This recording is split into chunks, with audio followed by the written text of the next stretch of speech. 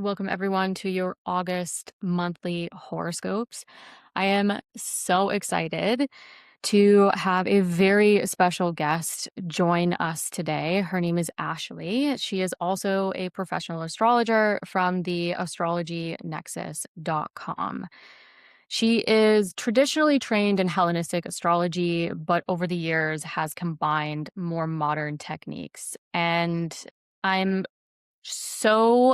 so thrilled to have her on today because she is so good, so talented at breaking the planets, the aspects, and the transits down in a very psychological way.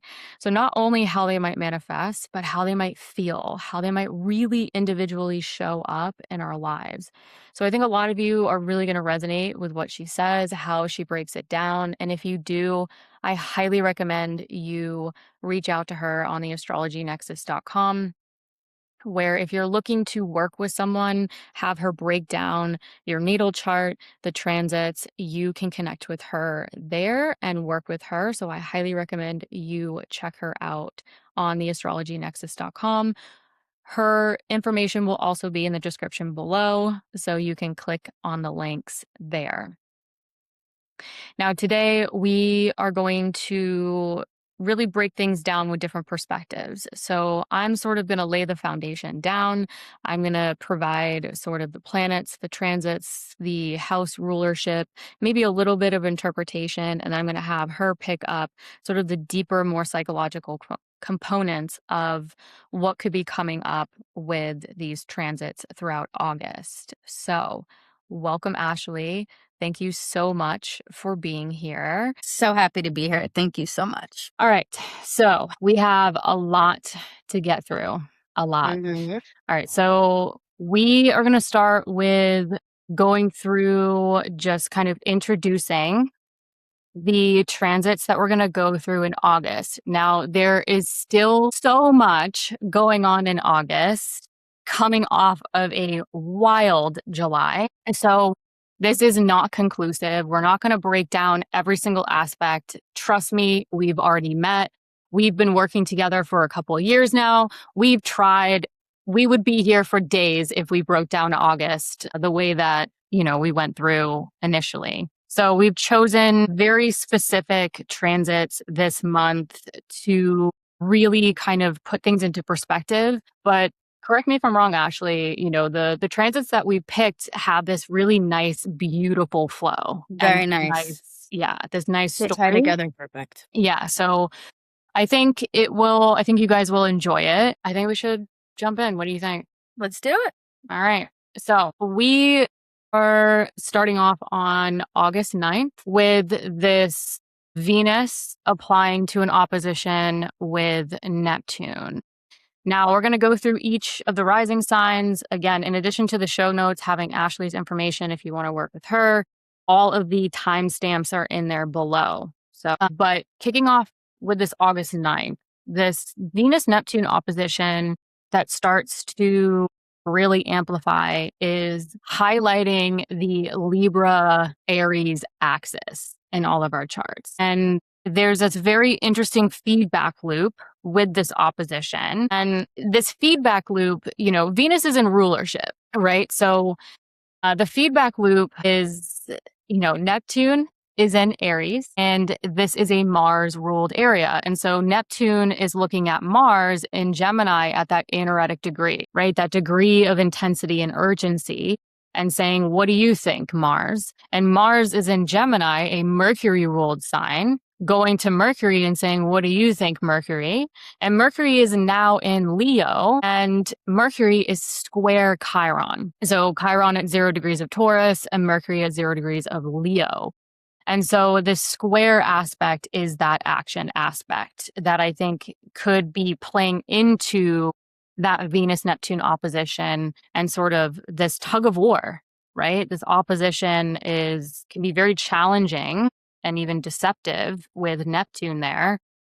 So I think a lot of us are going to be going into August kind of in this oppositional energy, but I think the Mercury Chiron square that we're going to break down is sort of that ability to take action, to then feed back to this opposition.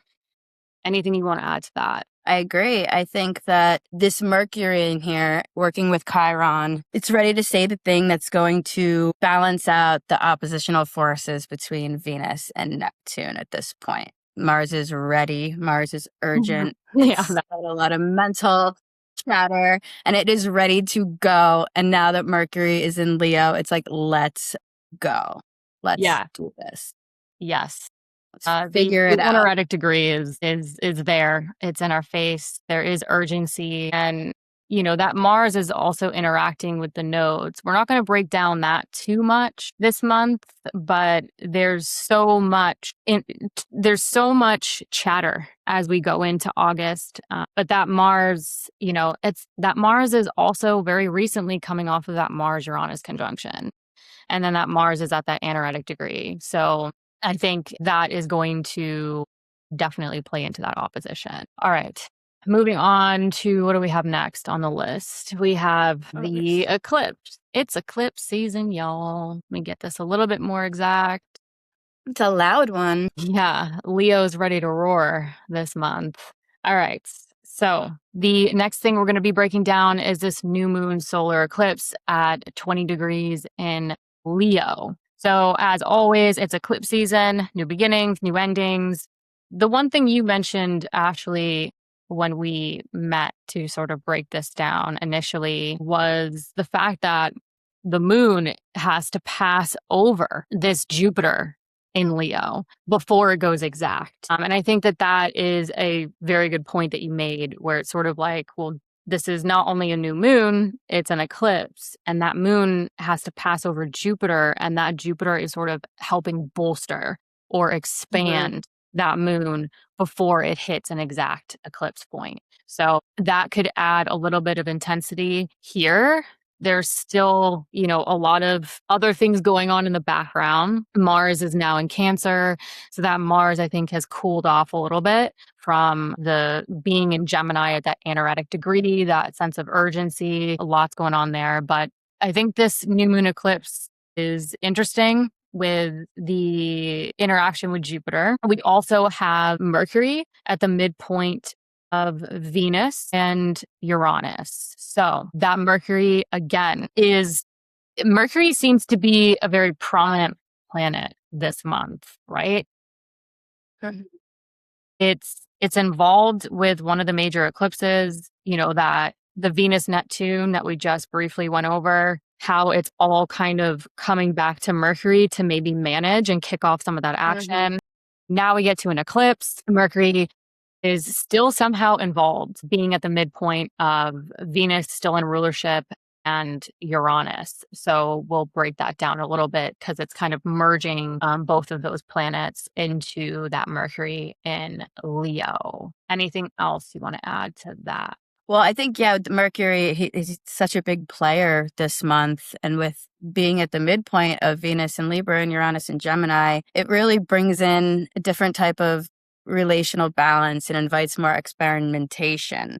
So I think, and then with the moon passing over Jupiter, it's just big. It's big feelings, big risk taking, big invitations to claim more of what we want. And with with Mercury, we're claiming. We are claiming. We are staking our claim, and we are ready to put ourselves out there.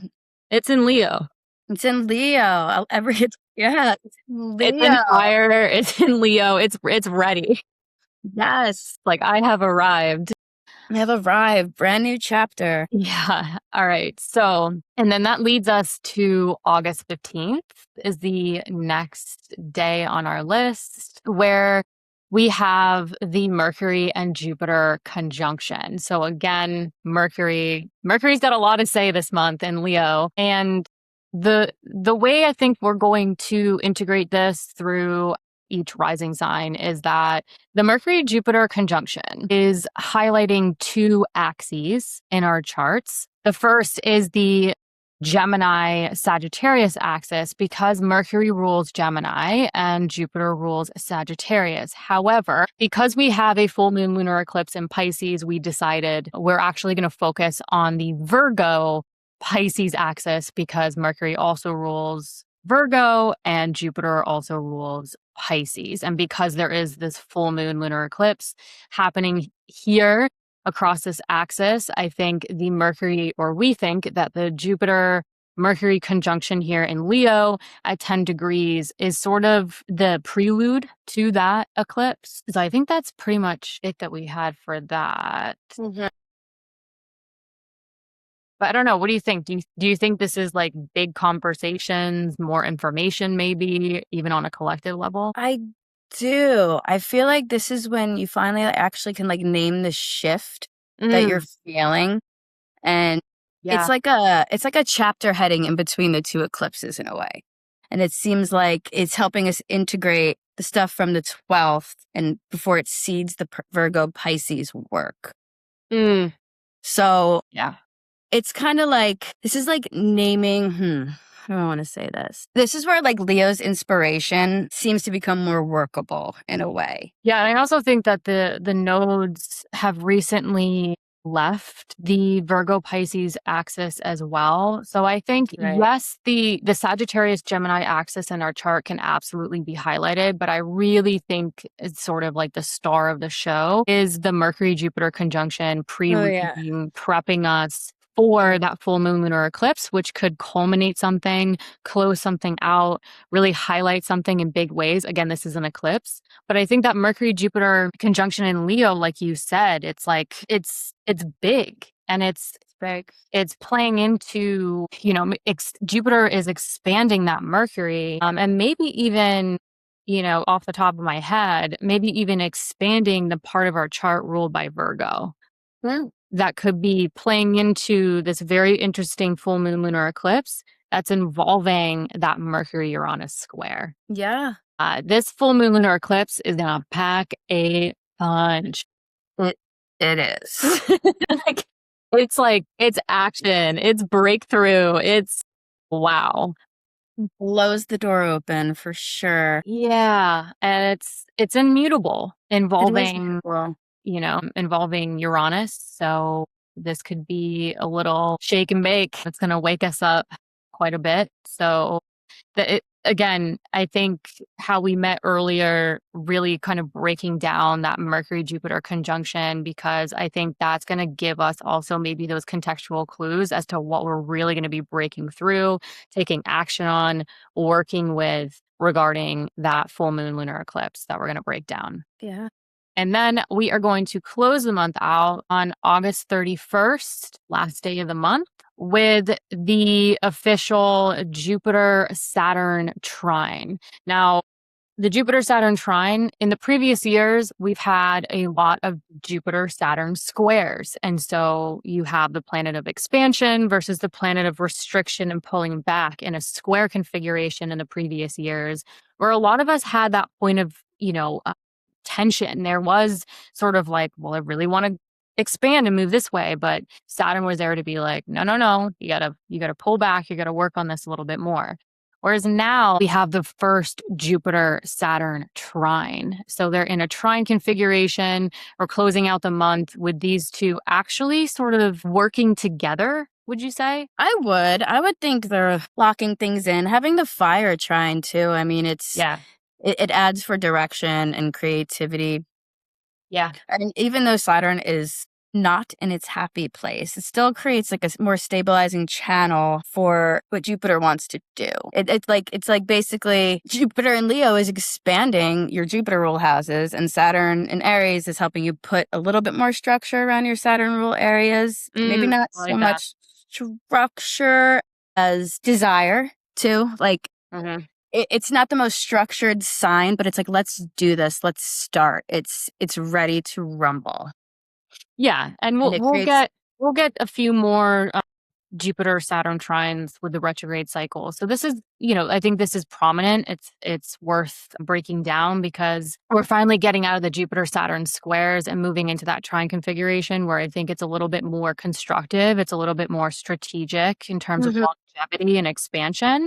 So it's not this like, Jupiterian life's a party, more the merrier. There's that, like you said, it's Saturn's in fall by essential dignity, but it's still like, hey, maybe it's navigating that strategy and that productivity or commitment in ways that we're unfamiliar with in terms of being able to expand in the area that we want to expand, but it's still a trine. There is a Saturn square at the same time. We're not going to get too in the weeds about this. I think what's worth mentioning about the Mars Saturn square, in addition to the Jupiter Saturn trine, Mars is in fall by essential dignity, Saturn is in fall by essential dignity. So I think we're closing out the month with some strategic expansion. But there's also the ability with the Mars Saturn square to take action again in maybe unfamiliar or even uncomfortable ways. As we move into September, that could be playing into the ability to maybe dissolve some obstacles towards that strategic, long-term, responsible expansion. Right. With the Saturn Jupiter trine. So we'll be closing out the month with that.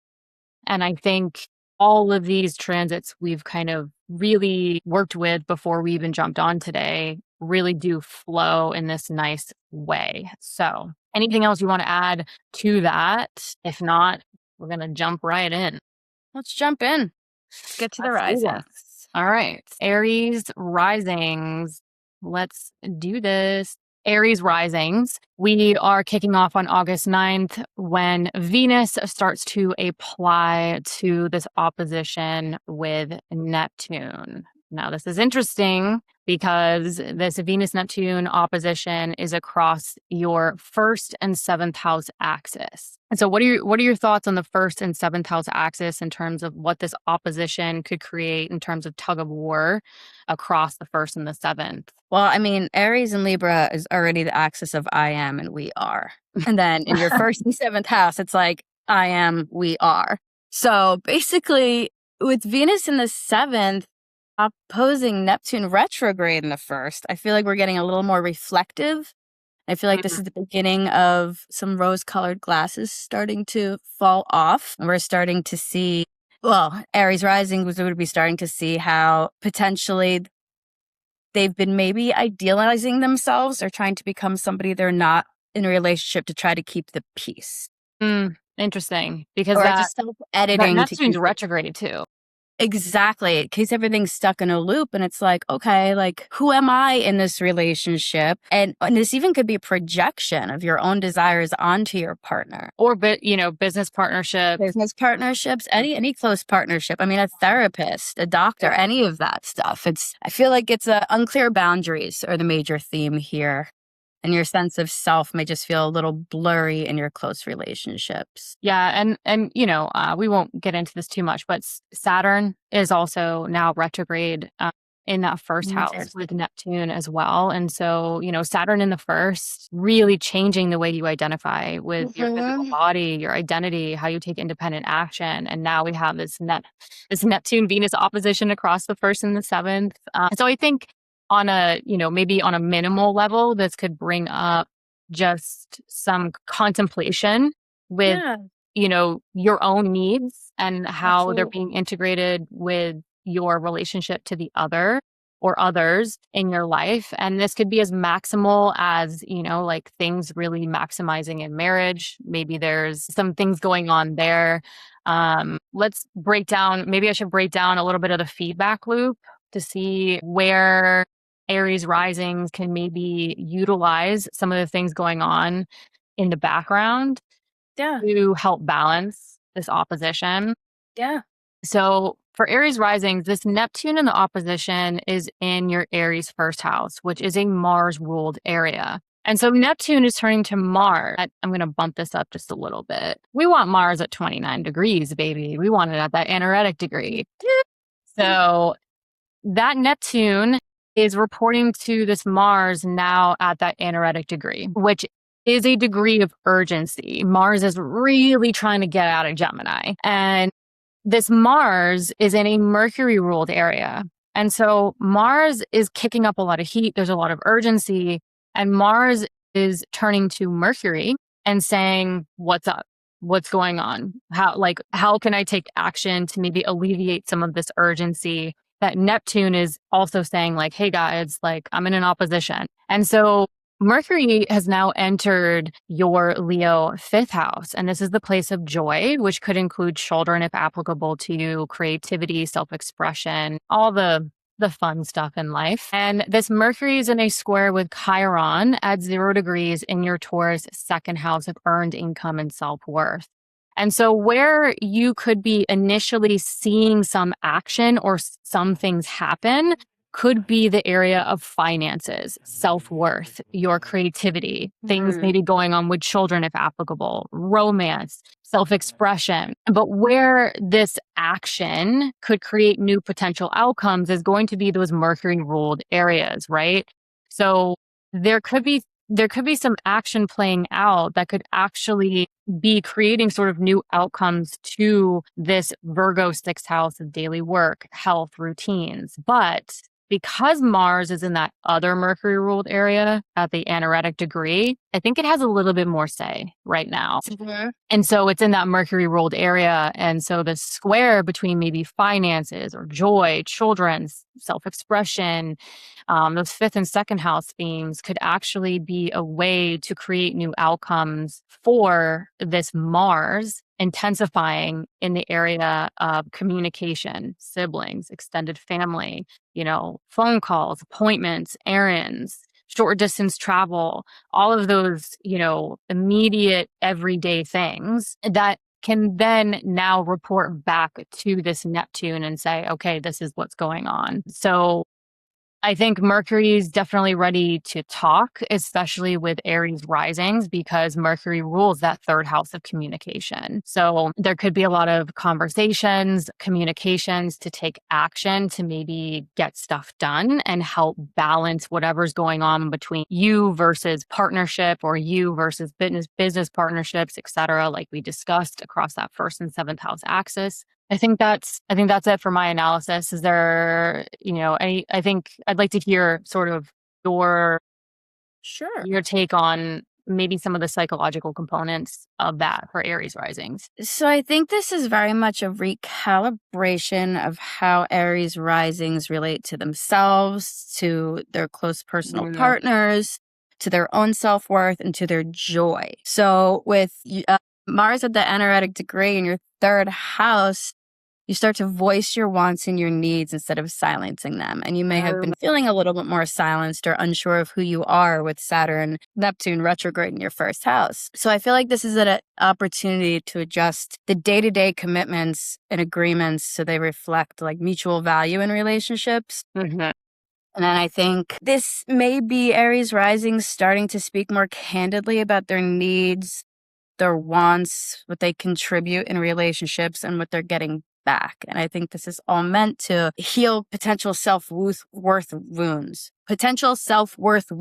Because Chiron, in the second can stir up wounds on self-worth and finances and what's yours. But I think it really wants to heal too. And in the square with Mercury, it's a tense aspect, but that's all about the things we love just because we love them, the things that bring us joy just because they make us happy. So I think the two of them working together, whether it's in a tense aspect, yes, it's in a tense aspect, but Mercury is really, really brave here and also ruling that anaretic Mars and Gemini. And I think this is just it's just time to say what we want, what we need. Yeah, 100%. That actually gave me a little bit of chills because the Aries risings that I know personally, I just would like viscerally feel what you just said. I would add, especially with that Chiron in the second, with like the self-worth wounds, or, maybe there has been some things that have come up in the past few years. That Chiron in the second house, I think maybe some Aries risings are ready to communicate with that Mercury regarding how their value systems have changed and how that is impacting that seventh house of relationships, whether they're personal or professional. Especially because Mercury rules that sixth house of work, daily routines, colleagues, coworkers. So I think this might be the action or the conversation necessary to communicate what you might need personally or professionally to maybe say like, this is how my values have changed. This is my self-worth. This is what I desire. And like you mentioned with the fifth house, like this is how this is the action maybe necessary to align Aries risings to maybe more joy or creativity. So yeah, well said. Well said. All right, moving on to, let's see, we've got the eclipse next. So then we have this very bold eclipse at 20 degrees in that Leo fifth house of joy. Again, children, if applicable, creativity, self expression, romance, all the good stuff. So as we mentioned in the intro, this is an eclipse. This is a new moon eclipse. So this could be sort of that initiation in starting that new chapter around stepping into more joy, more time with your children, creativity, self-expression, romance, that maybe that Mercury square Chiron kind of initiated that conversation.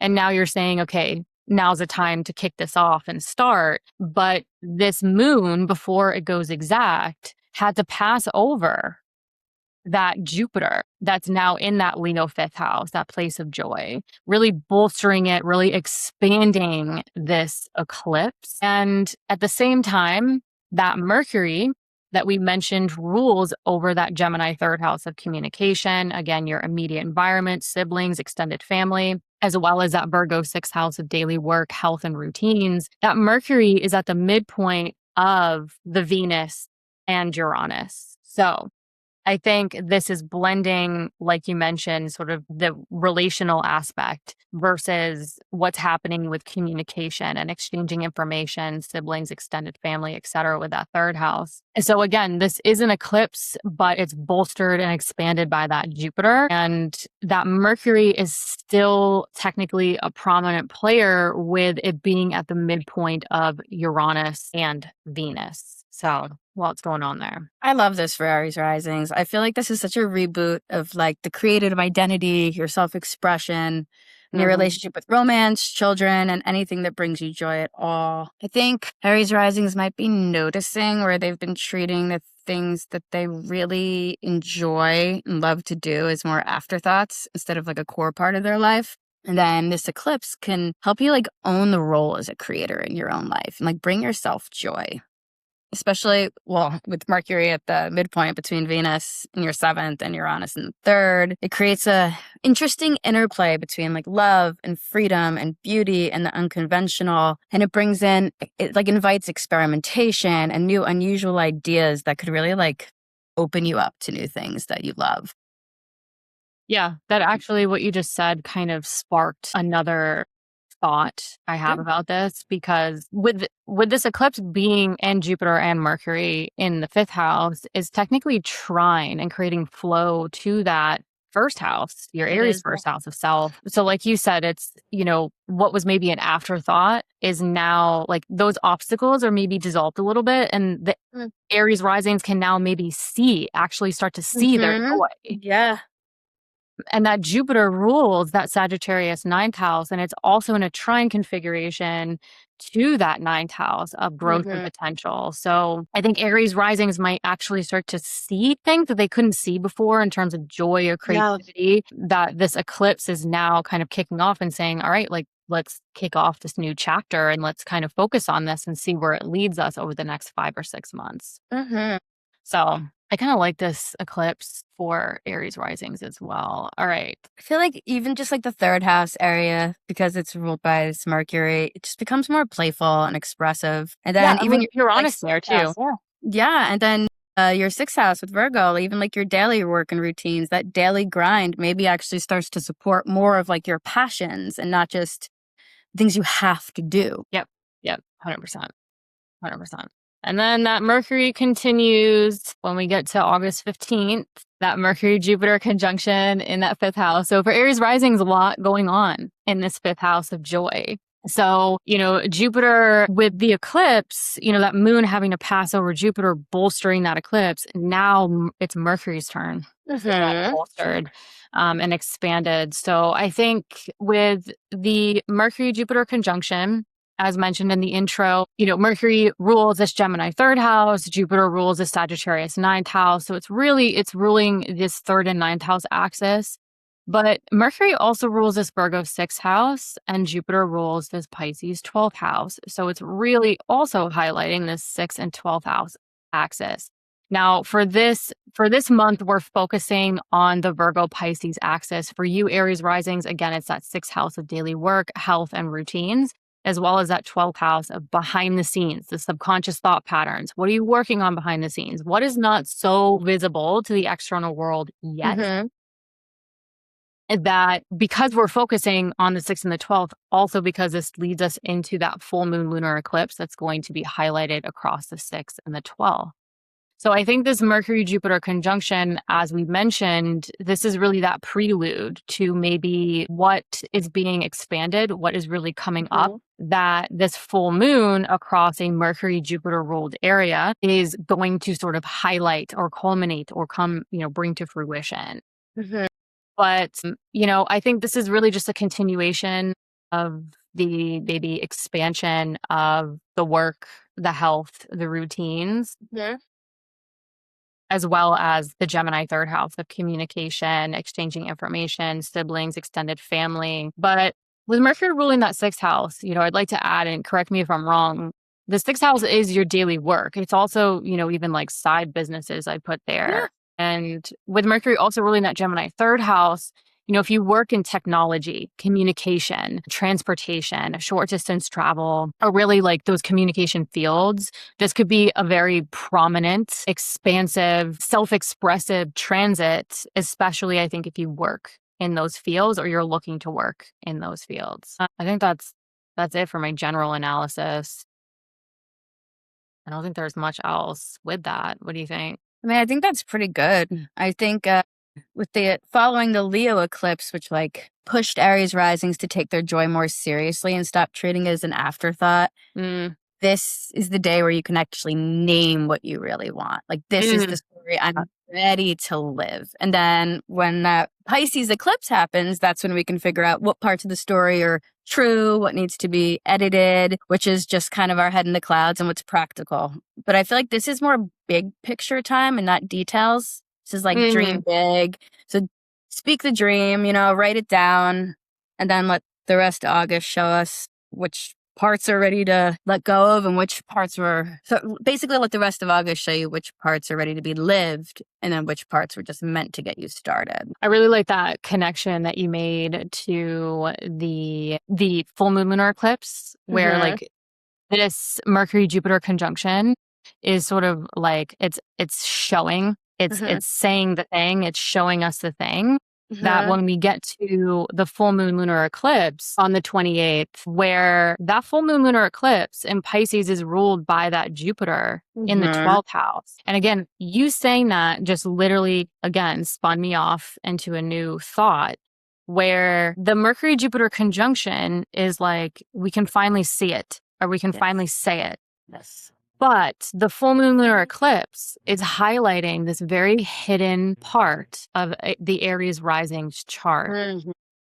So the thought that I had is I wonder if August 15th is a time where they can see it, they can say it, maybe it feels joyful or abundant, but then the full moon lunar eclipse is maybe illuminating something regarding those 12th house themes of maybe you can now see where you've limited yourselves, where there's been self-sabotage. The 12th house is also hidden enemy.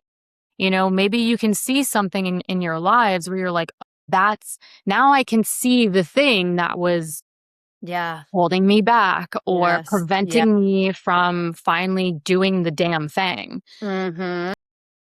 So let me get this to August 28th. So on August 27th, August 28th on Eastern Standard Time Zone, this full moon lunar eclipse is at 4 degrees, again, Aries risings in that Pisces 12th house. So pay attention to your dreams, pay attention to your thought patterns, pay attention to what's really going on behind the scenes that could have been really impacting sort of your health, your work, your routines, or vice versa. Right. So this full moon lunar eclipse, as we mentioned in the intro, packs a punch. We have a lot to break down with this. So this full moon lunar eclipse is technically in a T-square. So there's two 90-degree angles, two squares with Uranus here in this Gemini third house of communication, everyday environment, et cetera, and a Mercury that will be technically joined with the sun here in Virgo in that sixth house of daily work, health, and routines. Now, that Virgo is in its place of exaltation, and that Mercury is square Uranus that's in a Mercury ruled area. So this is a Mercury Uranus square can be stimulating. I'll use I have one. I can vouch for that. I have one natally. I can confirm. It can be stimulating, but this is in earth and air, and it's immutable. So with this full moon lunar eclipse illuminating something for Aries rising, very much behind the scenes, very much in an area that's not so visible to the world, right? It's in an averse house. There's a lot of action here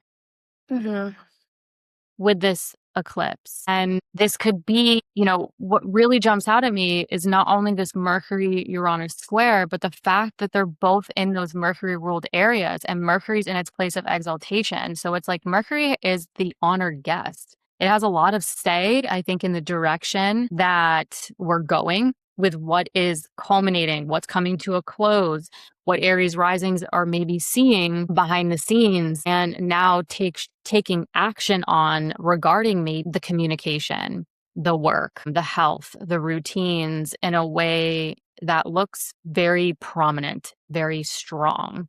So I think this could be stimulating. This could definitely be a little stressful, but I think there is a lot of opportunity for breakthrough, for the necessary action that Aries risings may need to take to really be done with something, to see something, and to take action in a very, I want to use the word sovereign, but Mercury, again, I have Mercury in Virgo in my natal chart. I don't think sovereign's the right word. Mercury in Virgo is like, it's very capable. It's very, we want to say the thing that lands. Yeah. And with Uranus involved, it looks not only sort of like breakthrough, maybe revolutionary, maybe a little unconventional, but there's a lot of moving and shaking with this eclipse for Aries risings because it's involving that third house. Uranus is the apex planet in this square. So get ready that there's a lot of pressure on Uranus to take action. And so I think there might be some unconventional sort of ways. Maybe a lot of Aries risings are looking to change the way they communicate, change the way they sort of operate in their day-to-day lives and how that is sort of maybe creating the action and the tangible change to how they feel behind the scenes, how what's going on with their mental and physical health, what's going on with their work, their routines. So yeah, there's quite a lot going on with this eclipse. What do you think? Yeah. I mean, I think whatever the big dream was on the 15th becomes more working material here. But the 12th house Pisces lunar eclipse, it's more about integrating the version of yourself that you're claiming and releasing what you've outgrown. Yeah, and I think with that, maybe for Aries risings, it's like in order to do that, it's more in the mundane. Yes. We have the third and the sixth house in a square with Mercury. Yes. Like I think for Aries risings, it's not going to be this this loud external loud like claim to fame kind of moment. It's going to be more in like the everyday mundane, like, oh, hey, I have to take care of the appointments and the task and the communication and, things going on in my everyday immediate environment, my routines, my health, my work. And that's going to be the means to the end, to the breakthrough or the action necessary to kind of create that tangible change. So I think that could be a very relatable thing for a lot of Aries risings where it's like, I think this is going to be like the breakthrough could come through very much in the everyday mundane. I think that this eclipse could highlight though, like burnout versus rest as well, and like productive routines versus sabotaging routines. That's a good point. especially with the 3rd and the 6th. Yeah, exactly. And that You mind have to body. adjust your daily life so it could support who you're becoming on the underneath, like subconsciously. Yep. That And it's not like this isn't like retreating from life or anything. It's just, I mean, 12th house can be some solitude, but maybe step back a little bit so your inner world is now aligned with like this version you're ready to embody in your external world. Yep. Yeah. And then honestly, yeah, with Uranus at the apex of that T square, it can be destabilizing, but I think it's more liberating than anything else, especially because it's answering to Mercury and Virgo. So it's like any of these shocks could be made sense of and turned into practical adjustments. And then like you actually have the tools to work with this here because Mercury is like a stabilizer and an outlet. Yeah. So even this could become like maybe you become more health focused, change other routines. And this way, like emotional overwhelmed becomes more structured and practical. Yeah. I mean, that's a good point in terms of rulership, you know, as destabilizing and sort of unconventional or revolutionary this Uranus can be, it is still has to report. It's in that Mercury ruled sign, and it has to report to this Mercury that's not only in rulership, but it's in exaltation in Virgo. Yeah. And so, you know, Mercury has the tools and the resources and the ability to kind of assist, I think, that Uranus in the everyday mundane life. So yeah, that's a good point. Okay, closing out the month on August 31st, we have the Jupiter Saturn trine between that 1st and that 5th house that we've already kind of broken down quite a bit with the 1st, 5th, you know, the 1st house of self, the physical body, independent action, as you mentioned, like I am, and Jupiter in that Leo 5th house, that place of joy. Again, some themes that could come up: children, if applicable, creativity, self-expression, romance, and how for the first time in a very long time, Aries risings, you're getting this Jupiter Saturn trine finally between your 1st house of self and that 5th house of joy in that constructive, expansive way, you know, responsible, strategic longevity and expansion compared to the previous years of squares with Saturn and Jupiter that have been quite challenging. So I think this is a nice sort of flow, maybe some very slow dissolution of obstacles between what maybe some Aries risings are sort of focusing on in terms of reconstructing themselves and their identity and who they want to become long term, and how that's playing into the expansion of what brings them joy now, their creativity, their self-expression, children themes, family planning, if applicable. So I think this is like a very nice, almost like this is like responsible fun to kind of close out the month. However, you know, we do have Mars square Saturn. So as much as there's this nice flow between Jupiter and Saturn, the Mars Saturn square is there, I think, to help us take action. But these two malefics, Mars and Saturn, are in their place of fall by essential dignity. And so they may be less malefic, right? Because they don't have the tools and the resources that they normally do to, you know, do what they do. But on the other end, I think from a more psychological perspective with astrology, I think this point of action, closing out August, moving into September, could feel unfamiliar. The action that we're taking could feel unfamiliar, uncomfortable, very new in terms of what strategic longevity and sort of flow we're trying to create with the Jupiter Saturn trine going on. The last thing I will mention before I'll have Ashlee jump in is that Jupiter and Saturn, they rule a third of our chart. Okay. So this Jupiter Saturn trine is, I think, very important because where it can create potential new outcomes or start to is literally in a third of our chart or lives. And so you have Jupiter ruling your Sagittarius 9th house of growth and potential themes. That could be career related for some of you. You have Saturn ruling your Capricorn 10th house of career, business, public recognition, or what brings you fulfillment. You have Saturn ruling your Aquarius 11th house of friends, groups, communities, and long-term goals. And then you have Jupiter ruling your Pisces 12th house of subconscious thought patterns, behind the scenes, dreams, again, what you kind of keep away less public to the world. And so you have this trine ruling over a third of your chart that's actually quite visible, right? It's at the top part of your chart. And so I think this could be the beginning to sort of strategic expansion and flow to, yes, maybe first and fifth house themes that we broke down, but it's sort of maybe the means to an end in terms of career or growth and potential, long-term goals, social network, and maybe what's going on mentally behind the scenes for some of you. Yeah. So what do you think? What's your take? I mean, here we are. Jupiter's been in Leo, amplifying all the fifth house themes: joy, creative identity, romance, children, all the things that make us feel alive. And it's been increasing Aries Rising's capacity to take their passions more seriously and see themselves as someone who's allowed to take up space with what they love. So now, with a trine to Saturn in the first, anything that felt like a risk maybe becomes something you feel like you can actually commit to now, because Saturn's maturing your sense of self, of who you are, how you show up.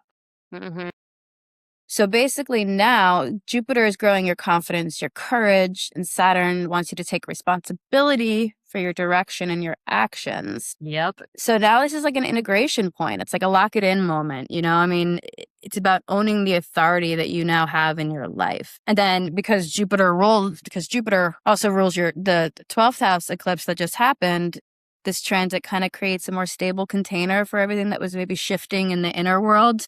Yeah.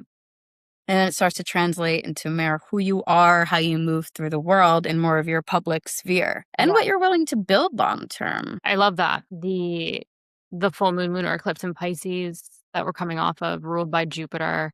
And now Jupiter is in this constructive trine with Saturn. You know, what culminated, what got illuminated, what shook up with that eclipse, that now you can start to say, okay, what's some constructive expansion that I can take that could actually create sort of long-term new outcomes to sort of the career, the growth and potential, the long-term goals, and maybe even feeling, you know, some sense of mental stability or the ability to rest or kind of retreat from the world, right? Like time to kind of just, I think some Aries risings might be like, how can I start shifting things so I can just get some reprieve, you know, from what's happened. So I think, you know, it's a very interesting sort of closing out to the end of the month, and that Mars Saturn square, I think, is there to maybe take action in very new, unfamiliar ways. I think this could also be a moment where some of us could come to terms with, okay, well, the action I am familiar with and the action that I've taken previously did not lead me to the results I wanted or where I wanted to go. So now what action needs to change, even if it feels a little uncomfortable.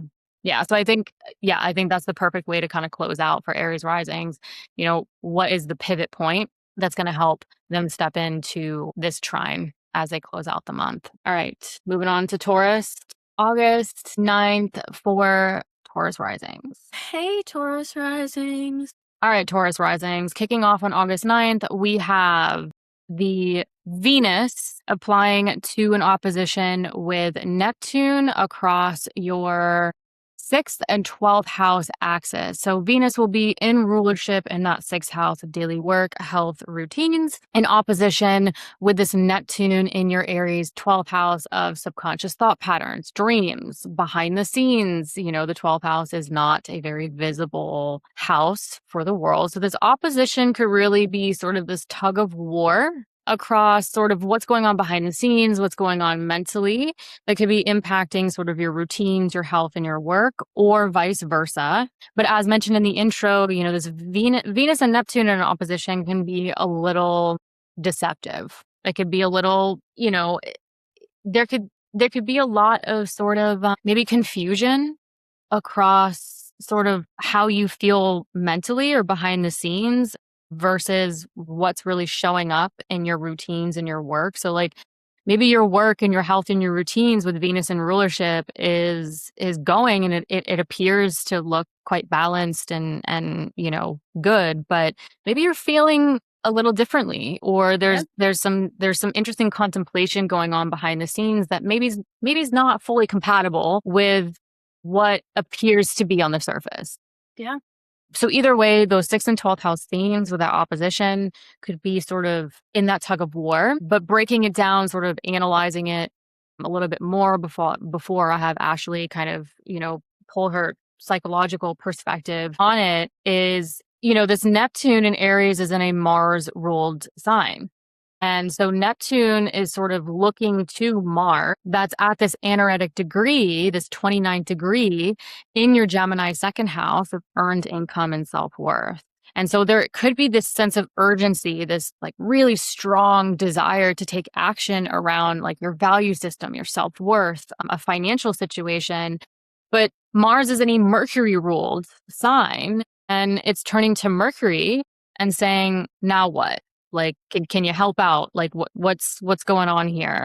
And Mercury is in that square aspect to Chiron in your first house of self. So with Mercury and Chiron in the square aspect, I think this is the point of action to create the necessary tangible change to sort of actually help feed back to the Venus-Neptune opposition. So Mercury rules that Gemini second house of earned income and self-worth, where Mars is at that anaretic degree. So I think Mercury square Chiron, this could kick up a lot of conversation, right? That could help that Mars maybe take some action or some plans around maybe finances, your values, your self-worth.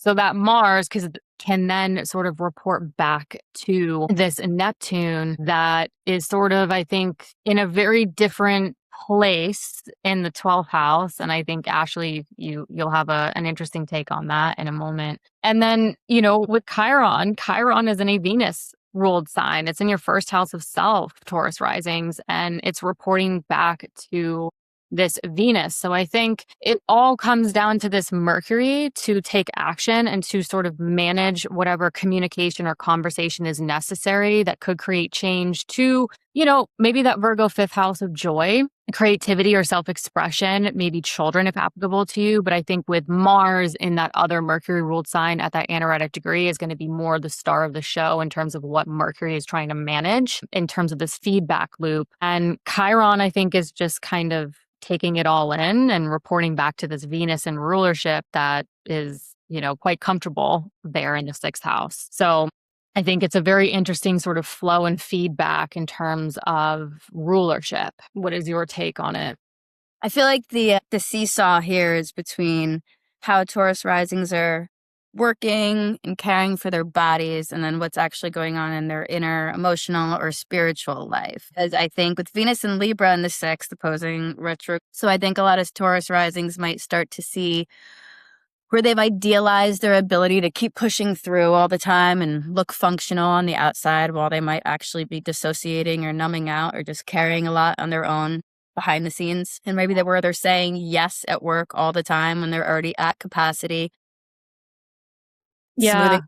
Yeah. Right. I mean, so it's like, yes, I could do it. Yes, yes, yes. I got people pleasing, but at the detriment of your own self, or even just smoothing over conflict all the time to keep things pleasant. But then with this Neptune, it could really make you escape into distractions because of the overwhelm. So I think it's like an expectation versus reality around service, self-care, and what you need. And maybe your coping skills aren't working anymore. And now you need to see where your nervous system maybe is a little overloaded and you haven't noticed it. Then with Mercury in your 4th squaring Chiron in your 1st right now, it puts your home and family life in like a tense conversation with your sense of self and your physical body. Yeah, and I think Mercury now in that Leo 4th house, it's a very foundational house, right? It's the bottom part of the chart for Taurus risings. And, the 4th house is, yes, home, family, property, real estate. So those themes could sort of kick off some of the conversation in terms of like, maybe there is a lot going on with like work and routines and behind the scenes. And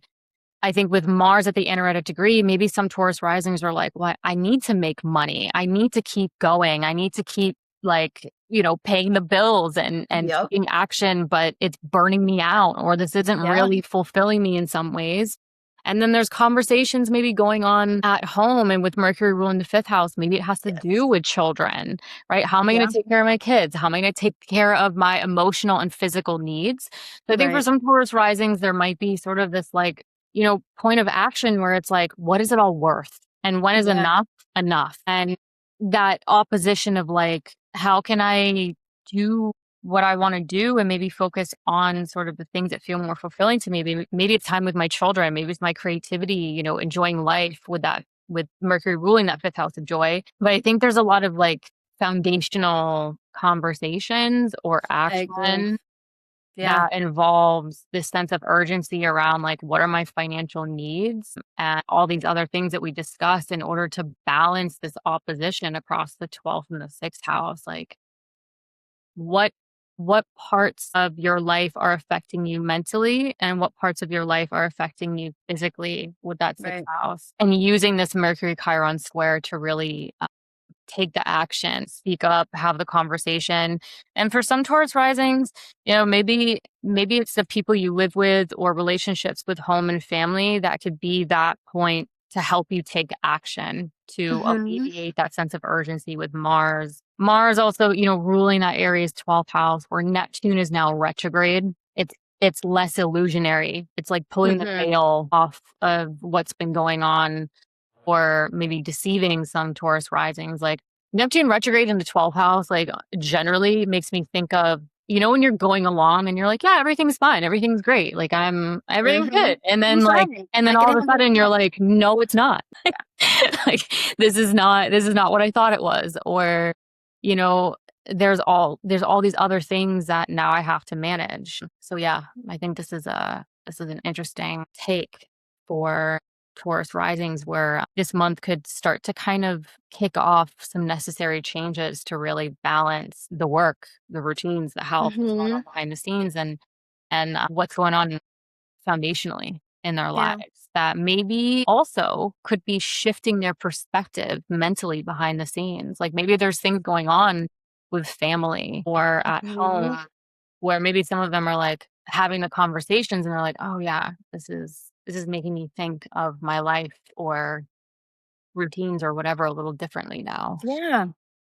Maybe a shift in dynamics is necessary. Yeah. And with Mercury in the 4th, you have a bit more courage to speak from the heart about private matters like that and family-oriented things instead of just having to be the strong one. Yeah, that Mercury transition from that Cancer 3rd house of communication to the 4th house, I think some Taurus risings are going to be a little bit more like having more sort of fire, sort of sovereign, bold communication, like going from that more nurturing, kind of watery primordial pool of Cancer 3rd house of communication to Leo, which is like proud.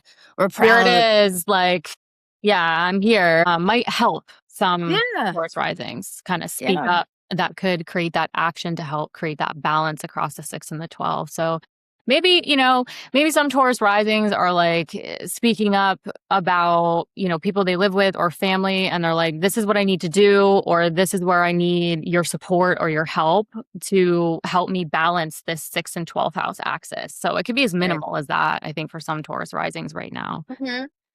All right, moving on to eclipse. Then we have this lovely eclipse at 20 degrees in that Leo 4th house of home, family, property, and real estate. So again, very foundational, home, family, property, real estate.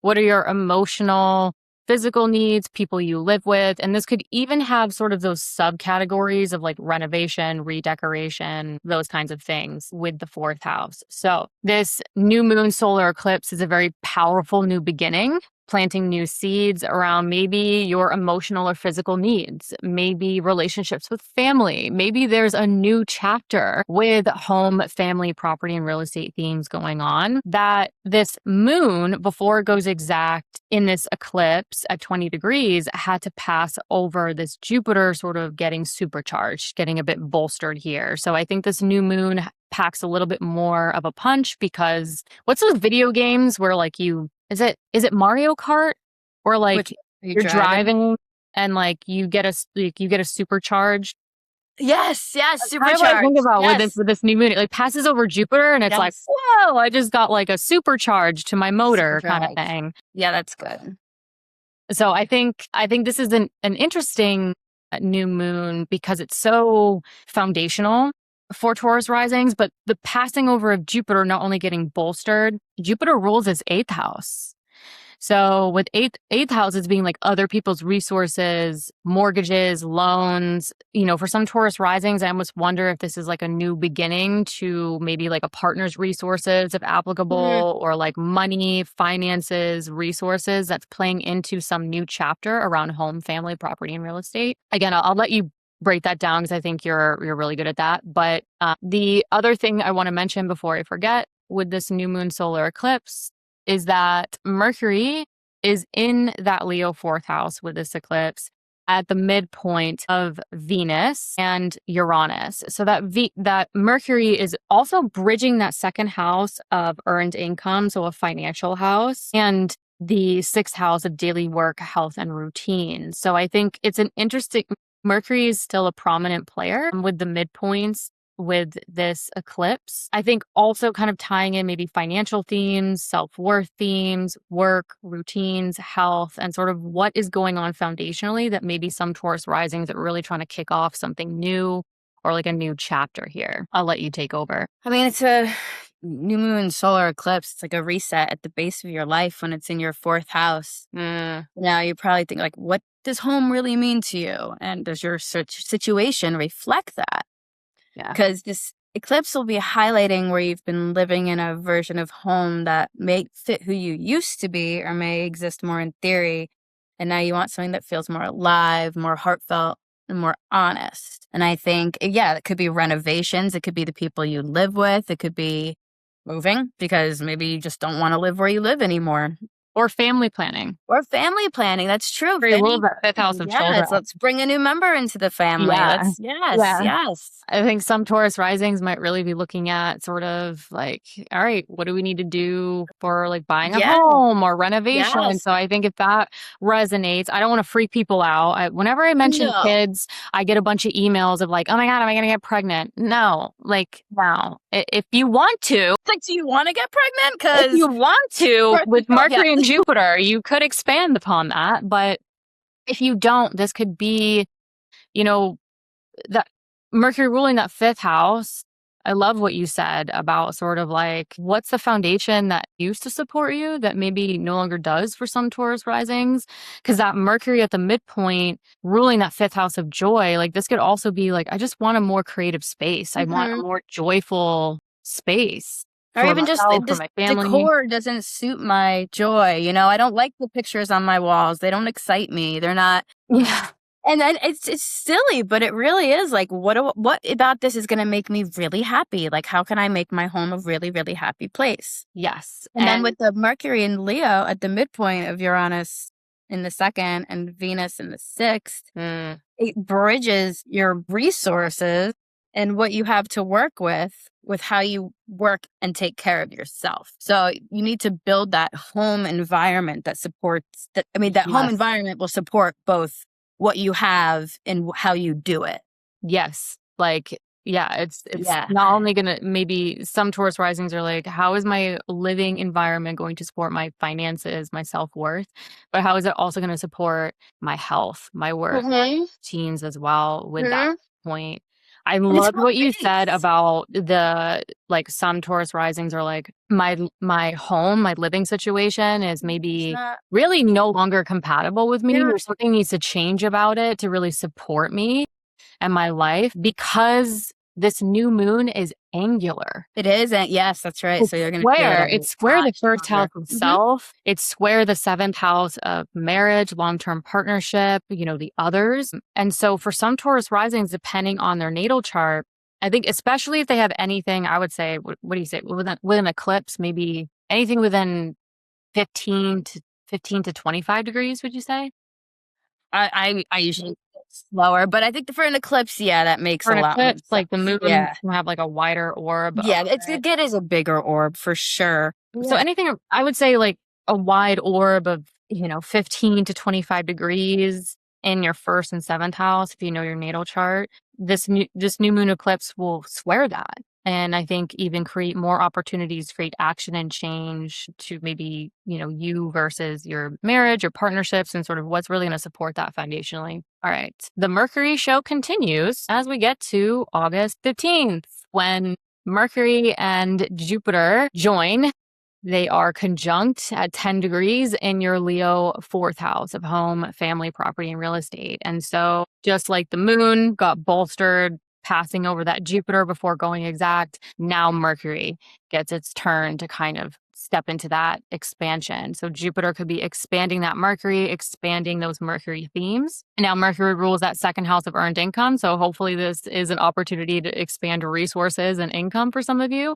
But Mercury also rules that Virgo 5th house of joy, children, if applicable. So some of you could be sort of maybe really focusing on family planning, expanding your family, renovations, creativity, joy that affects you emotionally and physically, or just within your own home. So I think this could, what did you say about Aries risings? Like the Mercury Jupiter conjunction, it's like when you can see it or something. Yeah, it's like the chapter heading. I think it was just like, you see the vision and it's more big picture, I think, than fine details for right now. The rest of August will fine tune the rest of it. Yeah. And, as mentioned in the intro, Mercury and Jupiter rule 2 axes in our charts.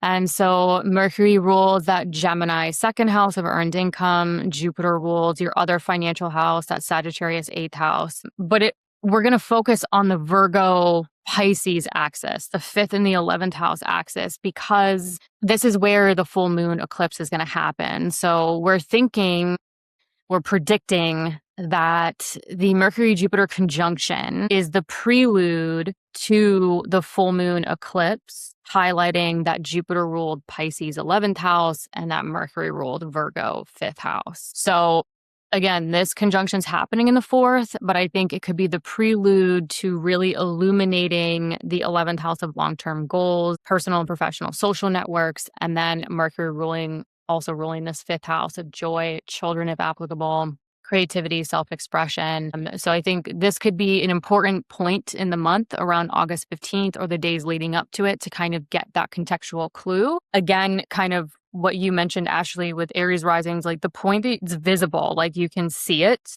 It's Mercury Jupiter conjunction in Leo. It's in fire. It's there. Fire. I think we're gonna feel it. We're gonna see it. It's moving. Yep. Yeah, it's moving, it's shaking, it's doing. And so it could give us some of those contextual clues as to what maybe you're working with, culminating, illuminating, or closing out regarding those 5th house themes of joy and the 11th house of sort of goals, social network, etc. So yeah, moving on to, let's get to the eclipse.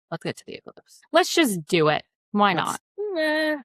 All right. Full moon, a lunar eclipse in Pisces at 4 degrees. We're on Eastern Standard Time, so it's very, very late, almost on August 28th where we are.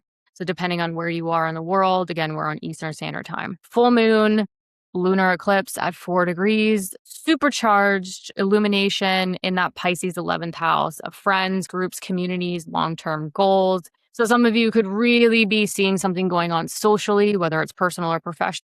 Or maybe there's sort of a long-term goal, a dream, an aspiration that some of you are seeing. This is a very visible part of the chart as well. So some of you could be kind of really seeing this more visibly in your day-to-day lives. But this full moon lunar eclipse is really illuminating your 11th and 5th house axis, where Mercury is joining in on the eclipse party because it will be technically still joined with the sun. And that Mercury is in Virgo. It's in its place of exaltation by essential dignity.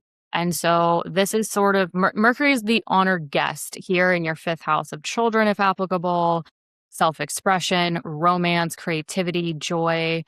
And so this Mercury has a lot to say. It has a lot of resources. It's very strong and it's integrated. It's literally joined with this full moon eclipse, highlighting your 5th and 11th house axis. But it is also forming a square with Uranus at 5 degrees in that Gemini 2nd house of earned income and self-worth.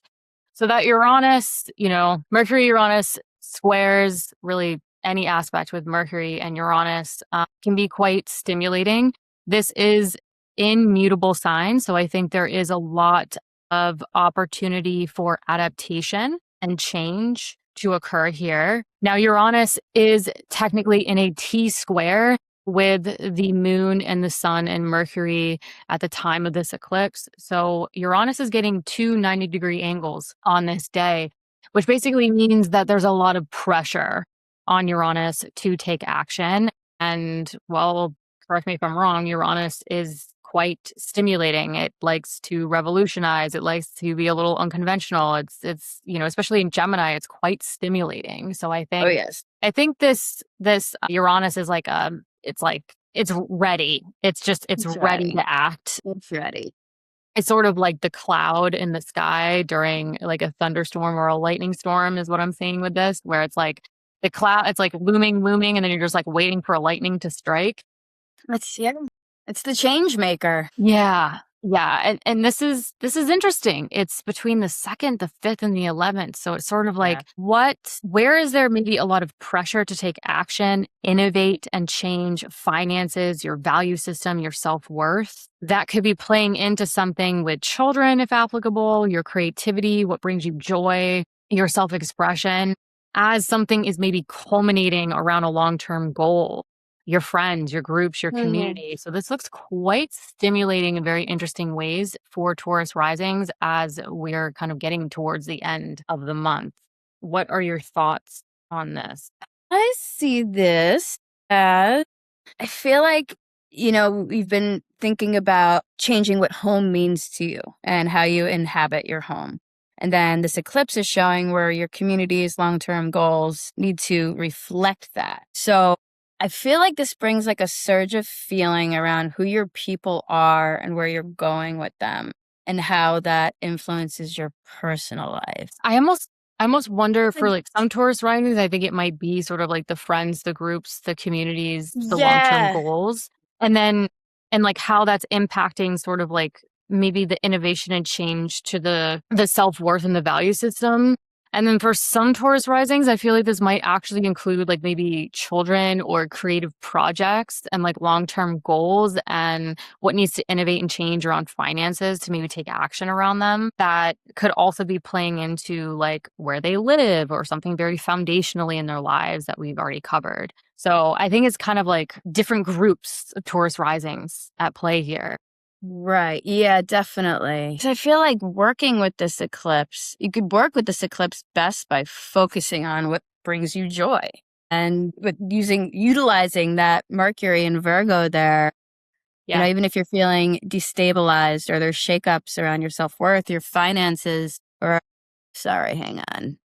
But by focusing on what brings you joy and creativity, your romance, play, children, it can help inform you what kind of community and future you want and how your resources can support that.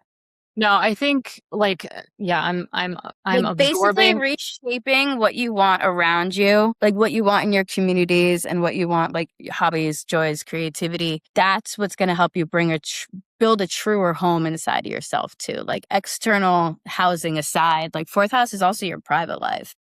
Yep. Yeah. It's almost like this full moon eclipse is saying like, hey, this is what we're looking at here in terms of like your friends, your groups, your communities, whether it's personal or professional and long-term goals. But then that Mercury in its place of exaltation with the sun shining its light on that eclipse is kind of pulling Taurus risings back to that 5th house and being like, yeah, but you need to look at this 5th house. Like what's going on with children? What's going on with your creativity? What brings you joy, your self-expression in terms of what's being shown to you in that 11th house? And then that Mercury is square that Uranus, but Mercury rules that Virgo 5th house and it rules that Gemini 2nd house. So it's interesting to have this Mercury Uranus square across the 2nd and the 5th, where Mercury rules both of those houses. And so the action, I think, can also create new outcomes. It's almost like Mercury is involved and it's like, yeah, but I'm trying to pull you back from this full moon. Right. And get you to see like what brings you joy, what really is going to fulfill that joy in your life. And what action needs to be taken around innovating maybe the value systems, the finances, the budgets, or the self-worth to create new outcomes to those finances, to the creativity, what brings you joy. So it's a very interesting square because Mercury rules both of the houses that this square is taking place in. So that Mercury has a lot to say. It does have a lot to say. A lot. All right, moving on to, we're going to close out the month. August 31st, the last day, we have the Jupiter-Saturn trine. So we're finally getting the first Jupiter-Saturn trine after previous years of Jupiter-Saturn squares, which weren't so fun. They weren't. But now we're getting that trine where it's a little bit more constructive. So Jupiter is in that Leo 4th house of home, family, property, real estate, in the trine configuration, hopefully dissolving obstacles, creating a little flow, wanting to work a little bit more, maybe, with Saturn in that Aries 12th house of behind the scenes, what's going on mentally, solitude, dreams. And so I think this trine could be sort of a very strategic, responsible expansion around maybe what Taurus risings are feeling behind the scenes, what they want behind the scenes, and integrating that with maybe some responsible, constructive expansion to the foundation of their lives and how that's kind of playing a part in that. There will be the Mars Saturn square going on in the background. So in order to take action around this strategic expansion, the action could be unfamiliar. It could be uncomfortable because Mars and Saturn in the square, again, taking action, they're both in their place of fall by essential dignity. And so this could feel very unfamiliar. This is sort of like taking new action to create that strategic expansion that is unfamiliar. But I think, as I mentioned with Aries risings, I think some Taurus risings with Saturn in the 12th house, right? The subconscious thought patterns, like maybe Taurus risings are thinking, they're contemplating behind the scenes, and they're like, all right, the action that I've taken, it's not working anymore. So what needs to change? I think a lot of Taurus risings might be thinking behind the scenes of like, what needs to change? And then Mars is in that 3rd house of communication. So maybe there's like conversations or communication or contemplation behind the scenes to take action in new ways in order to create more flow between this 4th and this 12th house. But, you know, this Jupiter and Saturn in this trine rules a 3rd of our chart. So Jupiter rules the Sagittarius 8th house of, you know, big decisions, transformation, resources, even partners' resources, if applicable. Then Saturn in the trine rules your Capricorn 9th house of growth and potential. This could be career related for some of you. And Saturn also rules this Aquarius 10th house of career, business, public recognition, or what brings you fulfillment. And then lastly, Jupiter also rules this Pisces 11th house of friends, groups, communities, and long-term goals.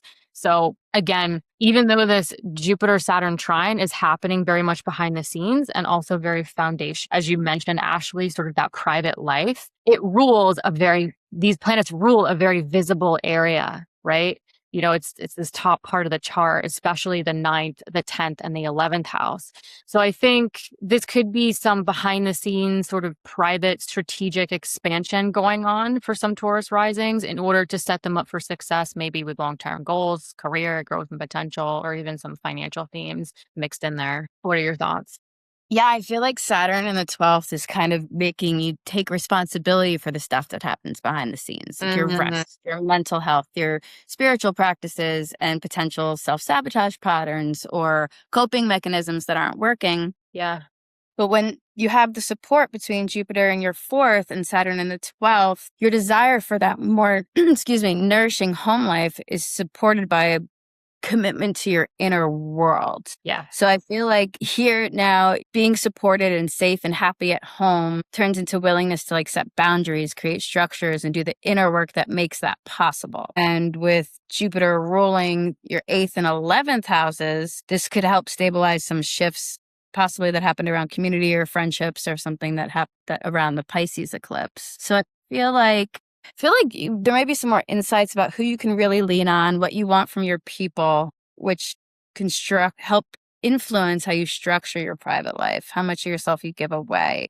And I feel like this month ends with you beginning to treat like your inner life and your home as sacred. And instead of always holding space for others, you're building a home that actually supports you. Well, you're anchoring yourself in your home and your family life, but letting that reshape your friendships, your future, and what you call security in general. Yeah, and I would like to add, maybe the Mars-Saturn square. Mars does rule this seventh house Yeah, it does. of partnership. So maybe some Taurus risings are getting really clear on like the close partnerships, maybe taking action with Mars in the third house of communication, conversing, having conversation with your closest loved ones or closest partnership in order to kind of consult and kind of help maybe untangle, create more Yeah. flow between that 12th and the 4th that can support, the 8th, the 9th, the 10th, and the 11th for outcomes. Yeah.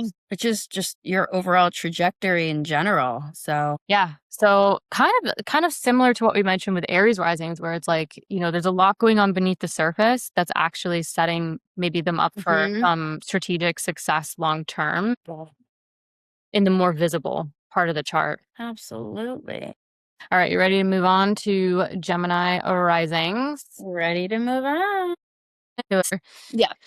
All right. So Gemini risings kicking off on August 9th. We have a very interesting Venus Neptune opposition building. Venus is applying. So this Venus Neptune opposition is happening across your 5th and your 11th house axis. So Venus is in rulership, very comfortable here in your 5th house of joy, creativity, self-expression, children, if applicable to you. But in this opposition with in your Aries 11th house of long-term goals, dreams, aspirations, even your personal and professional social network. So some of you could be going into August really feeling that oppositional sort of tug of war energy between, my creativity, my self-expression, my joy, and sort of what maybe is shifting in terms of the long-term goals, the dreams, the aspirations, what's impacting the personal and professional social network. And so as mentioned in the intro,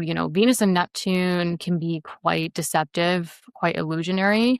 So some of you might really feel like this sense of understanding or certainty with Venus in its place of rulership in the place of 5th house of joy versus sort of like what's going on here with the long-term goals and like my social network. And so there's this interesting feedback loop where Neptune is in this Mars ruled sign. And so it's reporting to Mars, and Mars is at 29 degrees. It's at that anaretic sense of urgency degree in your Gemini first house of self, physical body, how you take independent action.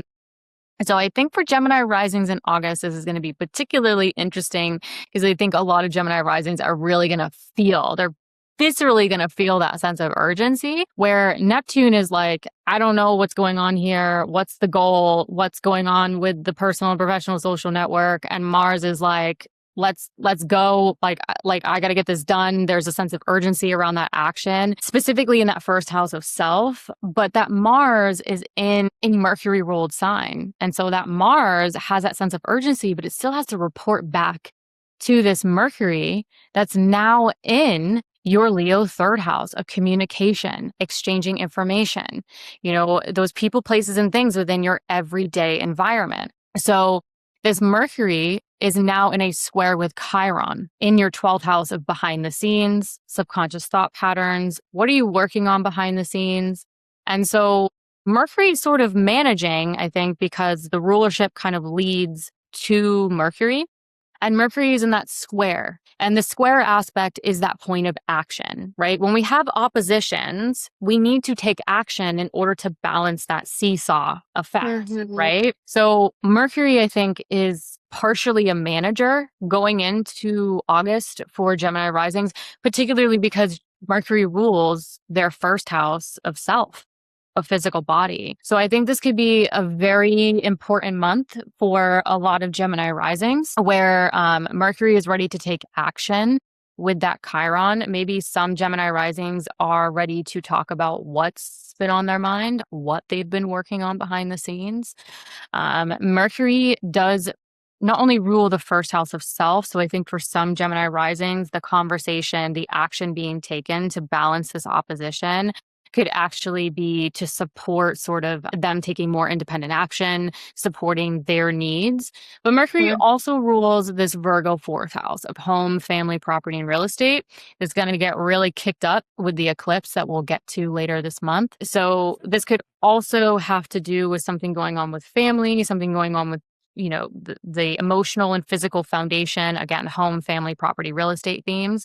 So some Gemini risings might be, I think, focusing on what's maybe going on very much professionally, public, long-term goals. And some could be really focusing on taking care of something foundationally or with family in order to support, the independent action or everything, right? But we're doing it all. So my husband is actually a Gemini rising. So I like to, if I know someone very personally and they've given me permission to kind of talk about it, I can speak to some specifics on this. And I can definitely say for him, there is so much going on with career and work and sort of launching a new product. And at the same time, so much is building with family and foundation. And so he's kind of burning the candle at both ends. And we're not even in July yet. So I can only imagine what August will be like. But what else did I want to mention about this?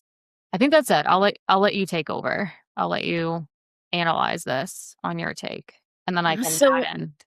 When I looked at the Gemini rising for August 9th, I saw with Neptune in the 11th retrograde opposite Venus in the 5th, I was seeing maybe the push-pull is between what actually brings you joy and connection versus what you're hoping you'll find in your communities or friends. So you might be noticing where you've idealized a community, a cause, a friends group, or maybe you've been putting aside your own desires in the process or saying yes to social obligations that don't actually excite you. Or assuming that if everything's happy in your social lives, you're happy. But I feel like this is expectation versus reality or blurred boundaries around friendship, creative expression, romance, and for some children, maybe you'll start to notice where joy and then your communities and long-term goals are out of sync, or maybe where you're sacrificing one for the other. And then with Mercury in your 3rd house that same day, squaring Chiron and Taurus in your 12th house, your mind and your words and your immediate environment are in a tense conversation with your unconscious thought patterns. Yeah. So if there's something you've been wanting to say, even if it's only to yourself, it's this Mercury in the 3rd that gives you that extra courage and heart to express yourself. So you might finally feel safe to admit what's been nagging at you. But I feel like it's the next day Mars enters Cancer. And that's when I feel like your urge to act will become more about protecting the stuff that's yours. Your values. Your values, yeah. Yeah. I can add a little bit of a personal account. Please do. For my husband, who's a Gemini rising, that Neptune, how you touched on the reality that sets in around social networks. So I wanted to add, it's not always personal social networks. It could be professional social networks. Okay, yeah. That's something that he's been really, really working with in terms of building a product, launching a product. What the social network, right? The 11th house can be the masses. And there's people that have this expectation of what it's supposed to be like at this point versus reality. Right. And I think this could be the point where it's he loves what he does. He's so passionate about it. He loves doing it. But there's this point of contention of well, this is where we're at. And this is definitely where it's going. But there's this deception around some people think it's here and then some people think it's there. And then I think some Gemini risings might feel this point of reality versus not reality around personal and professional social networks. And Mars at that anaretic degree in that 1st house, I think a lot of Gemini risings, regardless whether it's personal or professional, are going to feel sort of that point of I need to take action to settle this. Like, I'm tired Yeah. of this tug of war around, like, I feel really good about this. I feel really creative. It's a lot of joy. And then, like, there's just so much illusion around how my social network, whether personal or professional, is really like taking it in. If that makes sense. Right. Yeah. Exactly. So, yeah. And then, as you mentioned, the Mercury Chiron square between the 12th and the 3rd, like, I think a lot of Gemini risings are going to be ready to speak their mind. Yeah. It's been a long time coming, I think, I think. Yeah. I think Yeah. with Mars at 29 degrees in the first house of self, and then Mercury square Chiron, I think some Gemini risings are going to be like, all right, time to listen up. Like, this is what's been really going on that Yeah. you guys And this, aren't seeing. yeah. So, I think some Gemini risings go into August, like you said. I think they're really going to be ready to just, maybe they've had it. Maybe. And I think, getting to, once we get to August 15th with that Mercury Jupiter conjunction, Jupiter does rule that 10th house of career, business, and public. Mhm. And so I do think that some Gemini risings, it's either going to be career related or Jupiter ruling the Sagittarius 7th house of personal and professional relationships. It might Yeah. be sort of the partnership coming into play, but we'll get to that in a few moments. So the next thing we got to get to is August 12th, where we have this new moon solar eclipse at 20 degrees in that Leo 3rd house of communication, exchanging information. So I think some of you, again, some Gemini risings, this might be more personal, like you mentioned, like the social network, the personal social network, the personal communication, or it's going to be sort of that professional communication, exchanging information, whether it's the personal with even siblings and extended family in this 3rd house too. True. So I think some Gemini risings might be really feeling this personally or professionally, or some lucky Gemini risings might get both. But either way, this moon solar eclipse is a supercharged eclipse where I think some Gemini risings are going to be ready to kind of plant new seeds and set a new chapter around how they communicate with the world. Maybe there's communication opportunities. Maybe there's stuff going on with siblings, extended family, those people, places, and things within the everyday environment going on there, new chapters, planting new seeds. But this new moon had to pass over Jupiter, getting bolstered and sort of supercharged. So again, it's interesting for Gemini risings because Jupiter rules that 10th house of career, public recognition. It also rules that Sagittarius 7th house of personal and professional partnerships. So even though this new moon is in the 3rd house, I think with it passing over Jupiter, something going on with the 3rd house might have something to do with the career or the personal and professional partnerships. And then Mercury is still a prominent player with this eclipse, especially for Gemini risings. Mercury rules your 1st house of self. So I think this could be a very sort of personalized, individualized month for some Gemini risings. Mercury will be at the midpoint of Venus and Uranus. So Mercury is in that 3rd house of communication with this eclipse in the same house, really pulling in and merging that 5th house of joy and that 1st house of self as well, sort of tying into this. So what are your thoughts on this? I mean, I feel like this is a moment where maybe Gemini risings will be stepping back and asking themselves, what story are they telling themselves about their day to day? How do they talk to themselves, to other people when it's not a performance, like more authentic?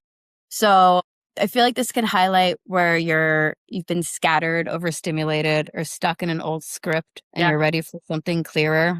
I know with Mercury sitting at the midpoint between Venus and Libra, bridges your joy and your identity. So like what lights you up and who do you actually dare to be? So if you're thinking about how to talk to yourself and talk to other people differently, this is how you're thinking about how to speak in a way that reflects your true personality. And then your creative, romantic, or playful side with Venus in your 5th. So I feel like there might even be a lot of insight here on how to show up more authentically in your everyday life, in your conversations, your content, siblings, relationships. Siblings or neighbor relationships, and then in your local environment. But I feel like this is a shift in mindset from being just like clever and reactive to courageous and more heart-centered in a sense. And maybe there's like a new project starting. Just the way you come across to people. Maybe more honesty in your everyday interactions, or naming a truth that you've been dancing around. Yeah, or, you know, just kind of stepping into a new chapter where maybe some Gemini risings, especially with Uranus in the first house, really kind of kicking up more opportunity for like innovation and change around how they take independent action, how they show up in the world. Yeah. And how that is simultaneously with Mercury at the midpoint of Uranus and Venus, like really changing the way they communicate, right? Like when we kind of innovate who we are and how we want to show up and how we take independent action, we have to change the way we communicate with ourselves, with our world. And so I think some Gemini risings might find themselves having a different approach this month. Yeah. To maybe something personal or professional, but I think certainly to where maybe there's a different perspective or the veil has been lifted on around like a goal, the social network, the personal, professional stuff. So yeah, I think this is going to be, I don't know. I think this is going to be interesting. I think they might just, even be able to like sudden flashes of insight and how to show up more authentically in your everyday life and in your neighborhood, with your siblings, in your conversations with others. If you do online content, stuff like that, maybe you're inventing the way you're seen on or in your social networks. Yeah, I think some Gemini risings, like going back to that Venus Neptune opposition, they might be taking a different approach around like communication, technology, exchanging information. Yeah. In a way where it's like, this is what I need to do in order to get people to understand. Right. Or to not be deceived, or to like see through what they're not seeing. Yeah. Either personally or professionally. So yeah, I think this is going to be interesting. Very, very interesting. And then we get to that August 15th point where Mercury and Jupiter join in that third house of communication. And so, as mentioned in the intro, you know, Mercury and Jupiter, they rule two axes in our chart. They rule that Gemini Sagittarius axis. So you versus personal and professional partnerships could come into play here. But because we are leading up to a full moon lunar eclipse, that's really going to highlight the Pisces Virgo axis, which is also ruled by Mercury and Jupiter. We're really going to focus on that, especially for Gemini risings, because the 10th and the 4th with Pisces and Virgo, they're angular houses, as well as that Gemini and Sagittarius axis. So I think for Gemini risings, this is a conjunction.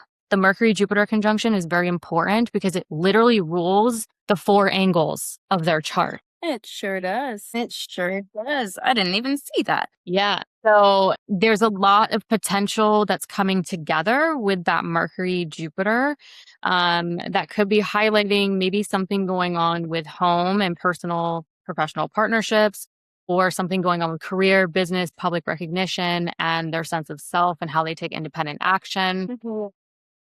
But ultimately, you know, this conjunction is ruling those 4 angular areas of their chart. And so I think this even though it's not like square aspects, are action aspects, but I actually think this Mercury-Jupiter conjunction for Gemini risings and even Sagittarius risings could really create a lot of action, if that makes sense. Because it's literally highlighting the 1st, the 7th, the 10th, and the 4th, which all square each other. So again, this Mercury-Jupiter conjunction leading up to that full moon lunar eclipse in Pisces in your 10th house of career, business, public recognition, or what brings you fulfillment towards the end of this month.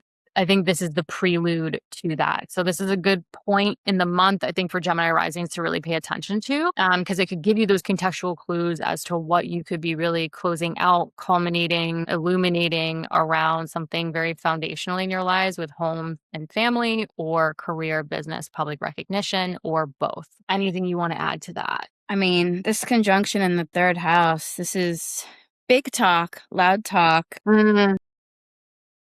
And it highlights the story around your mind and your voice and things in your immediate environment. So I feel like your mind you're full of ideas. You want to share more. Maybe you want to teach, learn, pitch something new.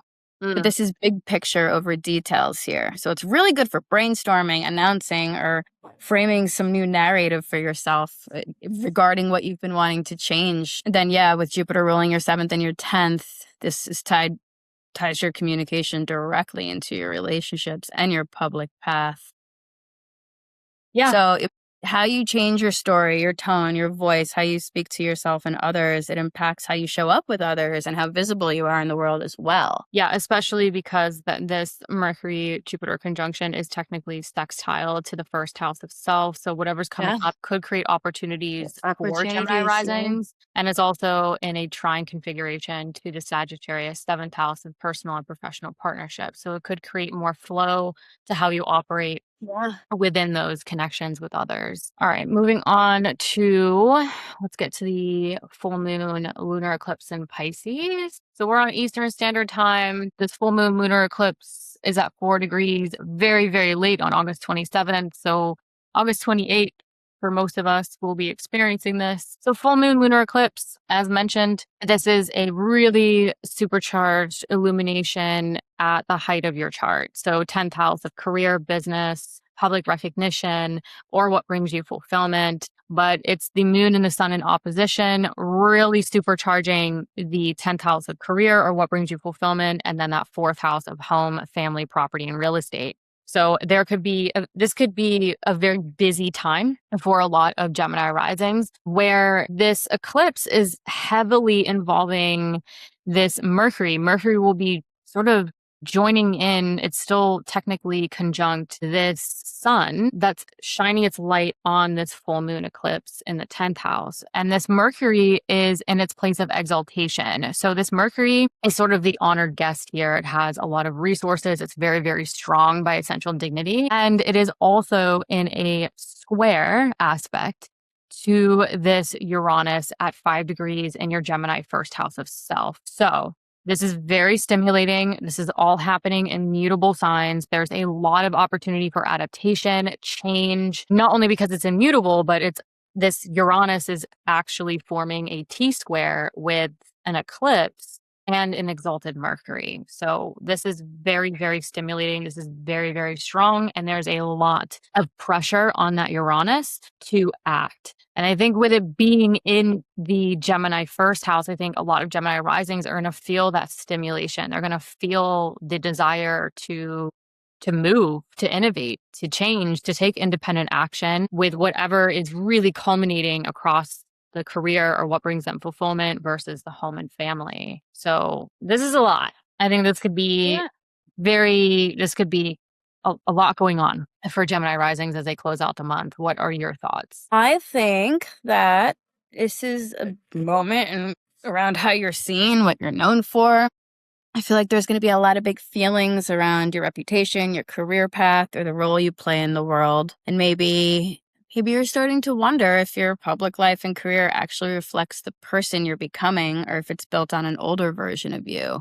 I could see some Gemini risings being like disillusioned with their current path or maybe yearning for the possibility of doing something different. And then, with Uranus and Gemini just jolting that mental field, could be total different perspective flips, unexpected conversations, opportunities. Yeah. And Uranus is acting as a destabilizer, but also a liberation point. So it's breaking stale ways of thinking and speaking so that we could balance out that Pisces, Virgo, 10th, 4th house. Yeah, I would agree with that. And then there is destabilization, but there is some breakthrough. And I think with Mercury in its place of exaltation, ruling over Virgo and Gemini, where the square is taking place, there's a lot of, I think, ability to break through and create new outcomes to their sense of self, to their living situation, home, family, property, real estate. Exactly. There's your stabilizer. Yeah. That could also really be also creating the necessary action and culminating point with that eclipse in the 10th house. So interesting times. Then let's close out the month on August 31st with a Jupiter-Saturn trine. So we finally start to get into the Jupiter-Saturn trines, creating that responsible, committed, sort of expansion compared to previous years where we had the square between these two, which created a lot of problems and stress for many of us. But now, Jupiter in your Leo third house of communication, exchanging information, those people, places, and things within your everyday environment, whether they're personal or professional, especially with Jupiter ruling that 10th house of career, trine Saturn in that 11th house of your personal and professional social network, your long-term goals. I feel like for a lot of Gemini risings on a very basic level, this could be finally sort of that like constructive expansion, maybe in the right direction around sort of what's going on with goals, what's going on with personal and professional social network, maybe sort of expansive communication that kind of creates some longevity or some consistent flow to that area. There will be this Mars Saturn square going on in the background. That is that point of action. However, Mars and Saturn in the square, they're both in their place of fall by essential dignity. And so whatever action you're taking that might be playing into sort of this constructive expansion or responsible expansion might feel a little unfamiliar. It might feel a little uncomfortable. New territory, maybe the action you previously took just didn't work. And now you're like, okay, well, now I'm changing it up, but it feels a little unfamiliar. That's possible. But what I think a major sort of observation that is really important to maybe put things into perspective for a lot of Gemini risings is that the Jupiter-Saturn trine rules a third of their chart. And so you have Jupiter ruling the Sagittarius 7th house of personal and professional partnerships. You have Saturn ruling this Capricorn 8th house of partners' resources. And, it's a long-term financial house. This is also the point of transformational work or making major decisions. Saturn also rules this Aquarius 9th house of growth and potential themes, which could be career related. And Jupiter in that trine also rules over the Pisces 10th house of career, business, public recognition. So although this trine is happening between the 3rd and the 11th, it could be a means to an end to really create new potential outcomes to partnership, resources, making big decisions. Growth and potential themes that could include like travel, knowledge, 10th house, career, business, public recognition. So this is a pretty potent trine, in my opinion, with its ability to create sort of that constructive, responsible, long-term expansion, but ultimately to hopefully create the means to an end for new potentials from anywhere from the 7th to the 10th house for Gemini risings. Definitely. So that's pretty much it for that. Is there anything else you want to add for Gemini risings regarding that? Anything else to look out for? I think it's not, I think with this trine, now your voice and your vision for the future are starting to work together more harmoniously. So your desire to think and speak different it spills over into choosing communities, projects, and long-term plans that actually fit the person you want to become, not the ones you've just been stuck in. So the support can help you put structure around the ideas and connections that really matter to you. Yeah. And then because Jupiter is linked to your 10th and your 7th houses, it helps stabilize some of the career and partnership shifts that could have been stirred up by the Pisces eclipse. So I feel like all these ideas start to actually begin to take shape and affect your future in a very positive way. Because I feel like August is ending with you treating like your mind and your voice and your circles is part of the same system, and it's becoming more aligned. Like your public life, your plans, your friendships are becoming way more aligned with your ideas, your voice, and your immediate environment, which spills over into your partners, your long-term direction, your career. It's very supportive. Yeah, where I feel like a lot of the Gemini risings that I've worked with in previous years have had a lot of like points of like struggle with those, like, like authorities, bosses, career, like a lot of working through the weeds, a lot of, wanting to expand in a certain direction, but then all of a sudden, oh no, I'm restricted, I'm pulled back. Now I got to kind of pivot. I got to take action to kind of change things. And I think this could be the point for a lot of Gemini risings where like, okay, it's not happening super, super fast, but it's like, we're getting somewhere. We're getting moving in the direction maybe that they want it to move in. So I would agree with you on that. But again, the Mars Saturn square going on in the background, it's sort of like It does. changing action, like you're doing it in a way where you're like, I've never maybe done this before. Or it's a little unfamiliar, or kind of in foreign territory here. But all in all, I think it's a potential for a lot of Gemini risings to like move in the right direction, even if it's slow with Saturn. Cancer risings. On August 9th, we have that Venus applying to in opposition with Neptune across your 4th and 10th house axis. Now, this is Venus in rulership, very comfortable, strong Venus in that Libra 4th house of home, family, property, and real estate, right? Your emotional and physical foundation in opposition with Neptune in your 10th house of career, business, public recognition. So a lot of Cancer risings, you could come into August and you could really start to feel that tug of war, maybe some confusion with Neptune around what's going on foundationally versus what's going on with career, business, public recognition. And so this Neptune is in that 10th house of career, business, and public recognition is in a Mars ruled sign. So this Neptune is reporting to Mars at 29 degrees. It's at that anaretic degree. It's at that point of urgency. And Mars really wants to act. Mars is very urgent in that Gemini 12th house of behind the scenes, subconscious thought patterns. However, that Mars is in a Mercury ruled sign. And so it's reporting to Mercury that just entered your Leo 2nd house of earned income and self-worth that is in a square with Chiron. So this feedback loop that's happening with this opposition, the way I look at it is sort of like the feedback loop is looking for the square aspect. It's looking for the action in order to balance this seesaw that's pulling you in two different directions. And so with Mercury in that Leo 2nd house of earned income and self-worth, square Chiron in your Taurus 11th house of friends, groups, communities, and long-term goals, it's the action aspect that could happen around maybe conversations around your value system,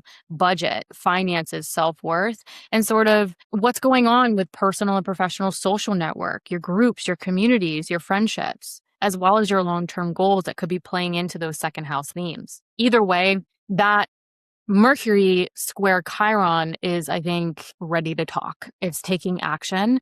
And whatever action is happening, it could be to create new potential outcomes to this Gemini Mercury ruled area of what's going on mentally, what's going on behind the scenes for you, in order for this Mars to finally take action and report back to this Neptune in the Mars ruled area of your career, your business, and public recognition.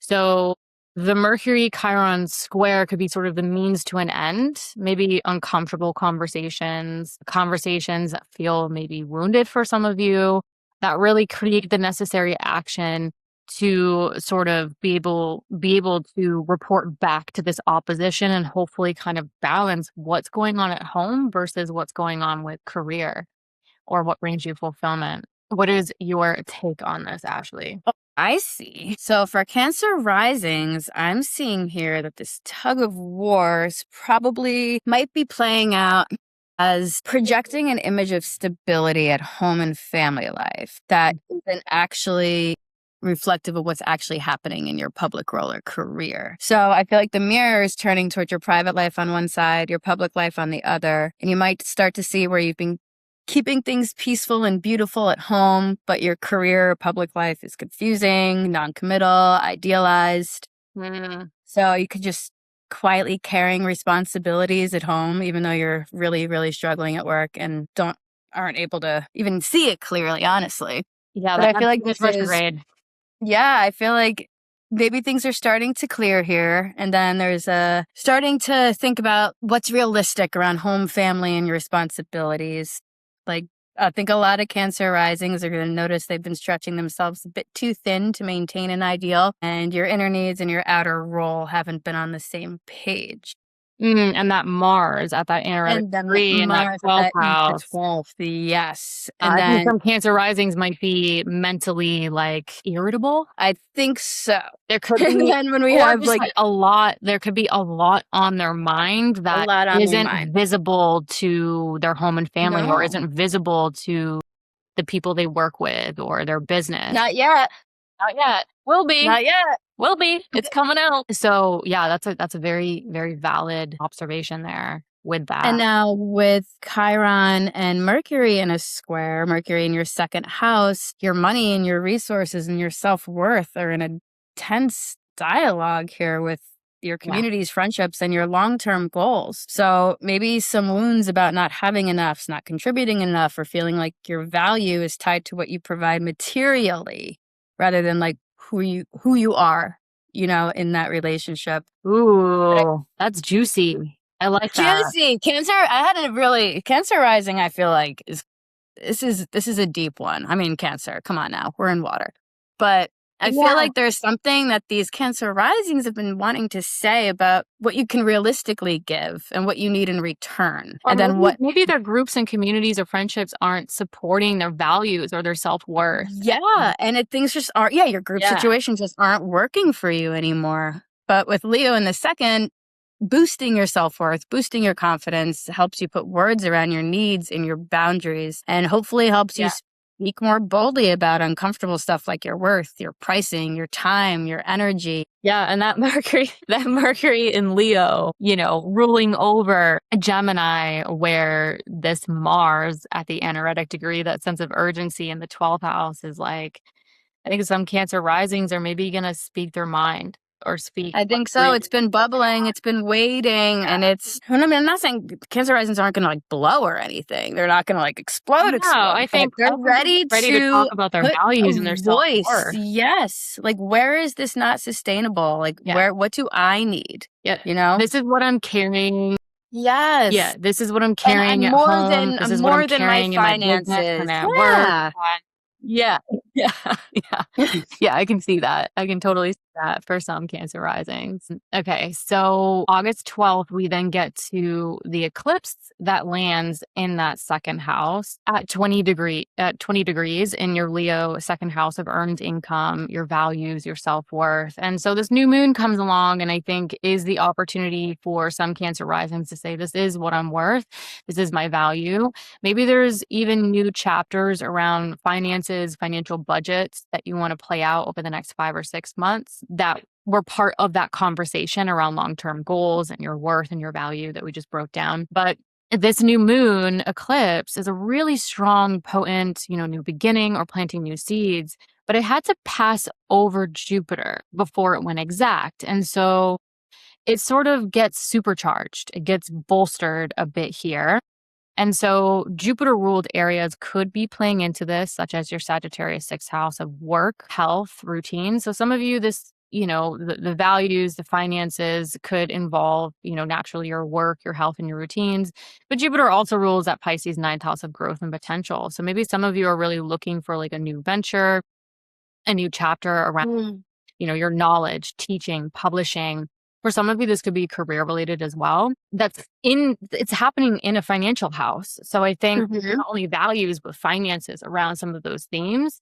And then in the background, we still have Mercury as a major player, a major, I think, manager this month, where Mercury is at the midpoint of Venus and Uranus. So Mercury in that second house of earned income and self-worth is really merging or kind of pulling in Venus over here, Uranus over there. And Mercury rules that third house of communication. It also rules that Gemini 12th house of behind the scenes. So I think maybe some Cancer risings could be working on finances, your self-worth, very much behind the scenes that could have something to do with like home and family or what's been going on subconsciously or whatever you've been working on behind the scenes.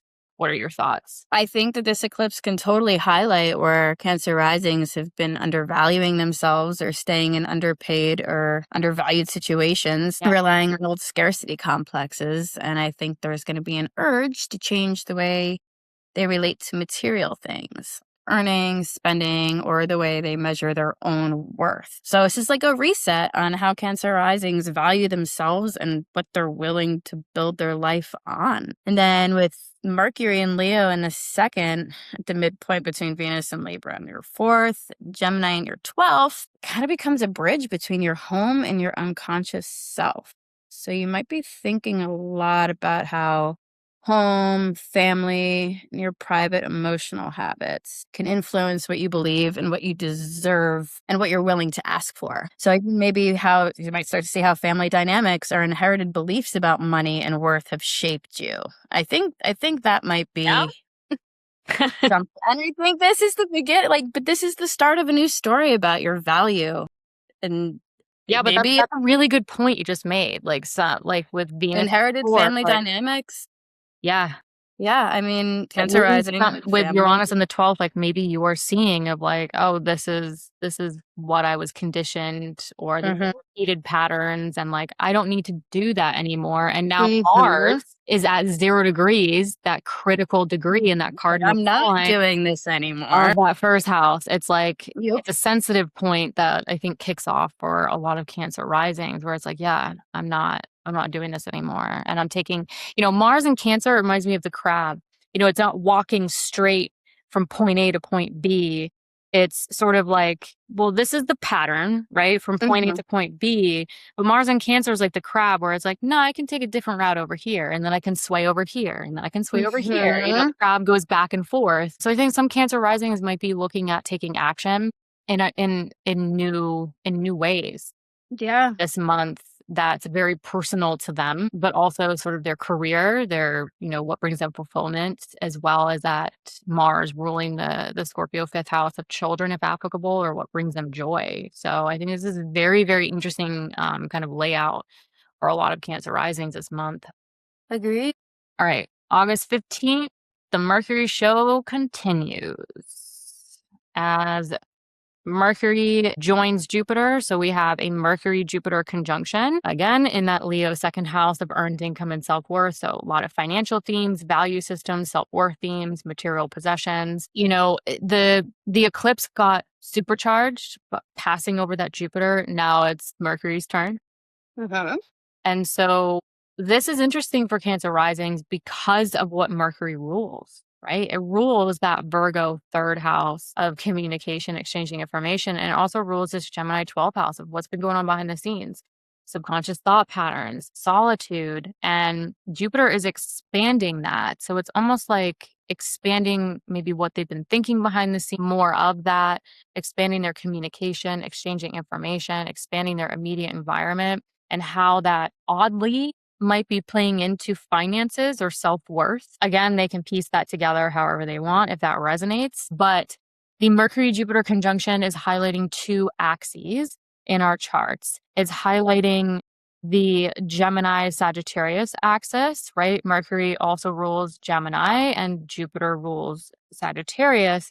But we're really going to focus on the Mercury ruled Virgo and Jupiter ruled Pisces third and ninth house axis for Cancers, because this is where that full moon eclipse is going to land. And so Ashlee and I were kind of, our brainstorming session on this, like the Mercury Jupiter conjunction, I think it's really that prelude, or we think it's that prelude to what the eclipse is really going to shake up. And for Cancer risings, this is your third and your ninth house axis. And I love breaking down the third and the ninth house axis, because doing this for so many years, the third and the ninth house axis really shows up in a variety of ways, right?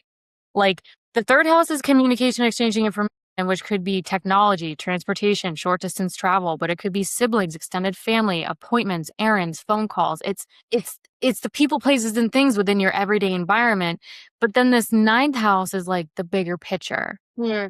Publishing, teaching, travel, knowledge, spirituality, truth, belief. So, and that could be career related for some Cancer risings, especially if their midheaven is in Pisces, right? So the Mercury Jupiter conjunction in the second house of finance and self-worth is fascinating, because in some ways it could be really highlighting those third and ninth house themes that are somehow playing into how some Cancer risings are really wanting to expand or create more abundance to their finances or self-worth with Jupiter there. I mean, what's your take on it? I mean, I think you nailed it there. But I see this as very like it's big picture energy and a very practical part of life. It is. So It is such big picture energy, but that third house, yes. it's like, what are you taking care of in the everyday mundane in order to focus Yes. on So that like bigger how can your picture? daily routines, your day-to-day stuff like that, and your worldview, how can Yeah. they shift to match the value you're starting to recognize in yourself? Yeah. And I That think, like the other thing I've noticed with the third and the ninth house axis is it can just create a very busy time. yes. I remember my third house perfection year was like ridiculously busy, Like my it's most recent one. every And day is just, yeah. Go, go, go, go, go, go, go. Move, move, move. Drive, drive, drive. It's yeah. like, Yeah. Some Cancer risings I know who do have their midheaven and their IC across the ninth and the third. This could really have like a lot of, bigger picture sort of yes. career, but also Yeah. sort of what maybe is expanding around maybe changing Yeah. with home, family, property, real estate themes that is now like the financial picture might be coming into it. Yeah. So, I mean, that's my take on it. All right, Yeah. let's knock out the eclipse for these Cancer risings. So, we're on Eastern Standard Time. This full moon lunar eclipse is at 4 degrees. Super late on August 27th on our time zone, but I believe it happens on the 28th for most people. All right, so full moon lunar eclipse, again, Pisces ninth house, that bigger picture, growth and potential. Specific themes could include things like publishing, teaching, travel, spirituality, truth, belief. It could be career related for some of you where something's really culminating, something's really coming to life here. However, this full moon is, the sun in the opposite house, that third house that we just broke down, is shining its light on this full moon eclipse, supercharging your third and your ninth house axis that Mercury and Jupiter conjunction, I think, was preluding or sort of prepping a lot of Cancer risings for. But now you have Mercury joining in with the sun. So Mercury is technically involved with this full moon eclipse here. And that Mercury is in its place of exaltation. So Mercury's the honored guest. Mercury by essential dignity basically has a lot of resources. It has a lot of say here. And it is also in a square to Uranus in that Mercury ruled Gemini 12th house of subconscious thought patterns behind the scenes. And that Uranus is technically in a T square with an eclipse and an exalted Mercury. So this is really stimulating. For Cancer risings, this is very much like I would pay attention to dreams, subconscious thought patterns, what's going on mentally, what's going on with your communication, your day-to-day environment, and sort of as something is maybe culminating around like a bigger picture around those ninth house growth and potential themes. I kind of mentioned the Mercury Uranus square between the third and the ninth is really stimulating. I think it's a really potent opportunity for strong communication and conversation about what's maybe innovating and changing for a lot of Cancer risings behind the scenes and how that may be impacting or creating change to their immediate environment. Either way, that Uranus has a lot of pressure on it to act and create change to the bigger picture versus the everyday immediate environment.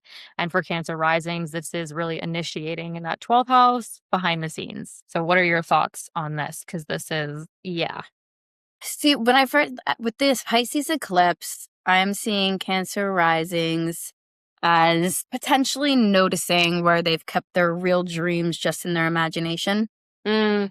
Maybe feeling some sadness or regret about paths they didn't take, or maybe a relief as you let go of old expectations. But I see this as a very like yearning for opportunities and experiences that feed your soul. But then, yes, this built-in plot twist here with Uranus at the apex of this T square, jolting your mental field. It also breaks stale ways of thinking so that your Virgo Pisces axis can actually evolve.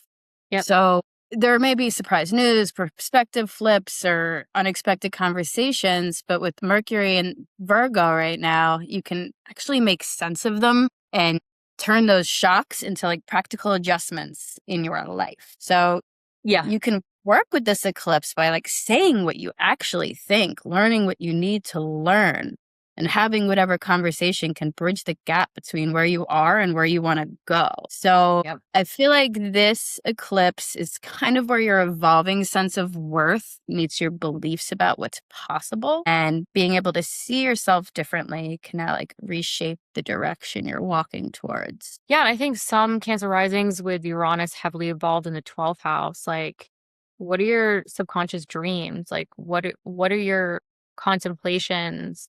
And how have they changed? And You how have know, they how have they innovated? How have they changed changed? with Yeah. Uranus? Exactly. And I can see that for a lot of Cancer risings. I mean, I've experienced that personally with a lot of Cancer risings where, I'm seeing it with some Cancer risings. yeah, Yeah. they're just changing.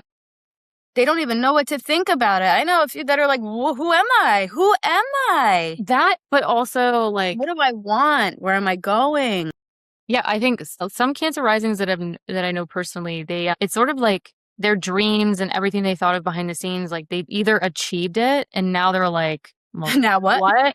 Yeah. Or they've been going after it and then realizing like it is, with Jupiter in the second, your values, right? Your self-worth, like, Yeah. is this actually in alignment to what I want? Is this actually in Yeah. alignment to my value system? And, what is innovating and changing behind the scenes so that they can kind of integrate that maybe with the Pisces full moon lunar eclipse in that ninth house of like the bigger picture. Like, and it's a full moon lunar eclipse. So I think some Cancer risings, riffing off what you just said, there might be something culminating or closing out around the bigger picture that they've been working on or seeing for some time, and now stepping into sort of like a very new direction.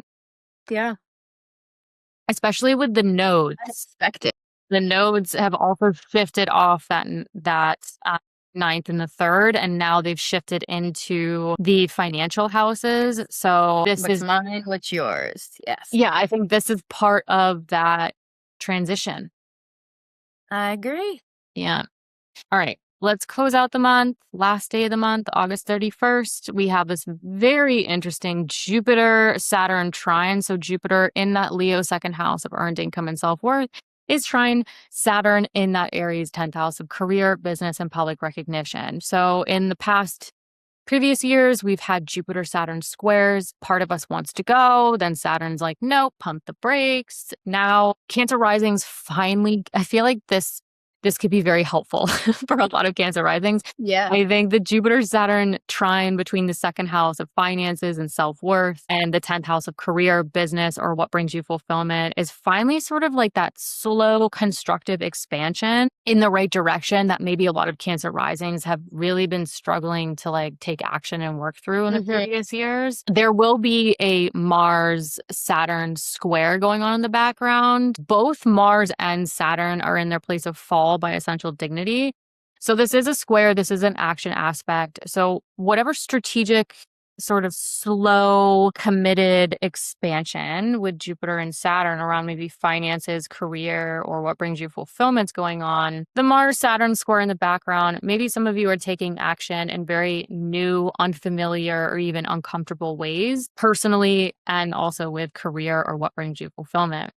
But the biggest thing that I want to point out about this is that the Jupiter-Saturn trine is not only between that second and 10th house, it rules a third of your chart, right? So Jupiter rules that Sagittarius 6th house of daily work and health routines. Saturn rules your Capricorn 7th house of personal and professional partnerships, including marriage. Saturn also rules this Aquarius 8th house of partners' resources, of applicable long-term financial themes, big transformational decisions.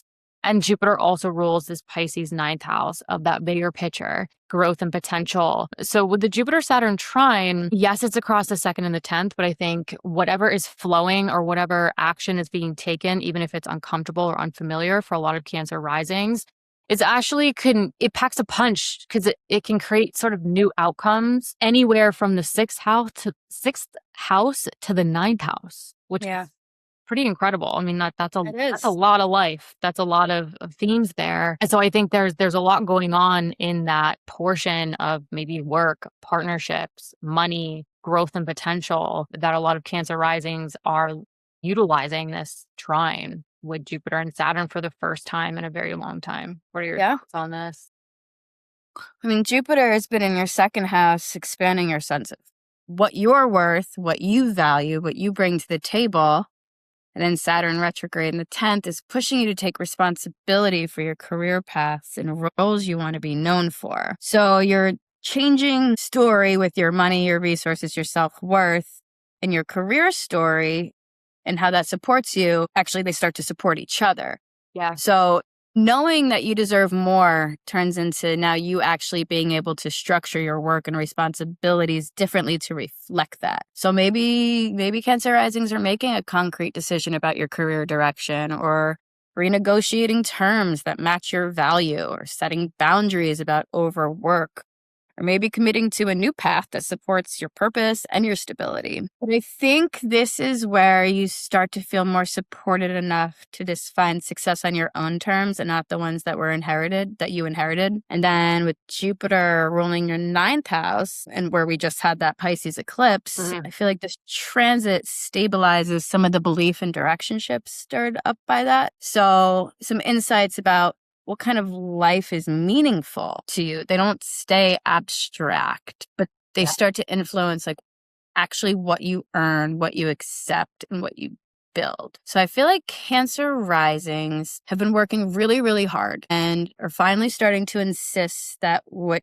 is put out there is actually met with structures and rewards that honor that hard work. Yeah, and I think some Cancer Risings might actually take some of that and start to use it in ways where it's like, how is this going to support my marriage? How is this going to support my partnership, my health? Yeah, your 6th, 7th, 8th, 9th is all influenced by that. And it's big. So I think a lot of Cancer Risings, this might actually be an even bigger picture than just career and money. Like, you know, with Jupiter ruling the 9th house, like some Cancer Risings might be like, this trine is the start to kind of create that flow around finances and values and career and business and public recognition. But how can that not only dissolve obstacles in those areas, but actually create more expansive longevity and commitment to my partnerships, my marriage, my health, my work, my resources, and overall growth and potential in life. So I think some Cancer Risings with this might actually be thinking like, not big picture, but like bigger picture. Yeah. No, I totally agree. Like, this is where my life needs to go. Yeah. It's exciting.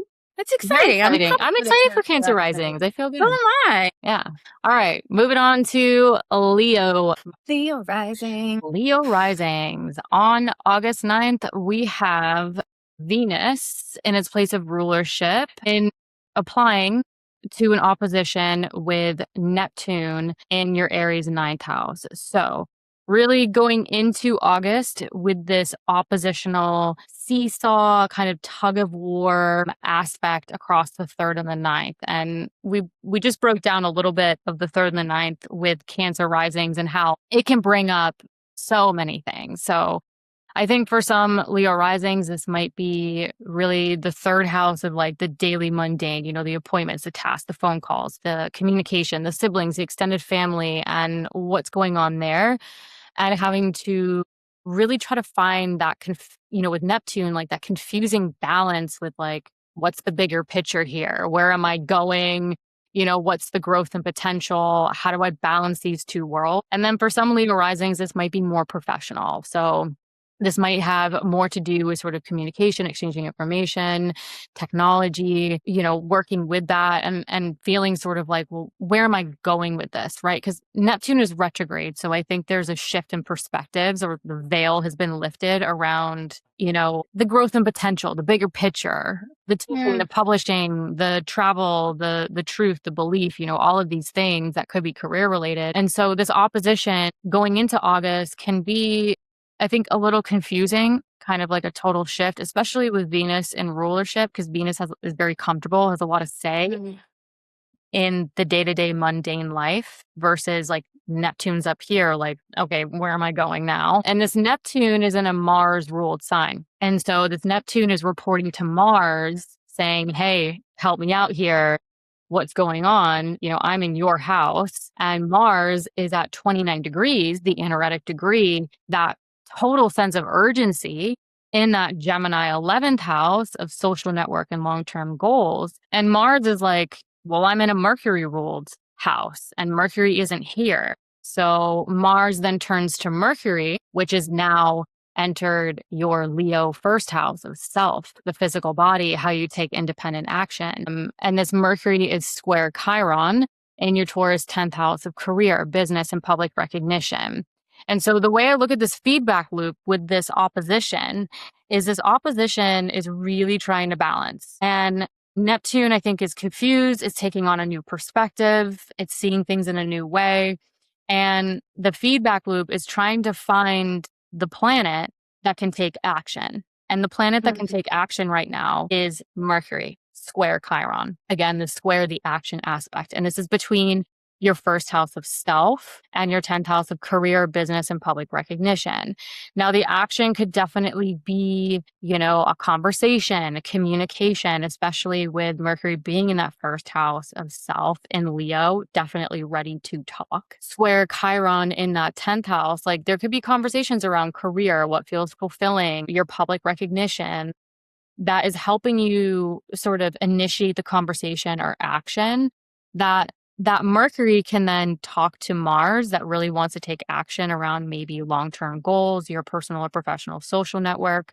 And then in doing so, that Mars can finally report back to that Neptune in that 9th house of, okay, what's my overall direction? What's the overall growth and potential? And sort of how does it play into this sense of urgency around the long-term goals or their personal or professional social network? Now, Mercury does rule this Virgo second house of earned income and self-worth. It also rules, again, that 11th house of personal and professional social network and long-term goals.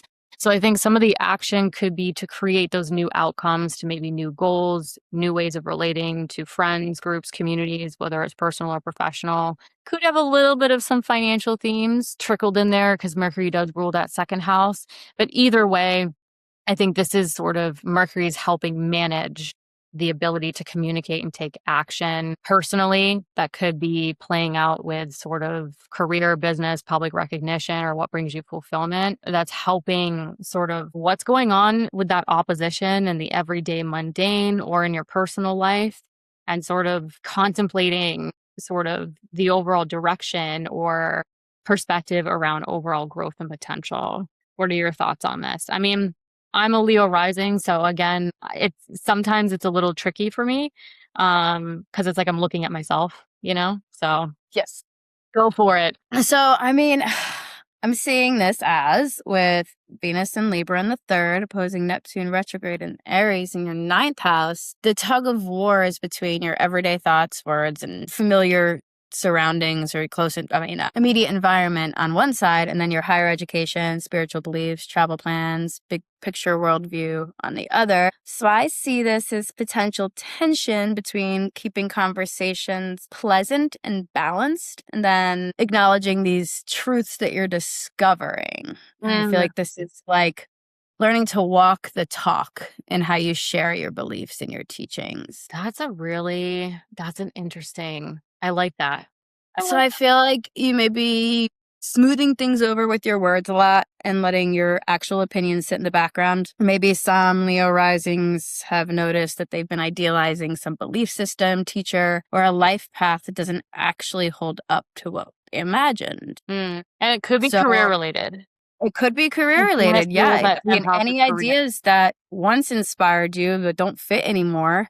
But maybe you're sitting there using all this cute little language to avoid conflict or leaning on more vague plans instead of like making clear choices. Or, I mean, I can speak to this personally. I think some Leo risings might be with Venus ruling that 10th house and Chiron there in that square with Leo. I think some Leo risings might be seeing where maybe their communication or their everyday lives are sort of at a point of oppositional energy with their like you said, their changing beliefs or like what they want to do, their overall growth and potential, how that's playing into their overall career. I think some Leo risings in some weird way could be shifting, again, Venus in rulership, like shifting their relationship, shifting what they love and value about the work that they do. Yeah. And that also playing into the Mercury Chiron square of like having uncomfortable conversation around it. Mm-hmm. you know? And maybe like a feeling of being exposed as you're thinking about changing your direction or claiming more authority or letting people actually see the real you. Yeah. Because Chiron in your 10th could be stirring up old wounds around being seen or judged or criticized when you show up Yeah. as like your full unedited self in your career and reputation. Yep. So I think though with Mercury in the first boosting that self-expression and courage, it gives Leo risings a push to speak from their heart about their direction and their reputation and roles they may not want anymore, even if it feels vulnerable. Yep, I can speak to that personally. 'Cause, you know, I'm working on a massive project right now where it's Yeah, I remember. really going to expose me. Yeah. And it's I was thinking about you too, yeah, looking at this. it's And I was gonna like, change hey. it's gonna change my relationship to my work drastically but I also think, you know, Mercury ruling the Virgo second house of earned income and self-worth, I actually think that as uncomfortable or stressful or tense this opposition in the square might be, I actually think it's an opportunity to start changing the relationship to how you earn money. Yeah. I think Chiron in the 10th, what I'm noticing for a lot of Leo risings and not just myself, is like the little itty bitty start to a change in how we relate to our career. Yeah. How we are maybe changing our relationship to our career, our business, our public recognition, or what brings us fulfillment, but in a way where maybe we're stepping into more mentors, more guides, more of that Chiron energy. Yeah. But it's uncomfortable. It's a change. It's a shift in how we maybe make money. It's a shift in like, you know, Chiron also like giving us a little taste in that 10th house before it backs up into the ninth. Mm-hmm. The other thing I've noticed too is the like having to come to terms with, I think some Leos are having to come to terms with having to step up, especially with Jupiter in the first. Like, Oh, yeah. like at some point, if I think a lot of Leo risings, like, you know, the eclipses in the 8th and the 7th, Saturn going through, you know, Saturn for the past, I don't know, 7 years or so, going through the 6th house, challenging health, work, then going into the 7th house, challenging partnerships, marriage, then going in through the 8th house, challenging your fears, transformational work, money, resources. There's been so much that's happened that I think a lot of Leo rising is just something that I've witnessed that I think a lot it will resonate with is like, at some point, when are you going to take everything that you've built and you've worked so hard for and share it with the world? And when you do, not everyone's going to love it. And, you know, the Mercury Chiron square, I think, is like the opportunity to say, like, you know, Mercury and Leo is like, I'm ready to talk. I'm ready to talk about it. And so I think there's a lot of like very opportunistic things here, but I think some Leo risings like this might be a little uncomfortable of like, oh, this is happening. Like we're doing You this. are visible. Yeah, you're seen right now. And Uranus in that 11th house is changing the way we relate to everyone. Yes. Yeah. And even like a pivot in your long-term goals. Yeah. Maybe very unexpected too. Yeah. So I think there's a lot of juicy opportunity here with that Mercury Chiron square where I think it's playing out, you know, personally in that first house, but also sort of like the work that you do, your visibility, what brings you fulfillment, but how it's maybe also creating the necessary change to how you make money, how you earn income, your self-worth. New friends, groups, communities, and long term goals also playing into that potentially, and how that somehow is maybe helping some Leo risings create some balance to that Venus Neptune opposition, or at least for Neptune, since it's retrograde and in Aries in a fire sign in that ninth house. So I think a lot of Leo risings are like, is this really happening? Is this the bigger picture? Seeing a new perspective on where they're going. With Mars at the 29th degree in that 11th house, really wanting to take action around the long-term goals, what's going on personally and professionally regarding social networks, groups, communities. So there's a lot there. Anything else you want to add? Once that Mars goes into the 12th house, all that busyness around friends and future plans is going to become a bit more private. And Leo risings might need a little bit of rest to process everything that the nervous system has been carrying during Tell these you what, big I'm great gonna need some rest come around this time, working 7 days a week on this project. I can definitely see where that Mars is going to kind of dip into that 12th house and go, all right, it's time to kind of take a break and start, changing the way you take action. So I don't know how much I love a Mars in Cancer as a Leo. At least we're not getting a retrograde this time. God, that retrograde last year. Was it last year or the year before? I don't even want to think about it. It was 2020. It was awful. It was long. That Mars retrograde in Cancer, took me I'm out. Mars ruled, so it slows me way down. Way down. I had no energy. So. Yeah. All right. Now we're moving on to the new moon solar eclipse in your first house of self. Yay! So drop that costume. Yeah. So this new moon solar eclipse lands at 20 degrees in your Leo first house of the self, the physical body, how you take independent action. And so this is an eclipse. This is a really strong new beginning or planting new seeds that you can really cultivate over the next 6 months around your identity, your appearance, your physical body, how you want to take independent action. And this new moon had to pass over Jupiter, expanding that first house of self. And so this new moon had to pass over Jupiter, getting bolstered, really expanding before it goes exact at 20 degrees. So this new moon could pack a little bit of a punch and really could also really integrate those Jupiter houses as well. So this new moon could be integrating the Sagittarius fifth house of joy, children if applicable, self-expression, creativity, romance. So some of those themes could be integrated in this new chapter, as well as Jupiter ruling this eighth house. So partners, resources, if applicable, long-term financial themes, big decisions with the eighth house, transformational work playing into this new chapter involving you personally. But we also have Mercury in your first house with this eclipse at the midpoint of Venus. Again, Venus ruling that 10th house as well in its place of rulership could be really kind of integrating career, business, public recognition themes, kind of in the peripherals, kind of in the background as well with this new moon. So I actually think this new moon for Leo risings could be integrating a lot. Could be integrating, those Jupiter ruled areas, as I mentioned, but I also think with Mercury at the midpoint of Venus and Uranus, this could really be also tying in with what are my long-term goals? Where do I want to go with this? What do I want to communicate? What's going on with career, business, public recognition, or what feels fulfilling to me as I sort of integrate and kick off this new chapter? What are your thoughts? I mean, I love that. And I think this is Leo Rising's opportunity to be who they are unapologetically.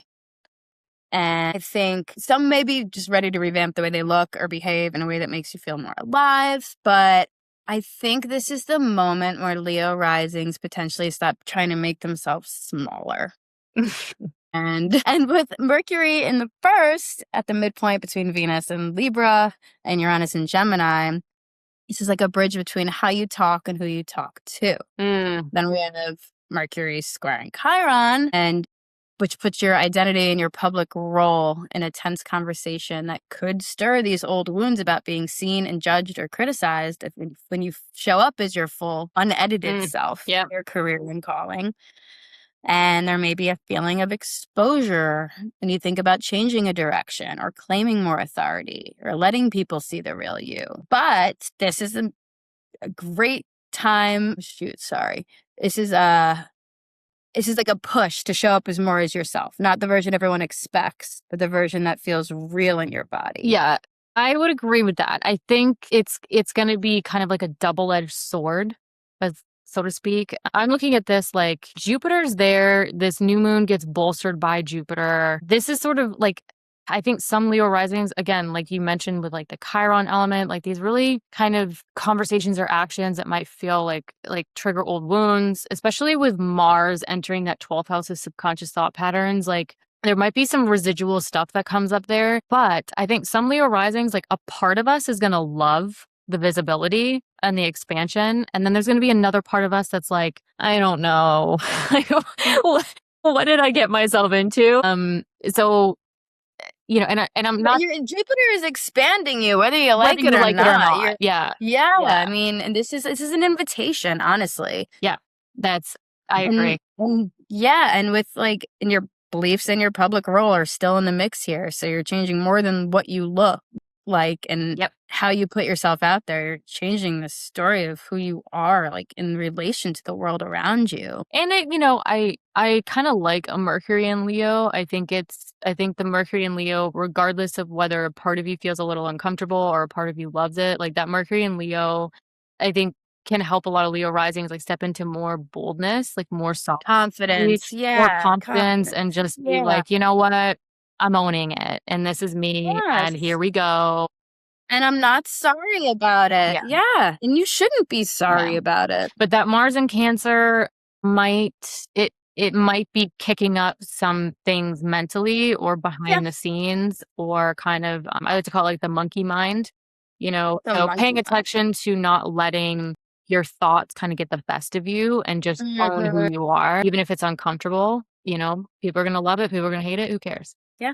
All right, moving on to August 15th. Mercury conjunct Jupiter at 10 degrees on August 15th in that Leo first house of self, physical body, how you take independent action. So it's Mercury's turn to sort of get expanded and bolstered by this Jupiter. And this Jupiter could be expanding those Mercury ruled areas. It's interesting because Mercury rules this Gemini 11th house of friends, groups, communities, and long term goals. So I think, like, with this expanded sense of self, like some Leo risings could be seeing themselves like working or communicating or meeting sort of like new friends, groups, communities, those kinds of things. But Mercury also rules this Virgo second house of earned income and self worth. So I think whatever's expanding around your sense of self, you could also be expanding upon sort of like finances, value systems, and self-worth with that. But Mercury and Jupiter rule two axes in your chart, as mentioned in the intro. Mercury rules at Gemini 11th house. Jupiter rules at Sagittarius 5th house, but we're really going to focus on the Virgo Pisces axis in this podcast because this is where that full moon lunar eclipse is building. So Ashlee and I were thinking that the Mercury Jupiter conjunction is actually the prelude to what the full moon lunar eclipse could really be activating or culminating later this month. So Mercury rules Virgo second house of earned income and self-worth. Jupiter rules this Pisces 8th house of transformation, big transformational decisions, long-term financial themes, partners' resources, if applicable. So this could be really sort of expanding this second and 8th house axis. What are your thoughts on this? I think with the expansion of the second and 8th, August 15th. All right, so Mercury and Jupiter are coming together in your first house. So yeah, sense of self is bolder, brighter, more hopeful. So I think more empowered too. Way more empowering. And I feel like your path and your sense of desire expands, and this is like declaration, honestly. I feel like this is a huge declaration for something bigger in your life. And Leo risings are meant to be speaking more boldly about what they want and feeling more confident in their own skin. And this is big picture over details. The details will come later with the Pisces eclipse. But this is a perfect moment to declare the new you, even without having the details figured out. And then with Jupiter ruling the 5th and the 8th, this conjunction will like link your self-expression with joy and depth, romance, creativity, children, and your shared resources. And then your personal resources in conjunction with Jupiter, resources, self-worth should be boosted. I think like if people are like have children or they're like planning a family as well, with like Jupiter ruling the 5th house of children and Mercury ruling the second house of earned income, like this could be like the financial planning around family that could resonate with some. And then I think some people could be even blending families and looking at sort of like financial themes, especially with the second and 8th house axis being really highlighted around this time. Like, all right, what's my finances? What's your resources and finances? How do we kind of like how does it support me? How does it support the children? Like, Right. you know what I mean? Like, I think this could be very, very much relatable to some Leo risings who have children or are like blending families or anything along those lines. Mm. That's just it's something, honestly, like a lot of Leo risings that I've talked to, there is a common denominator of like children coming into their lives or wanting children or planning family or like blending their family and having to look at the financial scope of what that looks like. Yeah, So, that makes sense. I mean, that's very specific. It's, it doesn't apply to like the masses, but it is just something that I've witnessed that I think will resonate with a lot of Leo risings. Definitely. All right, let's get to that other eclipse on the 28th. So full moon lunar eclipse at 4 degrees in that Pisces 8th house. So this is a really strong illumination in that 8th house of transformational work, big transformational decisions, long-term financial themes, resources, partners' resources if applicable. This could also include like something culminating around creating mutual empowerment, whether it's personal or professional as well. And so this full moon lunar eclipse is, yes, in the 8th house, but it's really illuminating the 2nd and 8th house axis because the sun is really blasting its light on that moon in the 8th. So this is also integrating the 2nd house of your own earned income, your material possessions, your value system, your self-worth here, where Mercury is still joined with the sun and Mercury is in its place of exaltation. So this is a very strong Mercury. Mercury has a lot of resources. It's the honored guest. It has a lot of say here. And it is in a direct square with Uranus in your Gemini 11th house of friends, groups, communities, long-term goals. So you have this eclipse across these financial houses and a very stimulating square with Mercury and Uranus, where Uranus is forming a T square, right? It's getting 2 squares from the eclipse and Mercury across that financial axis. And there's a lot of pressure on Uranus to act, to innovate, to change long-term goals, dreams, aspirations, friends, groups, communities. So there's a lot going on here. It's immutable. So I think this is more willing to adapt, more willing to change with what shakes up with this eclipse. But Mercury rules and it's in its place of exaltation in that 2nd house of earned income and self-worth. And it also rules over where Uranus is in that 11th house of friends, groups, communities, and long-term goals. So I think there's a lot of potential for that Mercury to create new outcomes to goals, who you surround yourselves with, your value system, finances, those types of things. What are your thoughts on that? I feel like if that Leo eclipse for Leo risings was about who you are, and this one is about how you merge, like emotionally, financially, energetically. So I feel like this could be bringing up feelings around trust and support and what you share with other people, whether it's money, time, secrets, emotional labor. I think old patterns around debt or dependence can rise to the surface here. I mean, it's a Pisces eclipse. It's emotional. It's always going to be emotional. But I feel like this is a test of how aligned Leo rising's new sense of self is with the way you're participating in your deeper connections.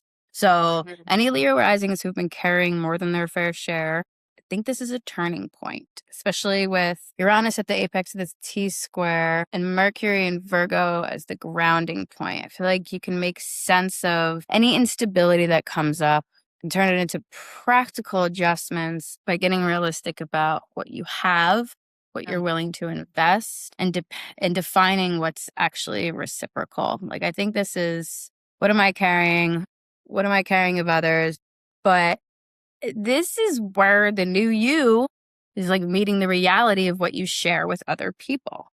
So this is like, how do I want to say this? I think the North Node might help with it recently going into that 7th house of like increasing. Jupiter is expanding the 1st house of self. The North Node is pulling our desire for the personal and professional partnership, Right, the marriage. And so it's sort of like I'm expanding my sense of self, but there's also this pull towards my partnership or connection with others. And it's this eclipse is like, you mentioned something before that like hit, it just like, it gave me chills. It was like seeing how much you carried, how much you've done on your own. And now maybe it's time for some Leo risings to like see what true partnership looks like, where you can create mutual empowerment, whether it's personal or professional, and how that Uranus in the 11th house is like, all right, how does that change your long-term goals? How does that change the way you connect with others in the world? And the balance between what's mine versus what's others. Yeah. And then like gaining all of this courage with all of this, with Jupiter in your first house and then the Leo eclipse, it's this courage to be more you will reshape what you give, what you keep for yourself, and what you're ready to actually transform. Yep. What just needs a total renovation anyway. Yeah. Yeah. So well said. So well said. All right. Closing out the month on August 31st. Last day of the month, we have the Jupiter-Saturn trine. Hallelujah. So Jupiter in your Leo first house of the self, the physical body, expanding your sense of self, is finally in a trine aspect with Saturn in that Aries ninth house of growth and potential. So this is an interesting trine because Jupiter wants to expand, Saturn wants to restrict, but because they're in this trine configuration, I feel like it is a constructive expansion. How do we create longevity and commitment around this expansion? I think Jupiter in the first trine Saturn in the ninth is like, maybe some Leo risings are like, I don't want to go back to the old version of myself or the old version of like me shrinking. How do I sustain this new sense of expansion and self in the world and not fall back into that old version? I think some Leo risings, but the trine between the first and the ninth, I think, expanding the sense of self, but how does that also create longevity and commitment to your overall growth and potential that could be career related? But as the Jupiter Saturn trine is happening, the Mars Saturn square is also happening. And so the Mars Saturn square, both of these planets are in their place of fall by essential dignity. And so whatever constructive expansion you may be taking, the action in order to do so may feel very uncomfortable, may feel very unfamiliar or sort of like foreign territory. But the Jupiter-Saturn trine, I think, is the opportunity to create new outcomes to a third of your chart that has been very much restricted and afflicted in roughly the past, 6 or 7 years, because Jupiter rules the Sagittarius fifth house of joy. Saturn rules the Capricorn sixth house of daily work and or health routines. Saturn rules this Aquarius seventh house of personal and professional partnerships. And Jupiter rules this Pisces eighth house of the transformational work, transformational decisions, long-term financial goals, resources, etc. Now, that's a big chunk of the chart for new outcomes. But to put this into perspective, Saturn was transiting for, would you say past 7 years? Like 2, 4, 6, 8, no, maybe 10 years. Yeah. So Saturn transited, the Sagittarius fifth house, then it went into the sixth, then it went into the seventh, then it went into the eighth. So there was a lot of restriction and lessons that Saturn was building and working up towards that now Saturn's finally in a trine to Jupiter, and maybe there can be some constructive sort of expansion and longevity to the areas that have been really tested and afflicted in the previous years.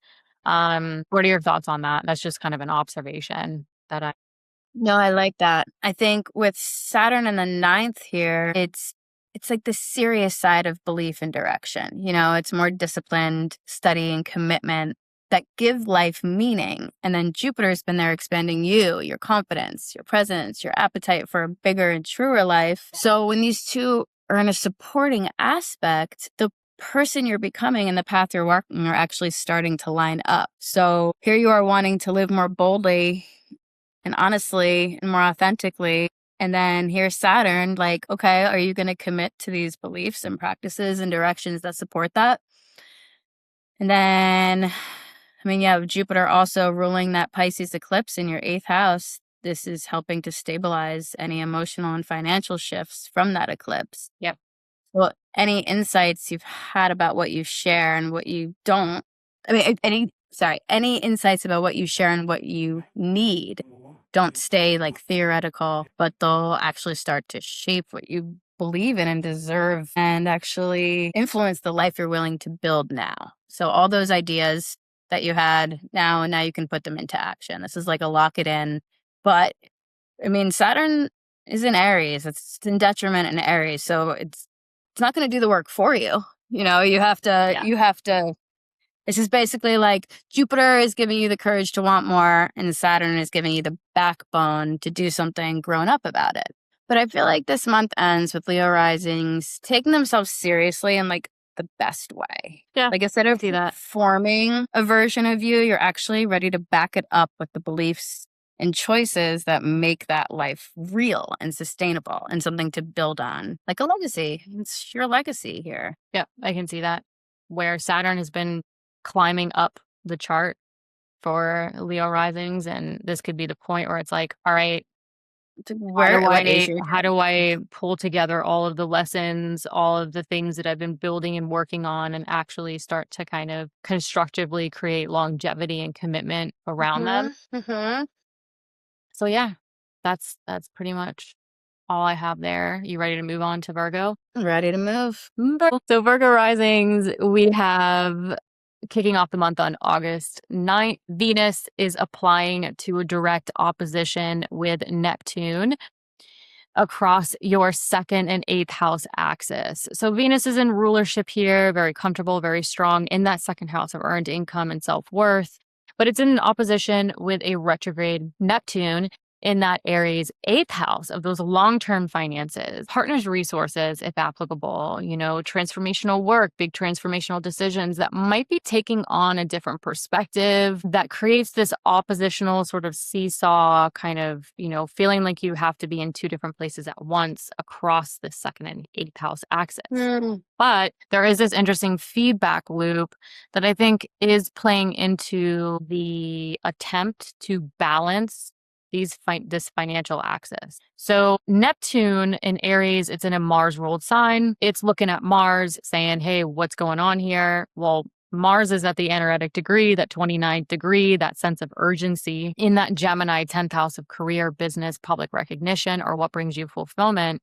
And it's looking to Mercury because it's in a Mercury ruled sign. And Mercury has just entered your Leo 12th house of behind the scenes, subconscious thought patterns, you know, what's going on there. And Mercury is in a direct square with Chiron. And so with the rulership in an opposition, it's sort of like, all right, who's going to take action here to help this feedback loop? And it's going to be Mercury. And so Mercury's in this square or action aspect with Chiron. And this is interesting between the 12th and the 9th house, right? We have Mercury in the 12th kind of kicking up maybe some inner dialogue or private dialogue around the subconscious thoughts, the feelings, you know, what are you doing in solitude? What are, you know, all the things that you're kind of hiding behind the scenes with a square to Chiron in the 9th house of sort of, yes, growth and potential, but like, what's your truth, your belief, your spirituality, your knowledge? So some of you could be taking action by having inner dialogue or communication privately, what you know to be true. What is your truth? What's been weighing on you mentally, or maybe you've been learning something new that's deeply impacted you or shifting things and providing you the opportunity to take action to sort of balance the ability to make a big decision or do transformational work with the eighth house. Or, you know, maybe it's playing into your value system and your self-worth. So in some interesting, weird way, I think, yes, you know, this opposition is across a financial axis, but I think with it sort of looking to Mercury in this square to Chiron, you know, the second and eighth house, it's your value system, it's your self-worth. It's not just about money. So I think some Virgo risings with the Mercury Chiron square might be seeking knowledge, you know, seeking solitude to either learn, communicate, seek truth, belief, those kinds of things to that maybe sort of helping feed back to this Neptune that might have a different perspective around the long-term finances or making big decisions or transformational work that could be somehow like impacting the finances or self-worth or the value system. Either way, Mars is at that anaretic degree. It wants to take action. So there could be some career related themes for some Virgo risings playing into sort of the long-term financial outlook, making big decisions, transformational decisions that could impact sort of the career, the business, the public recognition, or what you find fulfilling. What are your thoughts on that? Yeah, I think Virgo risings are going to be, excuse me, naming what's true at this point. And I think we have that Neptune Venus opposition and Neptune retrograde in the 8th and Venus in Libra. And I think this puts the spotlight on what's mine and what's ours. Yeah. So I think Virgo risings may be feeling a lot of tension about how resources are being shared versus what you're carrying or holding on your own. So there's going to be blurred lines between your own money, time, and energy versus what other people expect from you, or idealizing a shared situation, overgiving, just even if in the name of loyalty or intimacy, just because, we're partners. So I give, or just constantly picking up the slack without even naming that you're doing it. So with little to no recognitions. So I think this is a bit of a see through the fog moment with the reality around giving and receiving, debts, support, sacrifice, give and take. And I think I don't want Virgo risings to judge themselves for being generous. I think it's just the point is to come back to a clearer sense of what's yours, what's theirs, and what feels fair, especially with Mercury and Leo in your 12th house, making that tense aspect to Chiron and Taurus in your 9th, which puts your inner private mind in conversations with wounds around belief, truth, and this bigger story. So your thoughts are turned inward. Jupiter's expanding them. Jupiter is expanding them, and any old patterns about having to keep it together, be the practical one, be the person other people lean on. It's probably really hard to say it's too much. But I think the pendulum could swing the opposite way too. Yeah. With the opposition, because with oppositions, it's like I know you feel like, okay, well, I'm focusing here. Like I'm the provider, I'm the giver, I'm the generous one. Right. Like where are my boundaries here? It's right. It's kind of illusionary. But then some people with oppositions, what I've noticed is it can swing in the opposite direction, Right. and they can say, well, screw it. Like I'm just gonna go be with Neptune, and everyone else can go figure it out. Very easy to do. And so with the opposition, it can really kind of create this dichotomy of well, I'm over here. Well, no, I'm over here. And wherever you are, going back to your point, it's sort of going back to that 12th house. Mercury rules Virgo's first house itself, and it's in that 12th house with Jupiter, and it's in that square with Chiron. So it's wherever you are in this point of tug of war, maybe some Virgo risings need to retreat. They need rest. They need recharge, and they need to kind of create action around what they truly believe and what's going on behind the scenes for them, and then coming back to maybe how that can help sort of balance the 2nd versus the 8th. So, and that Mars is at that 29th degree, ruling this 8th house where Neptune is. So I think some Virgo risings, depending on the situation, again, this doesn't apply to everyone, but if it resonates, might really feel screw it, I'm going to the 8th house. I don't need to worry about the 2nd house. I'm going to. This is very escapist here. I mean, I feel like Virgo risings are going to have a harder time saying the thing, whereas everybody else is cool. Mercury is in Leo, but your Leo house is in the 12th. So, but maybe you'll be saying it to yourself, and that'll spill over by the end of the month. That's a very good observation. With Mercury and Leo, a lot of people. Inner monologue is busy. Probably not saying much out loud, but that inner monologue is moving. Yeah, I think there's a lot going on behind the scenes for Virgo risings that eventually this month, especially when we get to the Mercury Jupiter conjunction, maybe it might come out there a bit, but we'll get to that in a moment. Let's get to the new moon solar eclipse on August 12th. So regardless of what's going on behind the scenes, this new moon solar eclipse, very powerful, new beginning, planting new seeds, comes through or sweeps through that Leo 12th house of behind the scenes. You know, what are you keeping to yourself? What's going on mentally, your subconscious thought patterns? What are you doing in solitude? And so this new moon comes along, but it's an opportunity, I think, to create a new chapter, maybe around like your subconscious thought patterns, what you've been contemplating behind the scenes.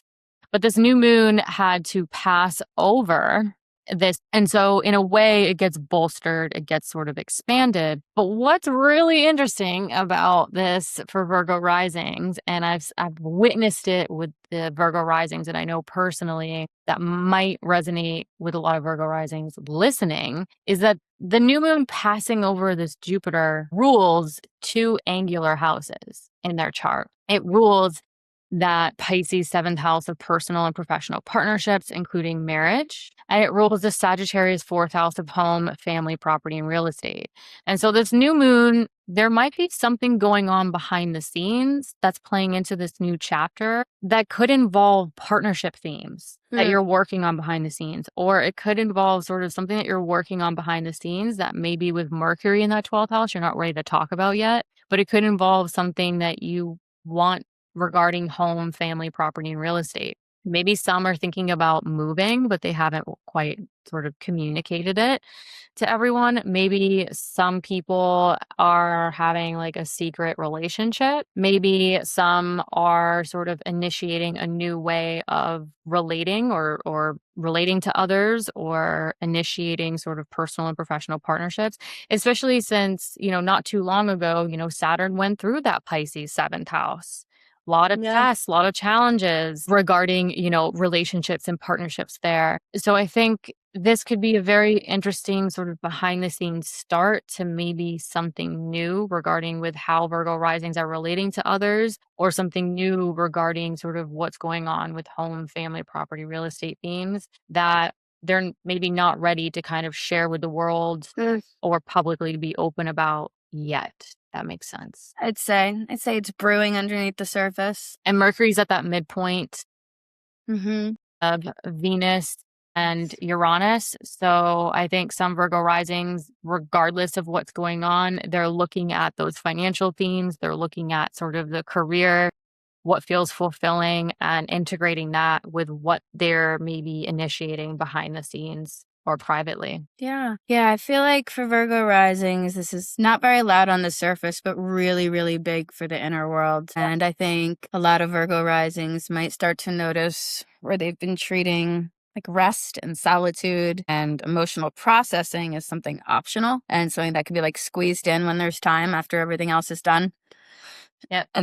But this eclipse is like, all right, everything grows from this inner world. Like, you can't have the rest of it unless that inner world is secure and safe. So this is not about a performance. This is Virgo risings have to honor and own their need for solitude and healing and time off the grid here. And if you're exhausted, you can admit you're exhausted, especially with Mercury, at the midpoint between Venus and your second, which is, bringing in all this relational balance and possibly smoothing over your self-worth, but hold on, not but. I think like you mentioned, like the rest, the solitude, like whether you like it or not, like the focus on what's going on behind the scenes. That can really be initiating a new chapter around like how that is changing how you relate to others and how it changes how you relate to where you live, relationships with family. So a lot of interesting things going on behind the scenes that could actually be impacting very angular, action-oriented houses. So I think maybe it's finally seeing clearly that in order to keep going, keep pushing, you actually have to change how you invest your energy and how much you give yourself away without replenishing it. So, if you only feel valuable when you're doing or fixing or serving, then you probably really need a break. It's something to soothe that nervous system. And it might just be seriously just as simple as saying, I need more space than I've been allowing myself, and going and taking a nap all by yourself. And I've even I've known a lot of Virgo risings that are either go, like they truly do not give themselves like time to even think or rest or recharge. That will really resonate with this. And then I also know a lot of Virgo risings that like do have the time on their hands to rest and recharge, but they don't like it. They feel guilty about it. Like Yep. there's Like something what I'm really not doing. uncomfortable around it. So it's like whatever end of the spectrum you're on, I think this is going to change your relationship to how you relate to solitude and rest and recharge and like, Yeah. your subconscious thought patterns around it and how that really impacts how you show up with work, how it impacts sort of where you live, how it impacts how you show up in your relationships or partnerships. So very, very interesting with the 12th house connection. But I think when we get to August 15th Yep. with this really big, really potent Mercury Jupiter conjunction, Mercury rules that Virgo first house of the physical body and the self, and it's being expanded by Jupiter now in that 12th house. So I think the inner dialogue or the private conversation could really become loud. And maybe there's something going on with the physical body or how you want to take independent action that's really becoming loud behind the scenes. But Mercury also rules this Gemini 10th house of career, business, public recognition, or what brings you fulfillment.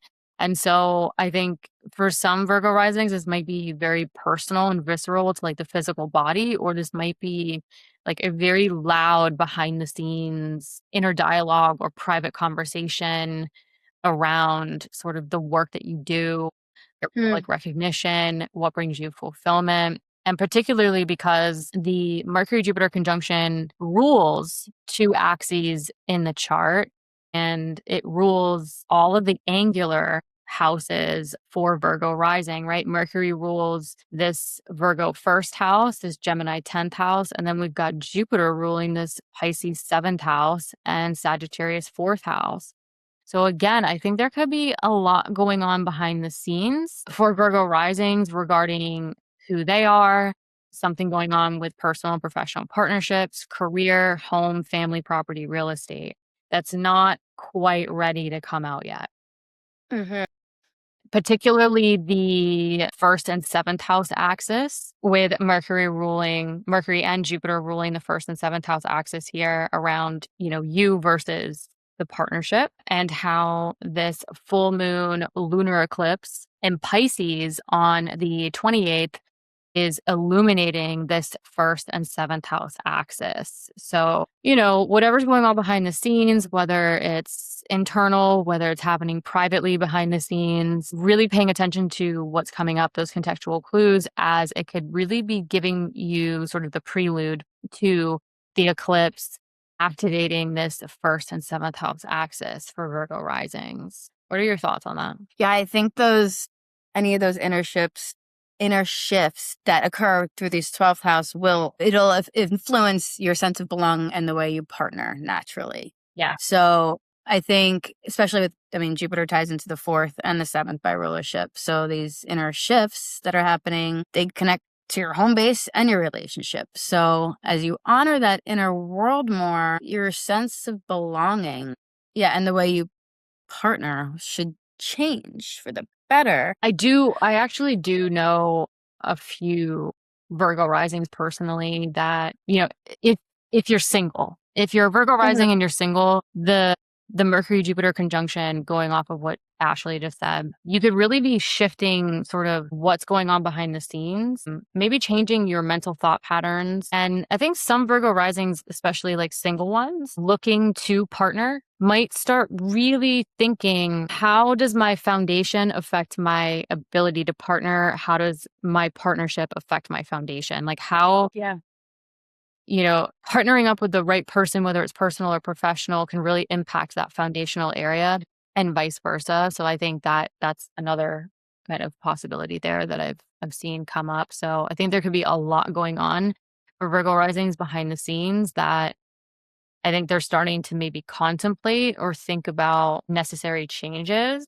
Yeah, taking it seriously. Like that inner reality is actually serious. And now you're ready to put words to what you need behind the scenes. And then this helps you like create a new reality for your life. Even if you don't know how to implement it yet, you're just like, you're naming the dream. This is almost like a drafting a version of yourself that you plan on implementing to a preparatory period. Yes. And which creates a gentler, more honest life with yourself. And then we get to the eclipse, which I don't think it's going to ruin everything. Yeah. Then we get to the eclipse, Seventh house. where I don't think it's going to be so preparatory. Cute. Yeah. And because that Mercury will have emerged into their Virgo first house of self in its place of exaltation. So a very strong Mercury in their first house of self, the physical body, how they take independent action, where this full moon lunar eclipse, we're on Eastern Standard Time. So very late on August 27th, most people will be August 28th. So this full moon lunar eclipse at 4 degrees, yes, is really a supercharged illumination of that 7th house of personal and professional partnership. But again, it is illuminating this 1st and 7th house axis, and Mercury is heavily involved. It's joined with the sun that's shining its light on that full moon eclipse. Mercury's exalted. Mercury is very strong, has a lot of say, has a lot of resources. And so I think this is a point for Virgo risings where maybe they're ready to talk about it a little bit more. Maybe they're starting to feel a little bit stronger physically in their body, depending on what's going on. And as this full moon eclipse really illuminates sort of their needs versus the needs of others, them versus what's going on with personal and professional partnership, the full moon eclipse and Mercury will be in a square to Uranus at 5 degrees in their Gemini 10th house of career, business, public recognition, what brings them fulfillment. And so, these are angular houses. So I think for Virgo risings, this particular eclipse is visible. It's immutable. There's a lot of adaptation. There's a lot of change to the major pillars of their chart and thus life. And Uranus is getting 2 squares, 2 90-degree angles. So there's a lot of pressure on Uranus to act in that 10th house of career. What's fulfilling to me? There's a lot pulling around, like, what are my needs versus the needs of others? What do I need to take action on, innovate, change regarding like the work that I do? What feels fulfilling to me? And, the Mercury-Uranus square, Mercury rules over their Virgo first house of self, and it rules over this Gemini 10th house of career. So, this full moon eclipse, again, beginnings and endings with eclipse season, and then the square to Uranus, there's a lot of potential for action and new potentials and change to their physical body, their identity, how they take action, but also the work they do, their career, their public recognition, or what brings them fulfillment. So there's a lot going on with this for Virgo risings. Yeah. A lot of change. What do you think? There is a lot of change. Any other thoughts or sort of perspectives on this for Virgo? I mean, the eclipse magnifies like any type of mismatch here. So like routines that aren't matching your values, or any porous boundaries, service patterns that don't really do much for you. Yeah.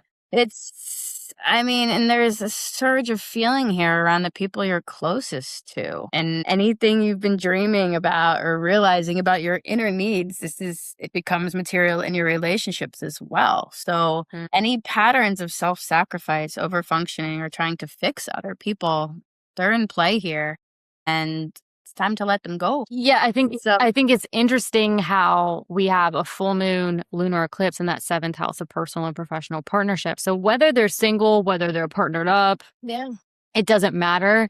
No, the ruler of that eclipse is in the 12th. Yes. So it's not visible, but this eclipse is like illuminating how they connect with others, their personal and professional partnerships. And then Jupiter's in the 12th. So I think it's kind of this weird moment of mental adjustment around maybe how they've been relating, like what's been going on within personal and professional partnerships.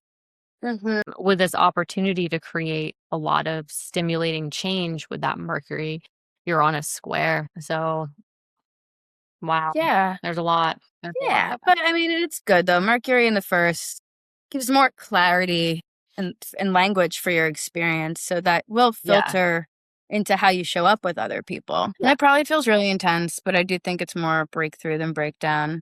It'll destabilize those comfortable illusions, but it opens up more space for like mutual care and honest give and take here. Yeah, I agree. I think the Mercury in its place of exaltation in their first house of the physical body is sort of like it's giving them an opportunity to come back to themselves and their to re-equilibrate with whatever else is going on there.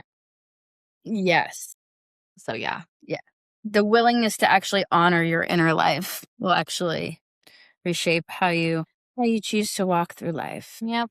And then for Virgo risings, we are ending the month on August 31st with the Jupiter Saturn trine. And once again, this is interesting for Virgo risings because this trine is involving Saturn in your 8th and Jupiter in the 12th. So these averse houses. So it's sort of like hidden houses to your first house of self. And so again, the Jupiter Saturn trine, I think, is the opportunity to create some commitment or strategic slow expansion. But I think for Virgo risings, this is very much behind the scenes. Would you say? Mm-hmm.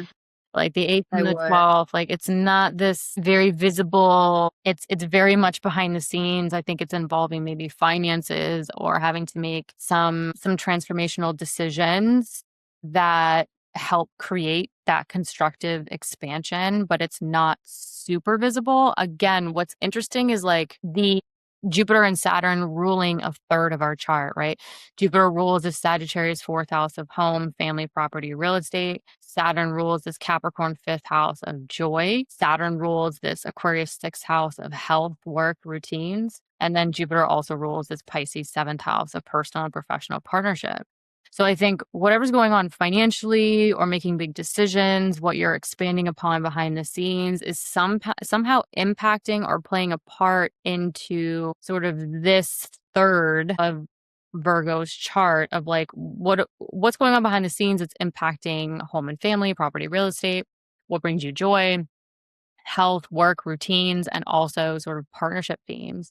As much as this Jupiter Saturn trine is going on in averse houses, it seems like very much kind of in those shadow behind the scenes. It's impacting a very interesting part of the chart where it's like, what's your emotional, physical foundation? How does that progress into what brings you joy? How does that progress into the work and the health and vitality you want to feel? And how does that progress into sort of how you want to connect with the world? Yeah, So pretty strong stuff there. There it is is. the Mars Saturn square going on in the background. So, this can be stressful. This can be tense. Mars and Saturn are both in their place of fall by essential dignity. And so whatever action you're taking in order to create this kind of constructive expansion with what looks like behind the scenes, it could feel very unfamiliar. It could feel Mm, a little uncomfortable, sort of like you're navigating foreign territory. yeah. But all in all, there is the opportunity for some constructive expansion going on behind the scenes for Virgo risings that can create new outcomes to something foundationally, joy, health, work, and partnership.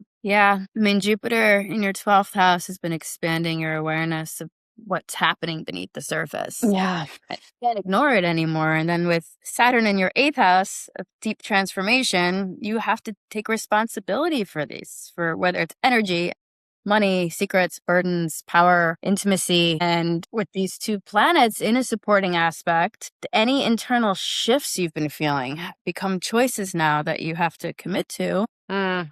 So maybe this is about boundary setting here, to protect your energy, or renegotiations, or stepping back from arrangements that either make you feel overextended or under resourced. But even though this is very behind the scenes, I think it still creates a stable container for all the changes that were stirred up by the eclipse. Because at least you could acknowledge any emotional insights you've had about yourself and your connections, which can translate into new agreements and new standards and new ways of sharing with others. So I think Virgo risings here might be able to get out of their head a little bit and start treating inner peace as like an actual responsibility to yourself, and honor your own self-care. And taking responsible. Responsibility. Yeah, when Yeah. I ruling mean, that it's like, sixth house of health, like yeah, it's not just like, yeah, you have to nurture the mind and the mental health as well. And I've known some Virgo risings who've been really, really great at that and really like Mhm. almost staying ahead of that. And then I know Yeah. the other group of Virgo risings are like maybe need to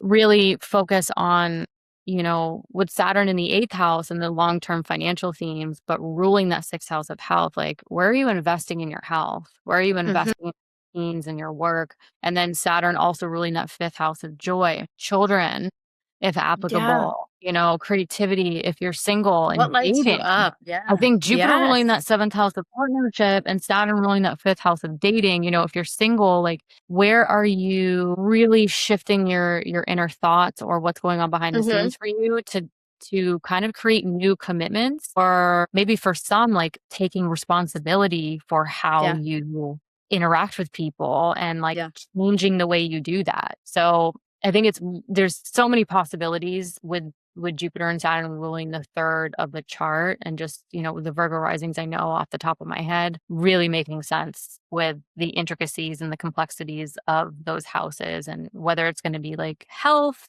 dating, relationships, or like a living situation, moving, relocating, home, relationships with family. Either way, like you said, I think some Virgo risings are working behind the scenes to take responsibility in new ways, or at least being given the opportunity to do so. All right, moving on to Libra rising. Okay. So, kicking off with the Venus Neptune opposition starts to apply.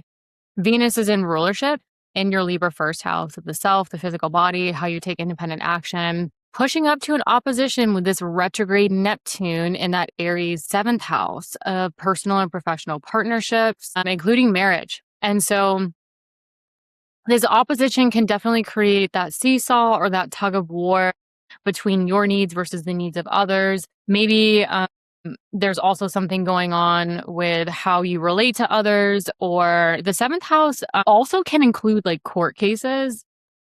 This is another thing I've been experimenting with.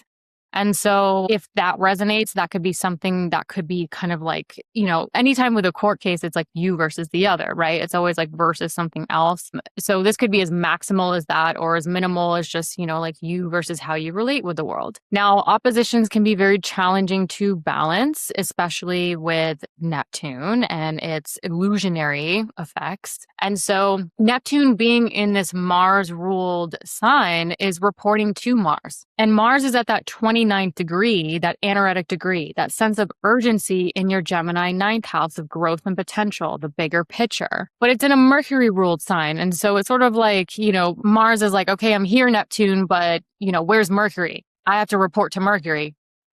And Mercury has just entered your Leo 11th house of friends, groups, communities, and long-term goals.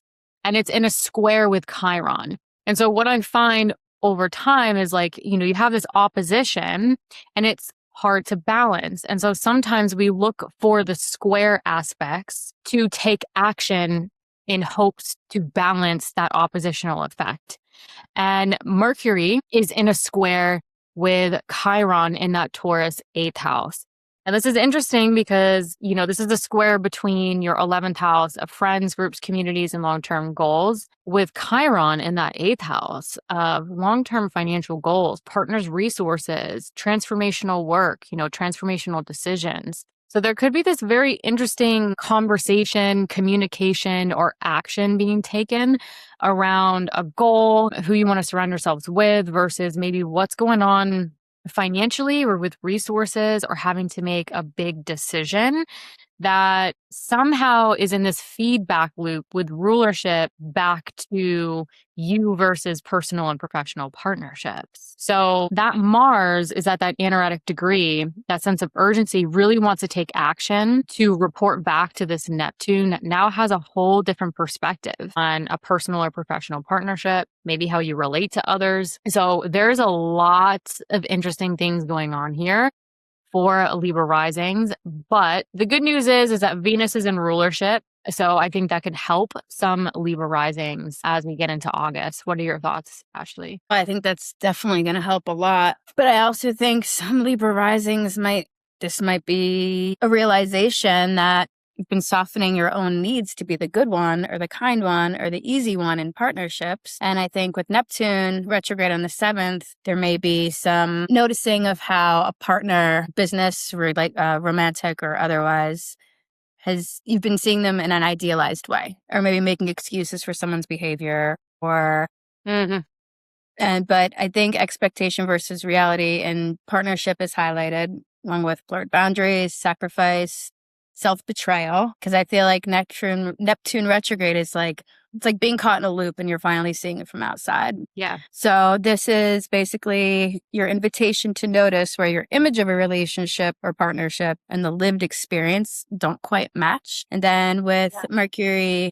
in your 11th house on the same day squaring Chiron in your Taurus 8th house, it puts your social world and your future plans in like a tense conversation with your deeper emotional and financial entanglements and intimacy and deep transformation. So I feel like this can stir up some tender spots about being open about money, intimacy, or just vulnerability with your friends and community in general.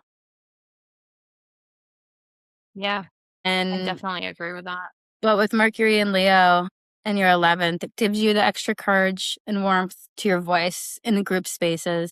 So you might be feeling more brave to have the conversations regarding long-term plans, shared responsibilities, and the kind of friendships that actually feel inspiring and reciprocal. Yeah, I think some Libra risings could be seeing sort of a connection or something playing out with a partnership, or like I said, maybe it's like a court case or something that you have to work on with someone else. That Neptune retrograde is really shifting your whole perspective on it, and it's requiring that Mercury Chiron to kind of take action and speak up and communicate. And that's interesting.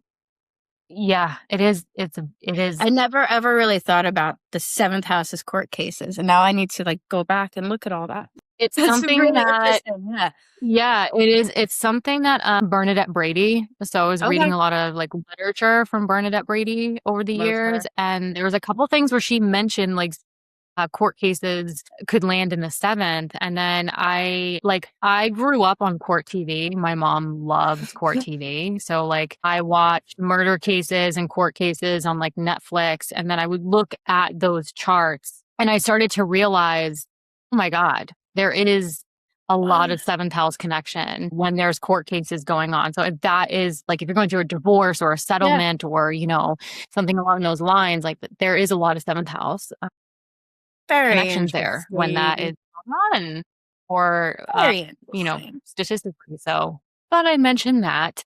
Yeah. Now, let's see. Let's get to the eclipse on August 12th.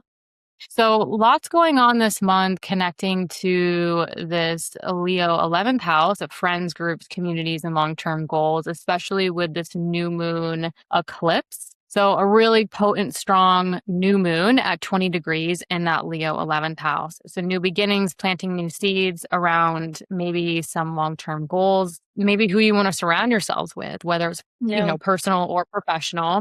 But this new moon has to pass over this Jupiter. And so it gets expanded, it gets bolstered a bit. And, that could all kind of pulling in those Jupiter themes to the long-term goals or the new beginning. Now, Jupiter rules that 6th house of health, work, and routine. So maybe there's some new long-term goals or something going on with social network that might provide like a new chapter, a new opportunity around your work, your health, your routines. Jupiter also rules the Sagittarius 3rd house of like siblings, extended family, communication. So there could be a new chapter regarding those themes or how you communicate, its impacts to your social network, your long-term goals. So there's a lot of potential here. But as this eclipse takes place, we have Mercury at the midpoint of Venus in your 1st house of self and Uranus in that Gemini 9th house of growth and potential. So I think with this eclipse and Mercury at the midpoint in that Leo 11th house, sort of merging or pulling in the Venus in the 1st house of self, Uranus in that 9th house of growth and potential. This could also be sort of integrating and pulling in sort of like, what are my needs? How do I want to take independent action? What do I really love and value? And what do I want to innovate around my overall growth and potential, my truth, my belief, and sort of how that might be integrating with sort of a new path, a new goal, aspirations, and who you want to surround yourselves with. What are your thoughts? I love that. I was thinking also this is like a moment where Libra risings start to realize that maybe certain spaces or networks or aspirations they've held for a long time don't actually reflect who they are anymore. And that, yes, you're allowed to want something different. Because this isn't just about meeting new people. It's about owning your role in your own future and like choosing communities and collaborations and networks that support you and not just your history, your reputation. So with Mercury, excuse me, in your 11th, is the midpoint of Venus and Uranus, this bridges your identity and your beliefs. So Mercury in Leo is basically a bridge between who you are and what you believe in. So you may be thinking about how to bring in more truth and freedom and meaning into your social world or your long-term goals. But there might feel torn between keeping the peace with your current people and honoring like a deeper need for authenticity or alignment. But I mean, this is your friendships and goals can evolve along with you. So maybe and I mean, the new moon eclipse is a really strong new beginning, but I think, this isn't all just going to happen overnight. I think a new moon kicks off something that's going to evolve over the next 5 or 6 months. So it's wherever you're at, just give yourself time to get acclimated to that. But I really like that Mercury in Leo. I think it's bold. It's ready to talk. It sure is. And Jupiter is ready to kind of help kind of expand and bolster the situation here, especially when we get to August 15th, when we have the exact Mercury-Jupiter conjunction, where Mercury kind of joins Jupiter and gets expanded and bolstered a bit. So, Jupiter could be expanding those Mercury-ruled areas, such as your Virgo 12th house of subconscious thought patterns, what's going on behind the scenes, what are you dealing with privately, versus Mercury ruling this Gemini 9th house of growth and potential, that bigger picture. And, some of you could be really focusing on expanding sort of maybe what's going on privately, but how that's also being integrated with your truth, your belief, your knowledge, your growth and potential, like I mentioned, that bigger picture. But this Mercury-Jupiter conjunction really highlights 2 axes in your chart, and that's going to be that Gemini-Sagittarius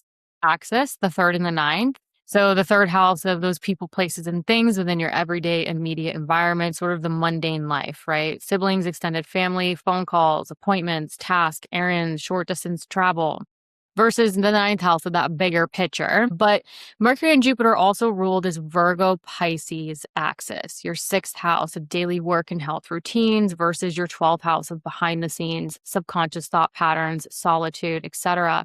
And Ashlee and I wanted to highlight more of the Pisces Virgo axis with this Mercury Jupiter conjunction ruling that axis, because this is where that full moon eclipse in Pisces is going to take place. It's going to really highlight and supercharge that 6th and 12th house axis of sort of like what's going on behind the scenes privately that's impacting your health, your work, your routines, and vice versa. So I think there's a lot that could be really expanding around sort of, friends, groups, communities, long-term goals, but it could be sort of the prelude to what could be really culminating across the 6th and the 12th house axis, especially when we get to that full moon eclipse. Yeah. Any additional thoughts on that? I mean, this is the moment to say that this is the type of future I'm interested in. I mean, it's a big declaration. This could be like the Mercury and Jupiter lets you, oh my God, I like totally lost what I was doing there. I like lost it. Totally lost my train of thoughts. So, I mean, on August 15th, this is basically now Mercury and Jupiter putting into words what that Leo eclipse was resetting for you in your 11th house. Good. And then good way of putting it. Jupiter ruling your 3rd and your 6th houses ties into your vision of daily communication, your work, your health routines. So basically how you're starting to understand more about how your everyday environment and your schedule might need to shift to support these communities and goals you're trying to call in. Preach, 100%.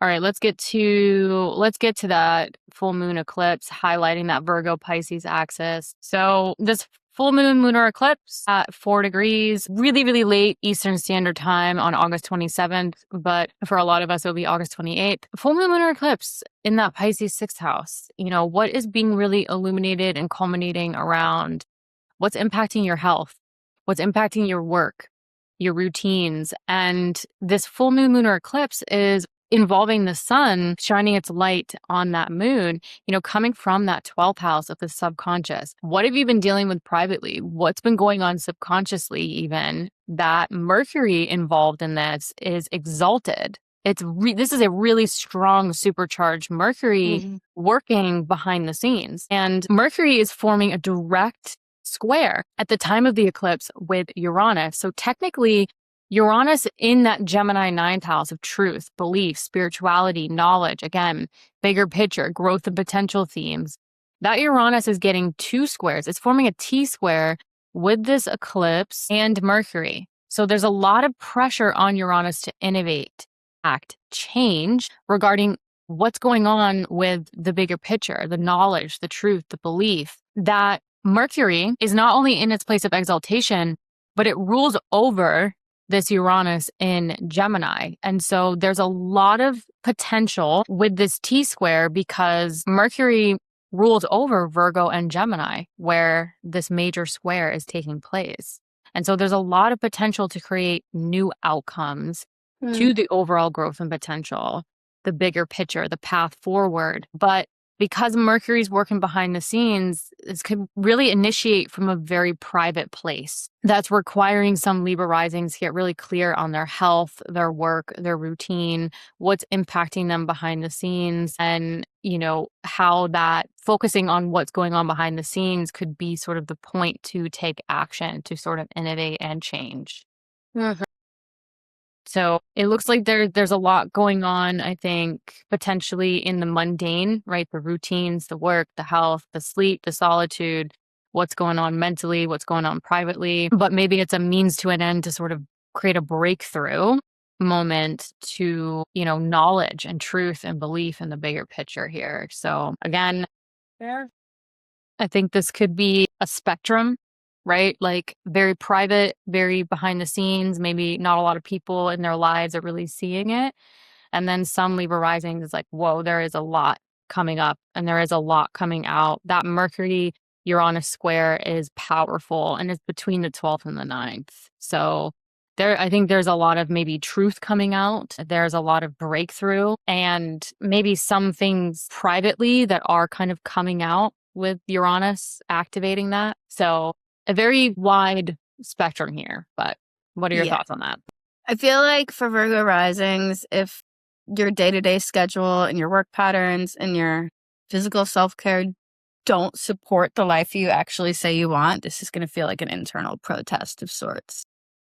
Internal protest is a good word. It's, goodness. So, and then you have like your body, your sleep, focus and stress levels are probably delivering messages to you that you can't ignore. And Mercury in Virgo, it's in rulership, it's in your 12th house. So it's offering a quiet, but still powerful outlet. So I feel like for Libra rising, the best way to work with this eclipse could just be by self-reflection, write in a journal, talk in safe spaces, meditate, but acknowledge what's really going on behind the scenes and make adjustments to your workload and your habits to support that. A necessary breakthrough or change. Necessary breakthrough, yeah. That's 6th, 12th house axis. That's tough. It is tough. It is a tough area. It's a heavy one, balancing that is not an easy one. No. And you've got Venus in rulership in the first house of self and Mercury in his place of exaltation behind the scenes, mentally. So it's sort of like mental and physical, Mercury in exaltation, very strong, Venus very strong in rulership. So maybe some Libra risings are feeling so much focus is on them, is on, what's going on mentally behind the scenes. And there's so much pull towards that as the full moon is also pulling them towards their work, their health, and their routine. Yep. And then Uranus is like, let's just, throw the table up and completely let's just throw it all up. But like you said in the intro, I think there is this opportunity is destabilizing and change, that's going on right now. I think there is this opportunity for some breakthrough going on here. And then we close out the month on August 31st, where this Jupiter-Saturn square takes, trine. Jupiter-Saturn. No more squares. No more squares. That's in the past. Yeah. the Jupiter-Saturn trine takes place. And this is where I think Jupiter and Saturn can really start to work together and create some strategic kind of slow but expansive sort of movement forward. And this is happening across your seventh house of personal and professional partnerships, including marriage. Again, seventh house could include court cases. Again, this is kind of like an interesting take on the seventh house that I'm kind of investigating. And then your Jupiter in that 11th house of the long-term goals, the dreams, the aspirations, your friends, your groups, your communities. So it looks like there is some constructive, slow and strategic through sort of how you connect with others, and how, maybe something needs to change with how you connect with others. Maybe something needs to change within a partnership or, personal and professional partnerships. And that's going to allow some slow but expansive movement to sort of how you connect with others, who you want to surround yourselves with, and those long-term goals. So there is a Mars-Saturn square going on in the background. Now, Mars and Saturn are in their place. They're in fall by essential dignity. And so, how you take action to create this slow, calculated, strategic expansion with the trine could feel a little new, could feel very unfamiliar for some of you, with both of them being in fall. But I think the thing to focus on here is that Jupiter and Saturn in this trine rule a third of your chart. And so there's a lot of opportunity with this trine to actually create new outcomes to literally a third of your chart, right? Jupiter rules the Sagittarius third house of the everyday, right? Your communication, exchanging information, siblings, extended family, those people, places, and things in your everyday environment. Saturn rules this Capricorn fourth house of home, family, property, real estate. Saturn also rules this Aquarius fifth house of children, if applicable, joy, creativity, self-expression. And then lastly, Jupiter rules that Pisces sixth house of daily work, health, and routines. So the Jupiter-Saturn trine, even though it's across sort of the area of partnership, 11th house of social network and long-term goals, could actually create some slow but strategic expansion and new outcomes from the third house to the sixth house for Libra Rising. So there could be some sort of like new outcomes or changes that could start to trickle in as Jupiter and Saturn kind of do this dance with the trine. So I think this is a more meaningful trine than, what meets the eye, basically. Yeah, that's really good. Any sort of lasting thoughts on that? I just think Libra Risings here are kind of over trying to keep the peace and finally starting to choose people and patterns and projects that actually support the life they want. And with Saturn in the 7th right now, it could structure agreements that support you better. Yeah, and Saturn ruling that fourth house of home and Saturn family. ruling that exactly. So it supports your private life, your inner foundation, your home, people you live with, potentially. So a lot of like restructuring. Yeah. To the foundation. That could also include, close partnerships or connections with others that are impacting that. And because Jupiter rules that sixth house where you just had the Pisces eclipse, I feel like this transit could stabilize some of the work or health shifts that were stirred up at that time. Yes. Yeah. So I think, for some Libra risings, they could really see it foundationally or with home, family, even their children. And then some Libra risings, I think it might be more sort of like health, work, mental routine, physical related, health. that eclipse really kind of kicked up. Or, both. Yeah. Like it could be all the above. Yep, some lucky Libra risings could have it all. All right, you ready to move on to Scorpio Rising? Yay, it's your sign. All right, so Scorpio Rising's kicking off on August 9th with Venus in its place of rulership, applying to an opposition with this retrograde Neptune in your Aries sixth house. So this opposition is creating that tug of war, maybe feeling like you need to be in two different places at once. Again, that seesaw of like, how do I balance the 12th house of solitude, rest, recharge, subconscious thought patterns, what you're dealing with privately versus maybe there's Neptune's retrograde. balancing it with maybe a new perspective around your work, your health, your routines, your coworkers, and, really feeling that tug of war across the 6th and the 12th. And like Ashlee, as you mentioned, the 6th and the 12th axis and oppositions can be quite challenging. It's really testing how our mental or what's going on behind the scenes is affecting our health, our work, our routines, and vice versa. And so with this opposition, we have Neptune in that Aries 6th house of work, health, and routines ruled by Mars. And so this Neptune that's kind of taking on a new perspective, but also maybe a little confused, maybe a little like, okay, how do I integrate this?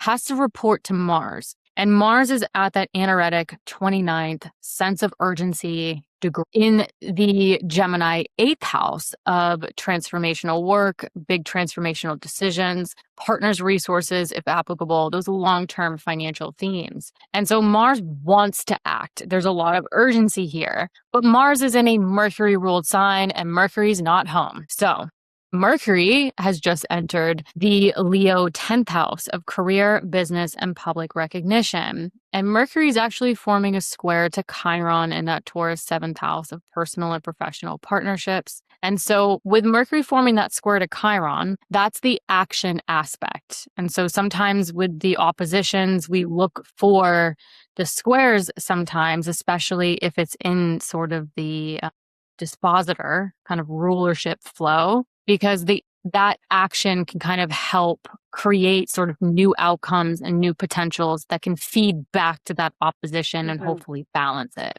So with Mercury square Chiron, Mercury, this is across the 10th house of career, 7th house of partnership. So you could see sort of these conversations, taking action around conversations, communication around business partnerships and career. Maybe communication and conversations around, personal partnerships, including marriage, that might have sort of career themes or undercurrents to them. So if you're partnered up, maybe there's conversations around, the direction you want to take your career, your business, what you want to do, those types of things. Ashlee, you can speak to this as a Scorpio rising. Both my husband and I he's also a Scorpio rising. So lots of conversations about career shifts. Double whammy. Lots. Yes. Yeah, that's been a big thing. Well, that is the square, that is the point of tension. And so when that conversation kind of comes up, maybe it starts to really kind of expand. That Mercury can then report back to Mars, and Mars really wants to take action around money and resources, partners' resources, making big decisions. And then that Mars can report back to this Neptune who's like, whoa, we have a different perspective around work, routines, health, like what's going on here, like the daily grind, and can kind of help give that retrograde Neptune maybe a little bit of perspective after we work through that square and reporting back to that 29th degree Mars to kind of help stabilize that opposition. What are your thoughts as a Scorpio rising? I think on the 9th, Scorpio risings are going to become a lot more aware of how they're doing under the surface. I think with Neptune and Saturn in the 6th house and now both retrograde, potentially starting to see where you've been overworking, overserving, or just schlepping along with the task just to keep going because there's no other option but to keep going. So I feel like a lot of Scorpio risings are probably just taking on a lot of emotional labor no one sees, or is just constantly saying, I'm fine, even if your body's exhausted and your mind's completely numbed out and you're overwhelmed. Yeah, and that Mars is averse to the first, and it rules the first. Mars ruling the first house of the physical body, but being in sort of that averse 8th house, like not being able to see that. It's like, transformation is occurring, but it's like you can't see it right now. And I feel like this is very, all these focuses on shared resources and intimacy and deep transformation right now. They're very shortly going to shift into the bigger questions about belief and direction and major worldview. So I think with the square though, between Chiron and Mercury, there's a tense conversation happening between your public path and then your closest relationships. So I think this could also stir wounds around feeling like you're too much or too intense when you want something more for yourself. Mercury also rules at Virgo 11th house. So It rules out Virgo there could be 11th tense house. conversations Yep. with others, whether it's personal or professional, around like, these are my long-term goals, these are my dreams, these are my aspirations. Like, how the hell do I do it? What are the resources? You got to recalibrate how you relate, especially around work and responsibility and your actual path. So I feel like maybe Scorpio risings are starting to see how unspoken compromises and partnerships shape the way energy and money are shared and what kind of future that's actually going to create. Yeah, I can see that with And it just gets louder. It's just going to get louder. yeah, because in a very visible part of life.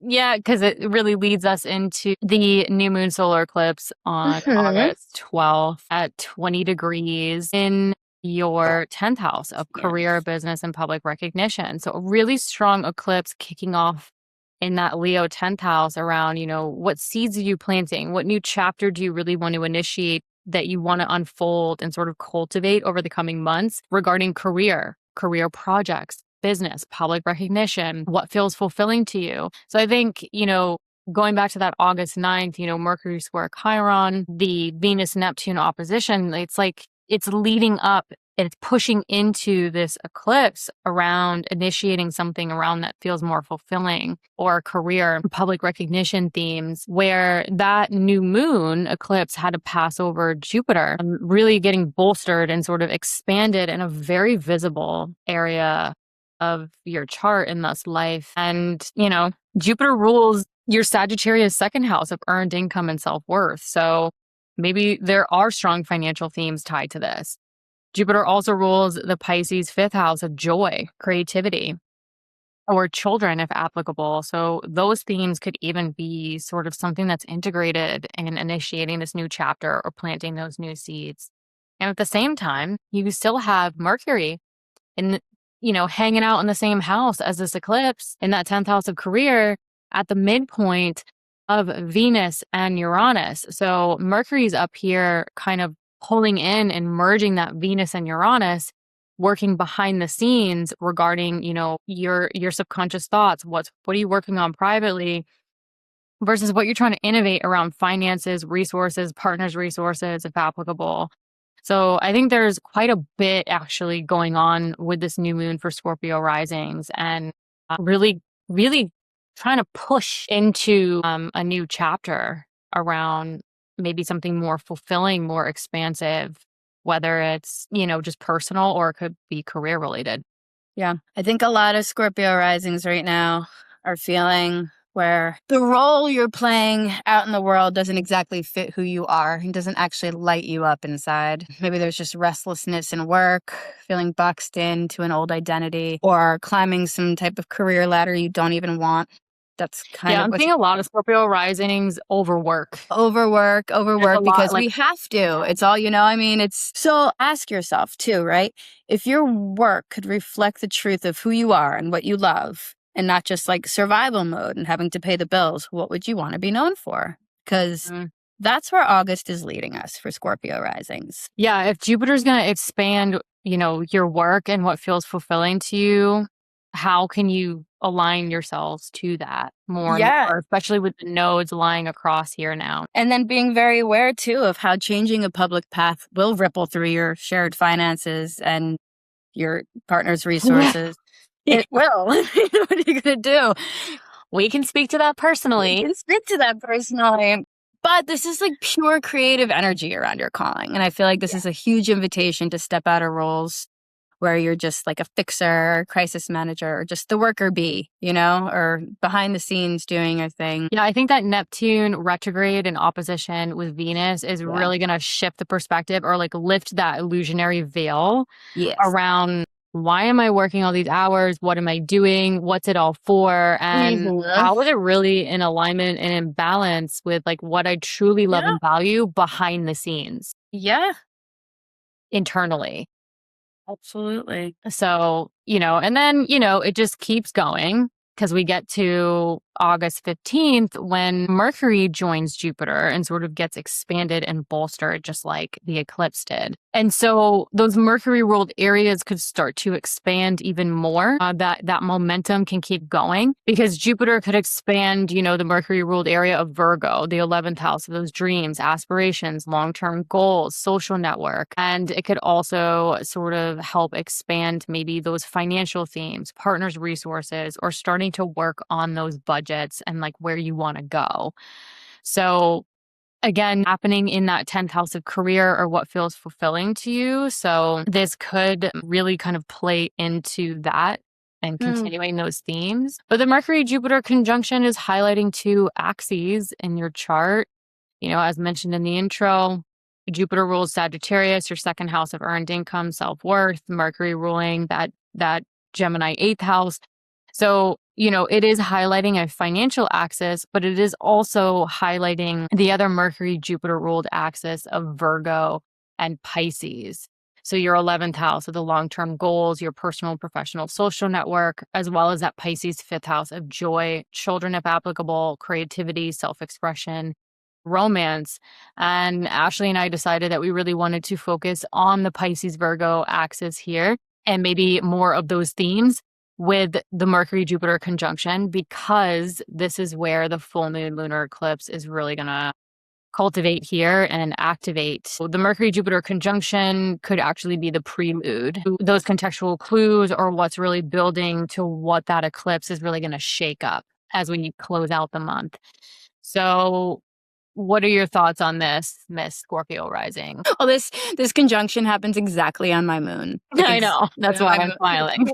Very exactly on my damn moon. So, but it's so interesting too, because, career. So this is your career, your public reputation, and it's influencing your money houses, your partner's money, your networks, and your joy. So I feel like so many Scorpio risings, it's actually all going to come together soon, and we'll actually be able to integrate, what's mine, what's not mine, what do I love to do, and how can I actually put that out into the world, and how can I associate with people who support that. And it's with Mercury ruling the 8th and 11th houses too, and Jupiter expanding that 10th, this whole vision is shaped by like our deepest relationships and our future plans. So, and I think it's very, we're all feeling how changing a direction will affect these shared resources and close bonds, and potentially draw us towards different communities, different collaborators, changing of long-term goals. But yeah, I think this is really where you speak the dream. Write it down, then figure out the details later in the month, because this is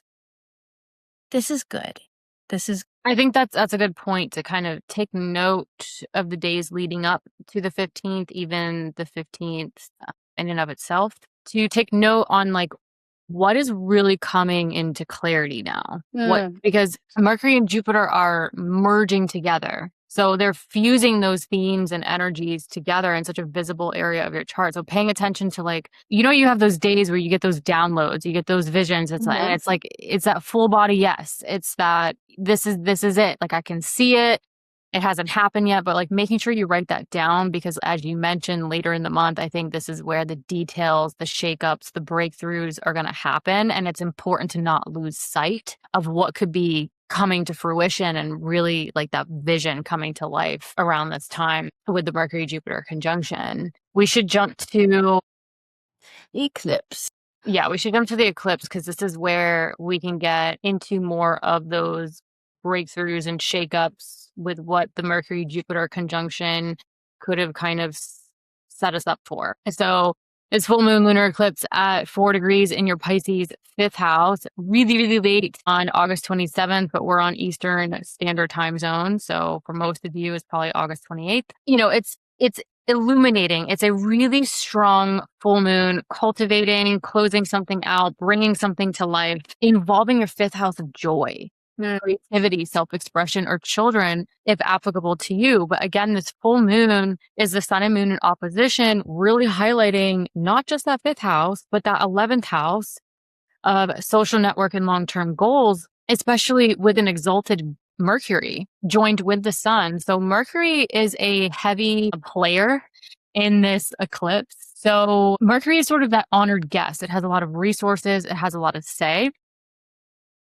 And I think this is where Scorpio Rising is like, you could be really pulled towards like what's going on with children, creativity, self-expression, like what's my joy, but then also being like, all right, what is also really, really strong around the goals I want, the dreams, the aspirations, like what's the bigger picture around that, who I want to surround myself with, and kind of being pulled in two different directions here. And then at the same time, you have Mercury, you have Uranus in that Gemini eighth house of transformational decisions, transformational work, long-term financial themes, resources, partners' resources, if applicable, in a T square with this full moon eclipse across your 11th and 5th and with Mercury. And so there's a lot of pressure on that Uranus in that eighth house to act, to innovate, to change. And so I think some Scorpio risings might really be looking at like partners' resources, long-term resources, finances, big decisions to innovate, to change, to take action on in order to really kind of cultivate or figure out the details, the breakthrough to, what brings you joy, the children, the self-expression, or the long-term goals, who you want to surround yourselves with. And that Mercury ruled this Uranus in Gemini. So Mercury is not only exalted and in rulership in Virgo, but it also rules over this Uranus in the square to Gemini. And so I think there's a lot of stimulation, maybe even destabilization, but there's a lot of resource. There's a lot of strength to the ability to take action and to break through with this eclipse. What are your thoughts on that? I agree. And I think that what's lovely about this eclipse here is it brings up feelings around what Scorpio risings do simply because they love to do it. Whether art, passions, your play, romantic life, your children, and your desire to be seen as you actually are. This is now able to be brought into your 10th house of career and reputation, which is so nice. And it's an alignment of your new direction with what actually makes you feel alive, which I love. And then with Uranus and Gemini wired in here, I mean, there could be surprises, revelations around shared money, agreements, or even realizations about what you share and with whom. And I could almost see this even being like potentially money. I mean, obviously money, but like getting a loan or something. So maybe Scorpio Rising could start their own business, maybe so they could have the resources available to do so. Because not everybody has shared resources either with a partner. So if you don't have somebody to lean on, you're going to need assistance elsewhere. Yes. And then with Mercury stabilizing this, we can respond by reassessing our long-term goals, our friendships, our collaborations. How does that support what we're trying to birth into this world? Because I feel like a lot of Scorpio risings, we're creating something new. We're trying to put it out into the world. And this is the ability to choose spaces and projects that actually support your creativity and stepping away from dynamics that don't. But I feel like this eclipse right here is where a new version of you that's forming in your public life meets like your inner creator. And then there's more courage to imagine a different path, one that's more aligned with who you are, what you really want to put out into the world, not what you've just been doing for the sake of survival mode. Yeah. And the Jupiter in the 10th, it was interesting how you're like, you becoming the creator and really sort of establishing the relationship to like, I can actually take what brings me joy and make that visible or integrate that within my work. Well, yeah, and with fifth house is children, but it's also like creative projects, like birthing of a new project. So it's like this new thing you're creating could be your child and you're putting it out into the world. Yeah. Or like, I've even known some Scorpio risings to even like start to prepare to become parents or to become a stay-at-home parent. And that sort of being that 10th house, this is what brings me fulfillment. This is my career. So, I always like to remind people, career is not something that always brings you money. It can bring you something that feels like really fulfilling. Yeah. In life, that's not always like what a you nice put out ride, there. it's not always a paycheck. And the fifth house connection with Jupiter there could be really interesting with the full moon really cultivating that fifth house there as well.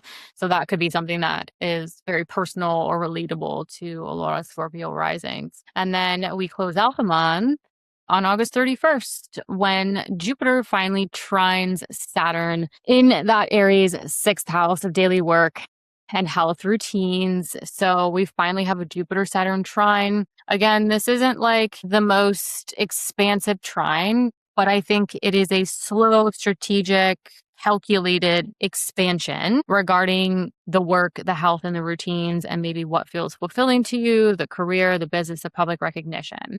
So this isn't like, hooray, more the merrier, let's do this. Saturn is still involved, but I think this is like a nice strategic step potentially in the right direction around expanding, what feels fulfilling, the career, the business, the public recognition. But this could also, I'll get into the rulerships in a moment, but before I forget, there still is this Mars Saturn square going on in the background, which could be quite stressful, a little tense. However, Mars and Saturn are both in their place of fall by essential dignity.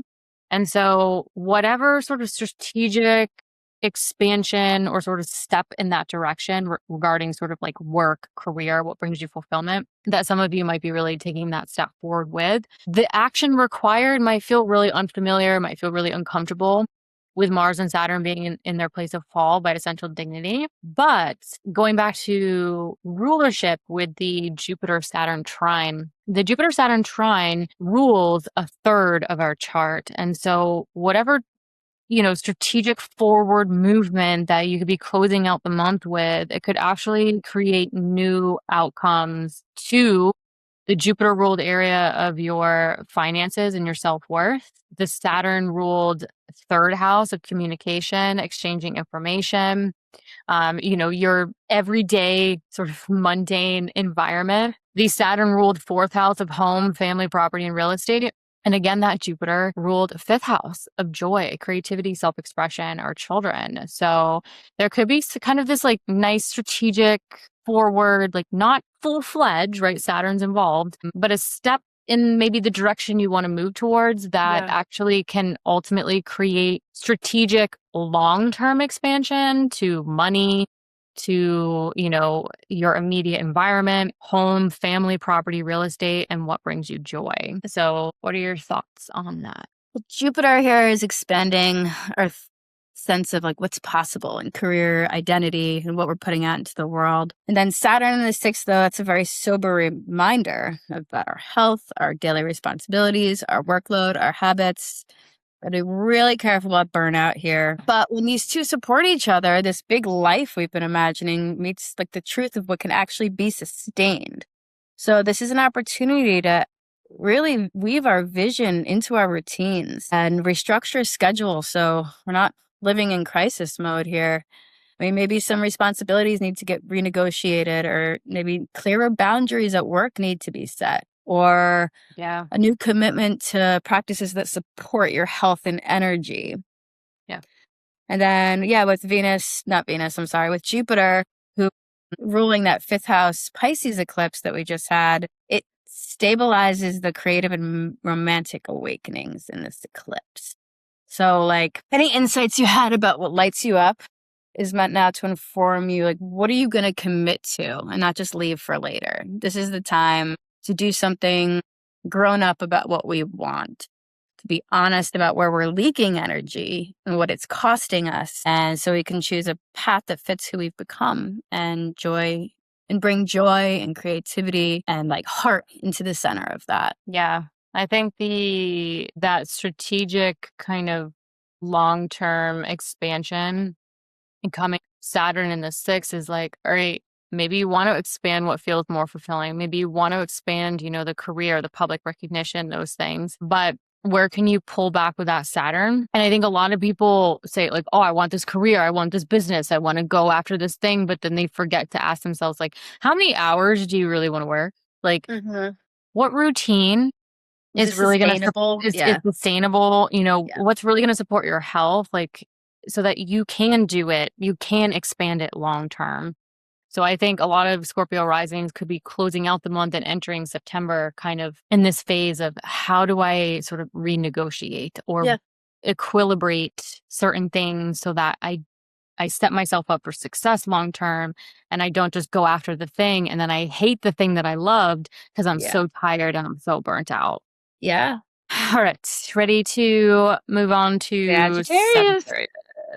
Saggies. All right, Sagittarius risings. We are kicking off August 9th, when Venus, in its place of rulership, a very strong Venus here, starts to apply to an opposition with a Neptune that is now retrograde in that Aries 5th house. So you're starting to kind of come into August in this oppositional tug of war energy across your 11th house and your 5th house. So your 11th house of, what are my dreams, my goals, my aspirations, who I want to surround myself with personally and professionally, versus maybe what's going on with children, if applicable, creative projects, self-expression, romance, that maybe some of you are having sort of like a new perspective on now that Neptune is retrograde. Now, oppositions can be very challenging to balance. So with Neptune retrograde and having this new perspective, it's sort of looking to Mars because it's in a Mars-ruled sign.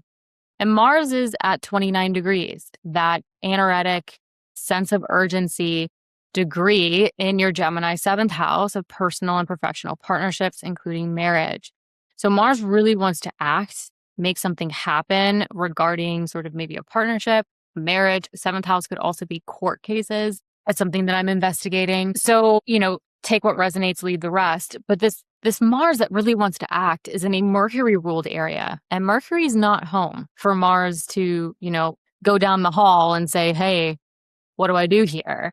Mercury has just entered your Leo 9th house of truth, belief, the bigger picture, overall growth and potential. And Mercury is actually in a square to Chiron in this Taurus 6th house of daily work and health routines. So with this opposition, we keep looking for rulers as we go down, and we find that Mercury is finally in that square with Chiron, and that square is that action aspect. Who's going to manage the action? Who's going to take, who's going to get up and do the thing to kind of get this ball rolling so that we can try to find some sense of balance here? And, Mercury square Chiron, this is between your 9th and your 6th. So, what's going on with your knowledge, your overall growth and potential, the bigger picture, that could be a point of conversation or communication to what you're feeling a little,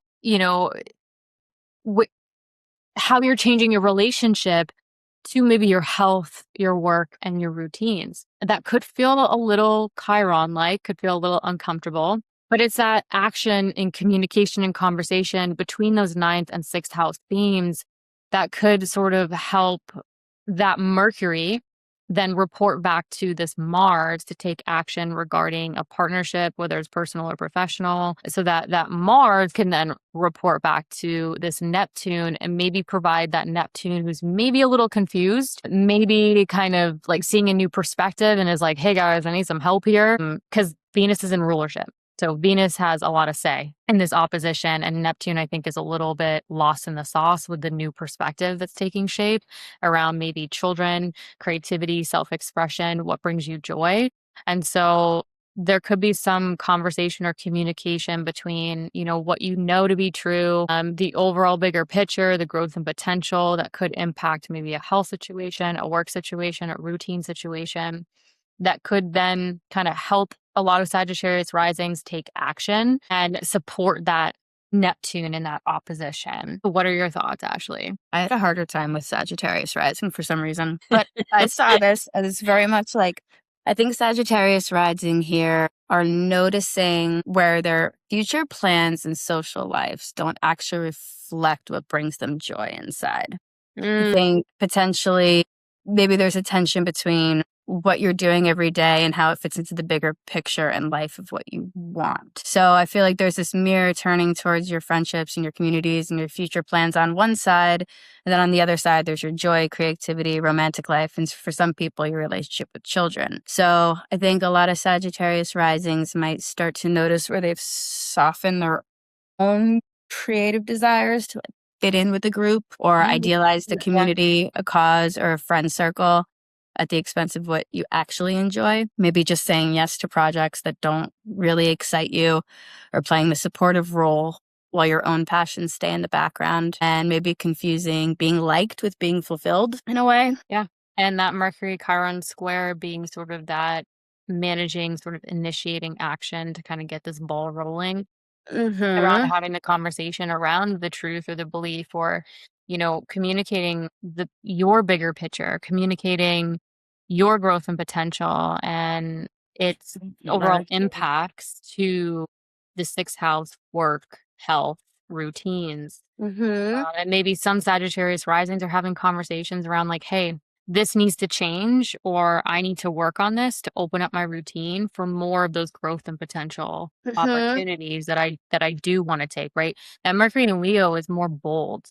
It's Yeah. ready to talk. So, you know, I think Desire for more too. Bigger worldview. yeah, I think some Sagittarius risings around this time could be like a little fed up. Time to speak from your convictions. Yeah, it might be a little fed up. Mars is at that anoretic, intense degree. Mars ruling that fifth house of joy and that 12th house of behind the scenes, subconscious thought patterns at Mm-hmm. that sense of urgency degree might really be kind of jumping out Yeah. to just, I think some Sagittarius risings like going to August might be like a little fed up with something and like ready to say the thing, take action, and it's time to kind of switch gears Yeah. with what new perspective is taking place with that Neptune that maybe months ago it was like, oh, this is fine. We're going through, and then all of a sudden Neptune goes retrograde, opposes Venus in its place of rulership, what we love and value. And it's a little bit like, actually, what's going on here? Yeah.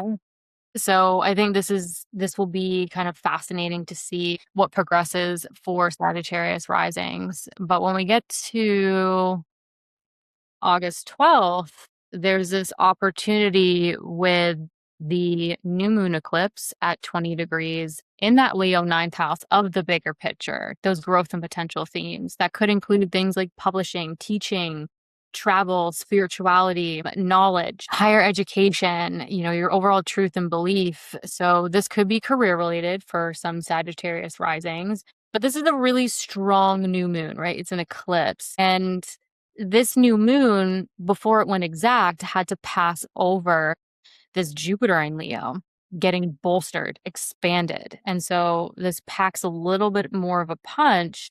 And in the same house, down the hall, we have Mercury here at the midpoint of Venus and Uranus. And this one's interesting because, Mercury rules that angular seventh house of personal and professional partnership, where Mars just had a bit of intensity there. And Mercury also rules this 10th house of what's fulfilling to me, my career, my business, my public recognition. And it's sort of merging, it's pulling in sort of the innovation and change that could be taking place with those seventh house themes of partnership. And it's merging that Venus in the 11th house of the long-term goals and sort of who you want to surround yourselves with. So there could be a lot sort of initiating or seeds being planted around the direction you want to take, the overall growth and potential that's ultimately going to cultivate over the coming months. But it could really be integrating, what's going on in a partnership, whether it's personal or professional, but also how is this, new chapter really also going to integrate and support my long-term goals and who I want to surround myself with. So, I mean, that's all I got there. I don't know if you want to add anything to that. I just think this is a big perspective shift for Sagittarius risings. There may be a strong urge to change how you're thinking about your life in general, philosophy, long-term plans, where you're heading, long distance travel, Yeah. higher education. And I think this is less about one specific event and more about figuring out what you actually believe in now and what kind of life flows from that. I Because would agree with that. I think there's a lot of outgrowing of old narratives here, but what you Yeah. should do. And now you're ready to live by a more like authentic compass of what you really want to do. Especially with that new moon eclipse having to pass over Jupiter. And Jupiter rules the Sagittarius first house of self. It Mm-hmm. rules their physical body, their self. Mm-hmm. And so there's something sort of like revitalizing around the truth, the belief, the overall growth of potential and path. It could also be sort of including a new sense of self, literally. and Jupiter also ruling this Pisces fourth house of home, family, property, and real estate. So really kind of setting new chapters around maybe not only your own identity, but, impacts to home, family, and property and real estate that could be playing into sort of that overall growth and potential and bigger picture that I think a lot of Sagittarius risings are maybe looking at or contemplating around this time. And then we get to the 15th when Mercury and Jupiter join. And again, this is very, very important conjunction, in my opinion, for Sagittarius risings, because Mercury and Jupiter rule two axes in their chart, and both of those axes are angular houses. It's the first house of self, the 10th house of, so Jupiter rules the first house of self, Mercury rules that 10th house of career, or what brings you fulfillment. And then Mercury also rules your Gemini 7th house of personal and professional partnerships. And Jupiter rules that Pisces 4th house of home, family, property, and real estate. So these two merging, it's not just a conjunction. I think it is actually activating a lot of change to those angular houses I just mentioned. But we decided that we wanted to focus on the Virgo Pisces axis. So your 10th house of career versus your 4th house of home, family, property, and real estate with this Mercury Jupiter conjunction, because this is where that full moon lunar eclipse in Pisces will take place, really activating your 10th and your 4th.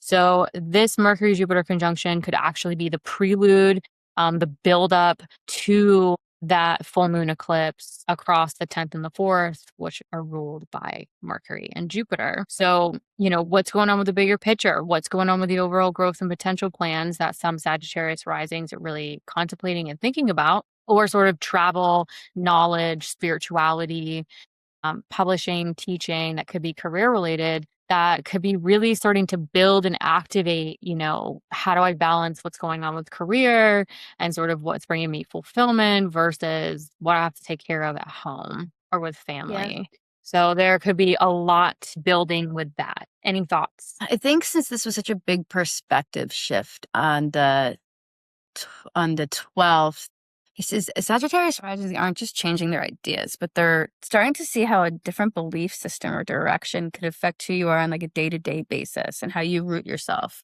what home feels like. And again, this is speaking the dream, writing it down, and then letting the rest of the month show us which parts have real traction. Yeah, and I think for some Sagittarius risings, I just want to mention this because it's really jumping out at me, but the Mars in the Cancer 8th, ruling the 12th, as this is happening, it kind of feels like whatever's really being activated around home and family or career and what brings you fulfillment or both, I think it's either like it's going to work or it's not.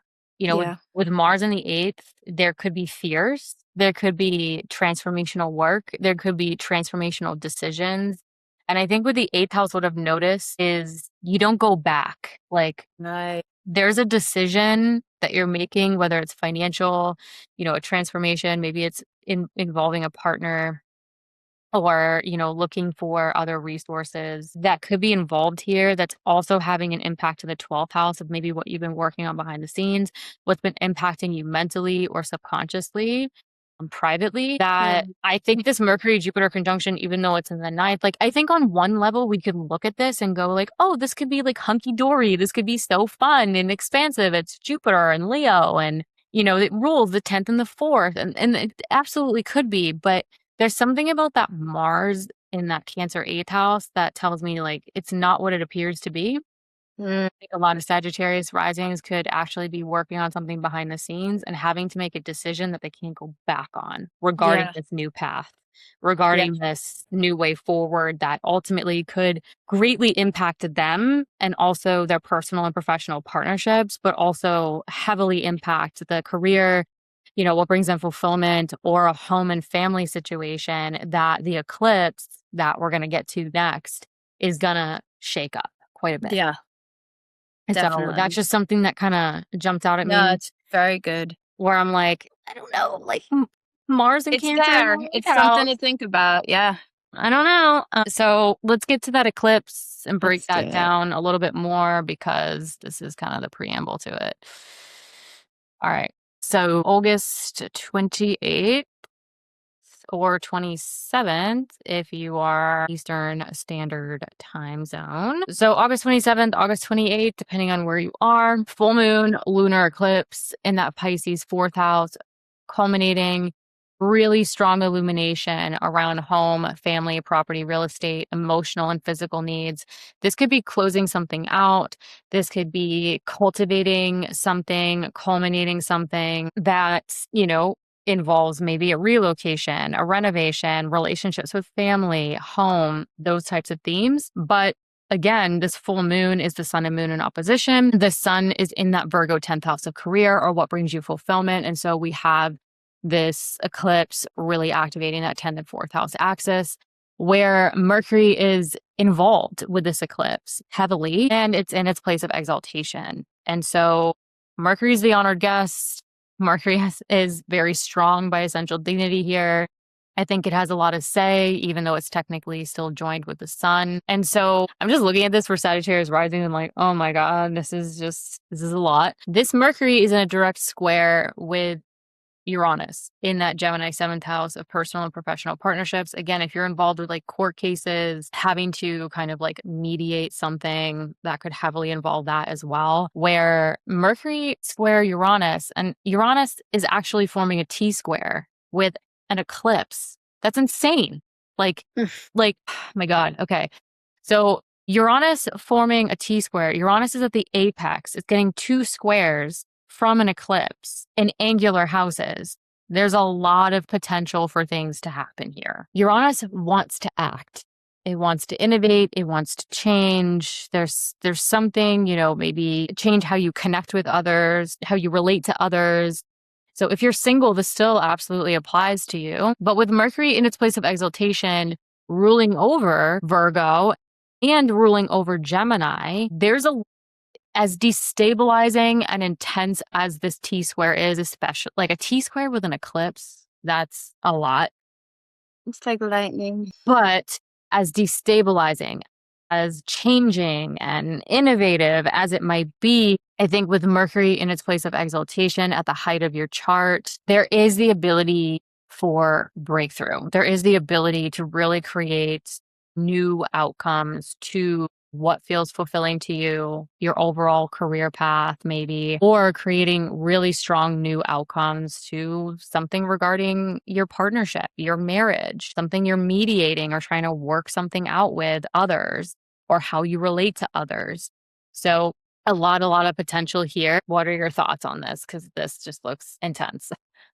I feel like this is a space where any new worldview that has popped up now meets your actual inner foundations, and you're thinking differently, which reshapes what home means to you. Who are you responsible for? How do you want to structure your life on a base level, including what kind of family you want to create or the way you show up with your family of origin? But I think with Pisces in the 4th in an eclipse here, it can bring up blurred boundaries around like caretaking, guilt, or emotional roles you've held in your family for a long time. Maybe you've been carrying a lot more than your fair share or staying in patterns just because they feel familiar. But this is a test of how aligned these big Leo declarations are within your future world.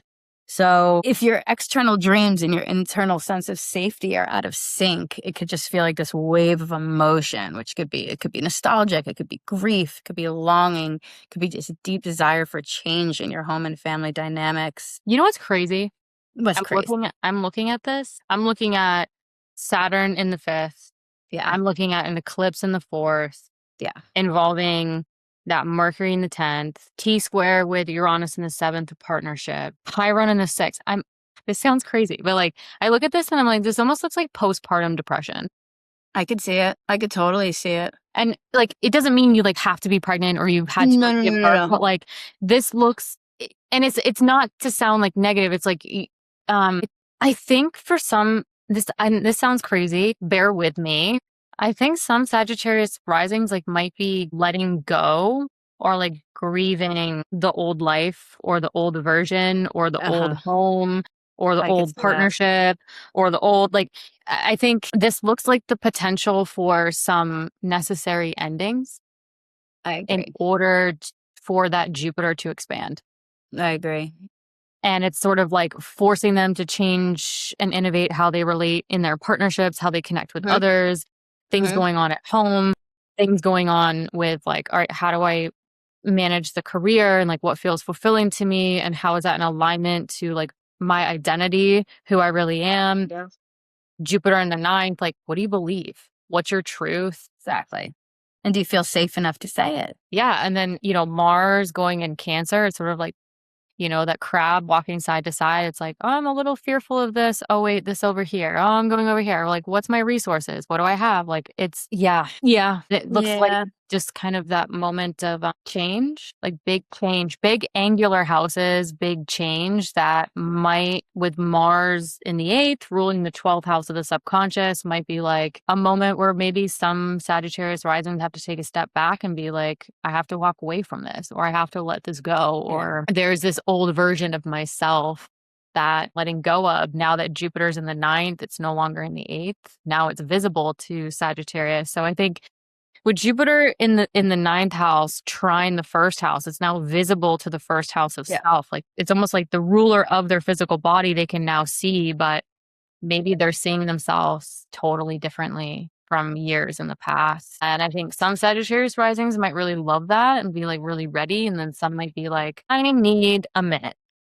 Yeah. All right. So finishing out the month on August 31st, we have the Jupiter-Saturn trine. So finally, the Jupiter-Saturn trine, there can be some slow strategic expansion with Jupiter and Saturn in this trine. Between that 5th house of joy, children, if applicable, creativity, self-expression, and that Jupiter trying to expand the bigger picture, the overall growth and potential. So I think closing out the month, maybe some Sagittarius risings can gain a little bit of traction on taking baby steps in the direction they want to, but this Mars and Saturn are still square in the background.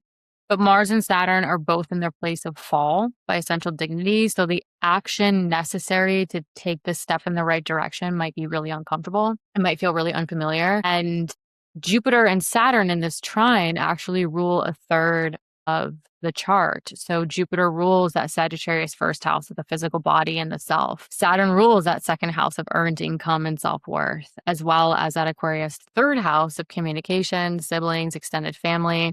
And Jupiter rules at 4th house of home, family, property, and real estate. So whatever sort of like baby steps I think some Sagittarius risings are trying to take to create that expansion and longevity around that might feel really unfamiliar with that Mars-Saturn square. It could really ultimately create new outcomes to really sort of this portion of the chart from the 1st house to the 4th house. So a lot around their sense of self and their identity, their finances and self-worth, how they communicate, and what is really emotionally and physically supporting them on a foundational level. Anything else you want to close out for Sagittarius risings on that? I think at least because Jupiter rules your 4th house, this transit will help stabilize some of the shifts from the Pisces eclipse. So maybe these insights about home, family, and your inner world don't stay just floating around, but they start to actually inform the path you walk or the kind of joy you're willing to prioritize, the foundational life you want for yourself or the next generation, because this could absolutely involve children here.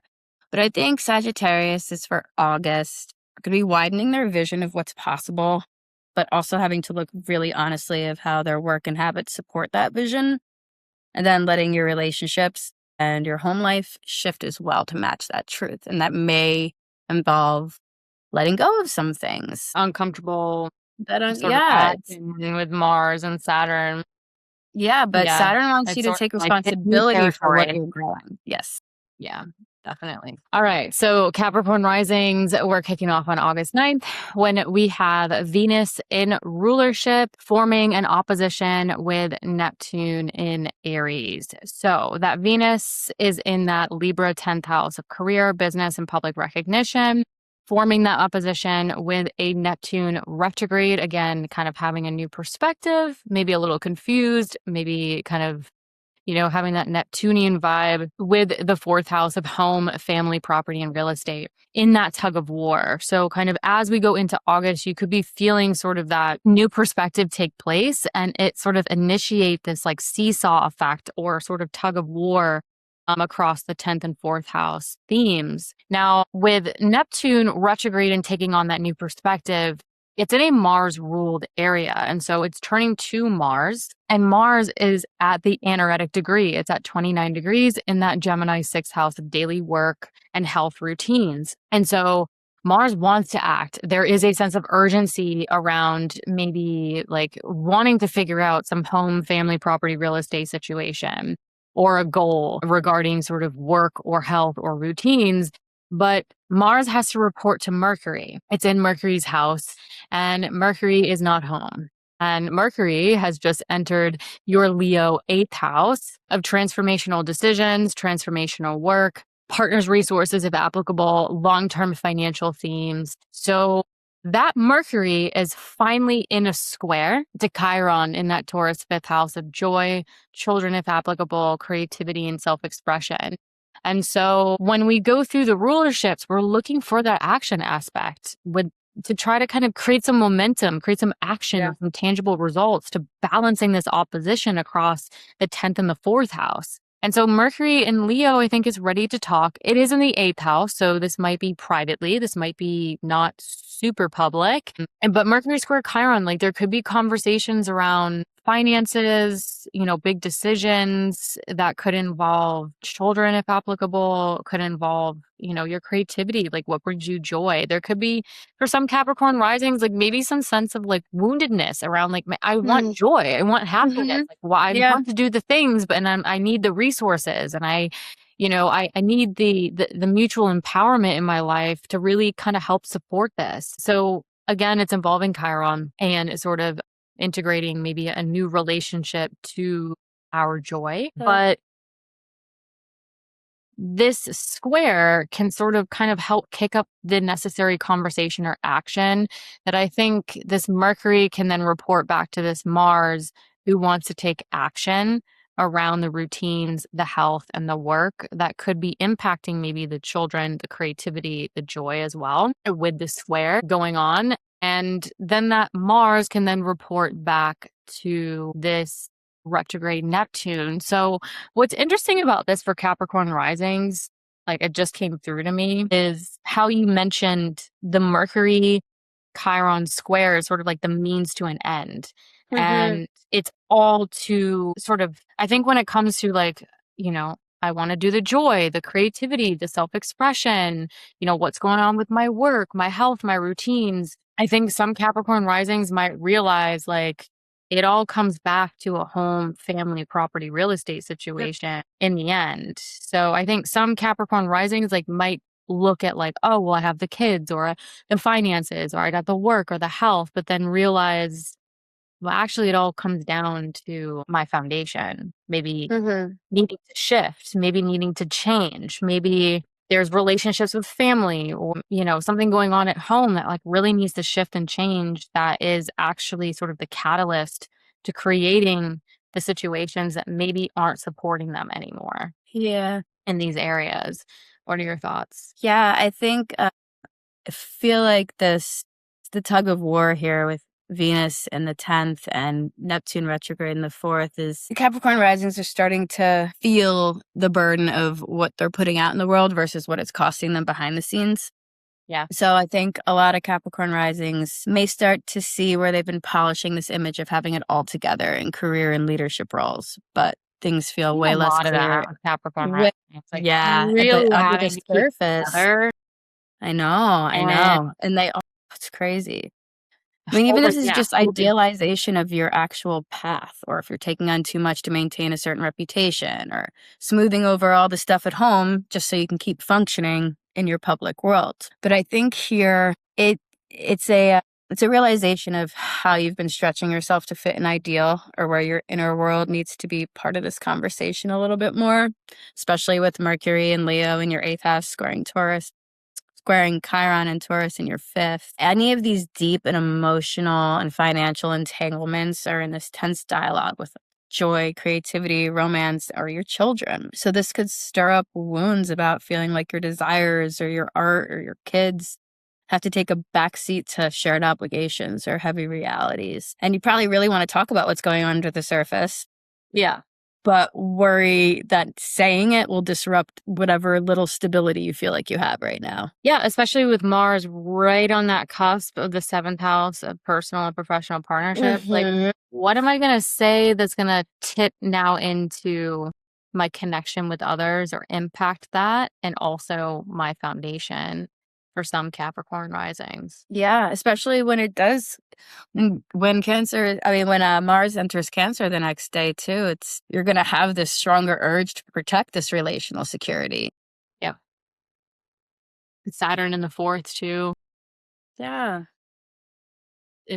There's a lot of Capricorn risings. I know I've had to like really, they're going through it. They've had to really take care of people in their family, step up in ways they couldn't imagine, really have been forced to like restructure their whole lives, their work, even their routines to do so. And so I think this could be kind of like another pivotal shift this month. So when we get to August 12th, there is this new moon in that Leo 8th house that is a really powerful eclipse, this new moon eclipse, planting the seeds, initiating that new chapter around shared resources, mutual empowerment, long-term financial themes, big decisions, transformational decisions that are kind of kicking off this new chapter, or the ability to plant new seeds that could involve, finances quite a bit. But this new moon, before it went exact, had to pass over Jupiter, sort of getting expanded and bolstered here. So this could have a little extra oomph to it. But Jupiter ruling that Sagittarius 12th house of behind the scenes, sort of what's going on privately, maybe subconscious work, transformational work, as well as Jupiter ruling this 3rd house of communication. I think there could be a lot of private conversations going on with this new moon or this new chapter around what Capricorns need, resources, transformational work, making those transformational decisions. And then in that same house, as I say, down the hall, Mercury is here at the midpoint of Venus and Uranus. So Mercury is trying to kind of, I think, bridge the gap or kind of like merge Venus and Uranus. So I think this could also involve like, well, I want to Venus in the 10th, like, how can this new chapter help me innovate my health, my work, and also help me kind of integrate maybe the career or what brings me more fulfillment in a way that feels very valuable to me with Venus in the 10th. So I think there could be a lot going on behind the scenes that Capricorns are sort of working on to kind of hopefully get things going in the direction they want. Yeah, What are your I thoughts on agree. that? Very behind the scenes, lots of private conversations for sure. Yeah. And I think a lot of Capricorn risings are probably ready to change the terms in the Yep. 8th house, whether it's an unspoken contract or how you share money, support, or even just the emotional load you're pouring into these closest bonds of yours and what it's doing to you. Yeah. I think you said it very well. I mean, you have a lot of Capricorn risings in your personal life, and I can speak to the Capricorn risings that I know professionally and personally. It is like, this could definitely be like a change in terms. For sure. Yes. It's like, all right, okay, I've been dealing I'm with gonna give here so that I can change all this other stuff that I've been holding the fort down, keeping it all together. Mhm. And I think that's just like a Capricorn rising thing, right? Like they're It they're is. sort of like the parentified child. Like they always Yes. have to, Saturn rules the 1st house. They're the one a lot of times people turn to. Again, that's very generalized. It's not always the case, but There's an invisible cost to keeping going like this too. Yeah. And I think Mars too, entering the 7th house, it's like, we got to take a different approach, a different action here. So I think this could be kind of the step in the right direction for a lot of Capricorn risings. It's a push. It's definitely a push. Yeah. And then when we get to August 15th, Mercury then joins Jupiter in that Leo 8th house of the transformational decisions, the resources, the shared resources, long-term financial goals. And so I think this is where things, shift a little bit from that eclipse because Mercury was at that midpoint, but now Mercury's involved with Jupiter getting expanded here, where Mercury ruling that Virgo ninth house of the bigger picture, the growth and potential themes that could be career related for some. But Mercury really, ruling this Gemini sixth house of daily work and health routine. So it's sort of like what really needs to expand around maybe investing in the work, investing in the health, the routines, investing in the overall growth and potential. That could be playing into sort of the change in terms for some Capricorn risings. And the Mercury Jupiter conjunction rules two axes in the chart. So Mercury and Jupiter rule the Sagittarius and Gemini axis, so the 6th and the 12th house. So what's going on behind the scenes, that's affecting your physical work, your health, and your routines. And Mercury and Jupiter also rule this Virgo, Pisces, 9th and 3rd house axis, right? What's going on in the everyday mundane, the phone calls, the appointments, the tasks, the errands, siblings, extended family, communication, exchanging information, versus that 9th house of the bigger picture, the travel, the truth, the belief, the spirituality, right? The publishing, the teaching, the higher knowledge. And we decided that we wanted to focus on the 9th and 3rd house axis because this is where the full moon Pisces eclipse is going to activate later this month with Mercury.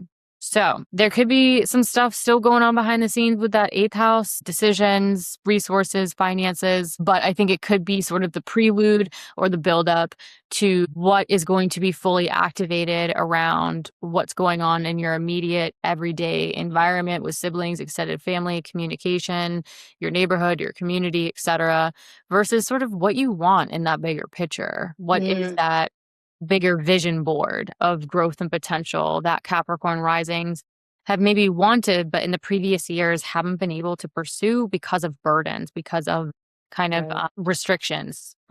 Right. So I think this is kind of those 8th house themes of like, what decisions need to be made? What resources do we need to kind of get this moving in that direction? Yeah. Any thoughts on that? I think you nailed it, honestly.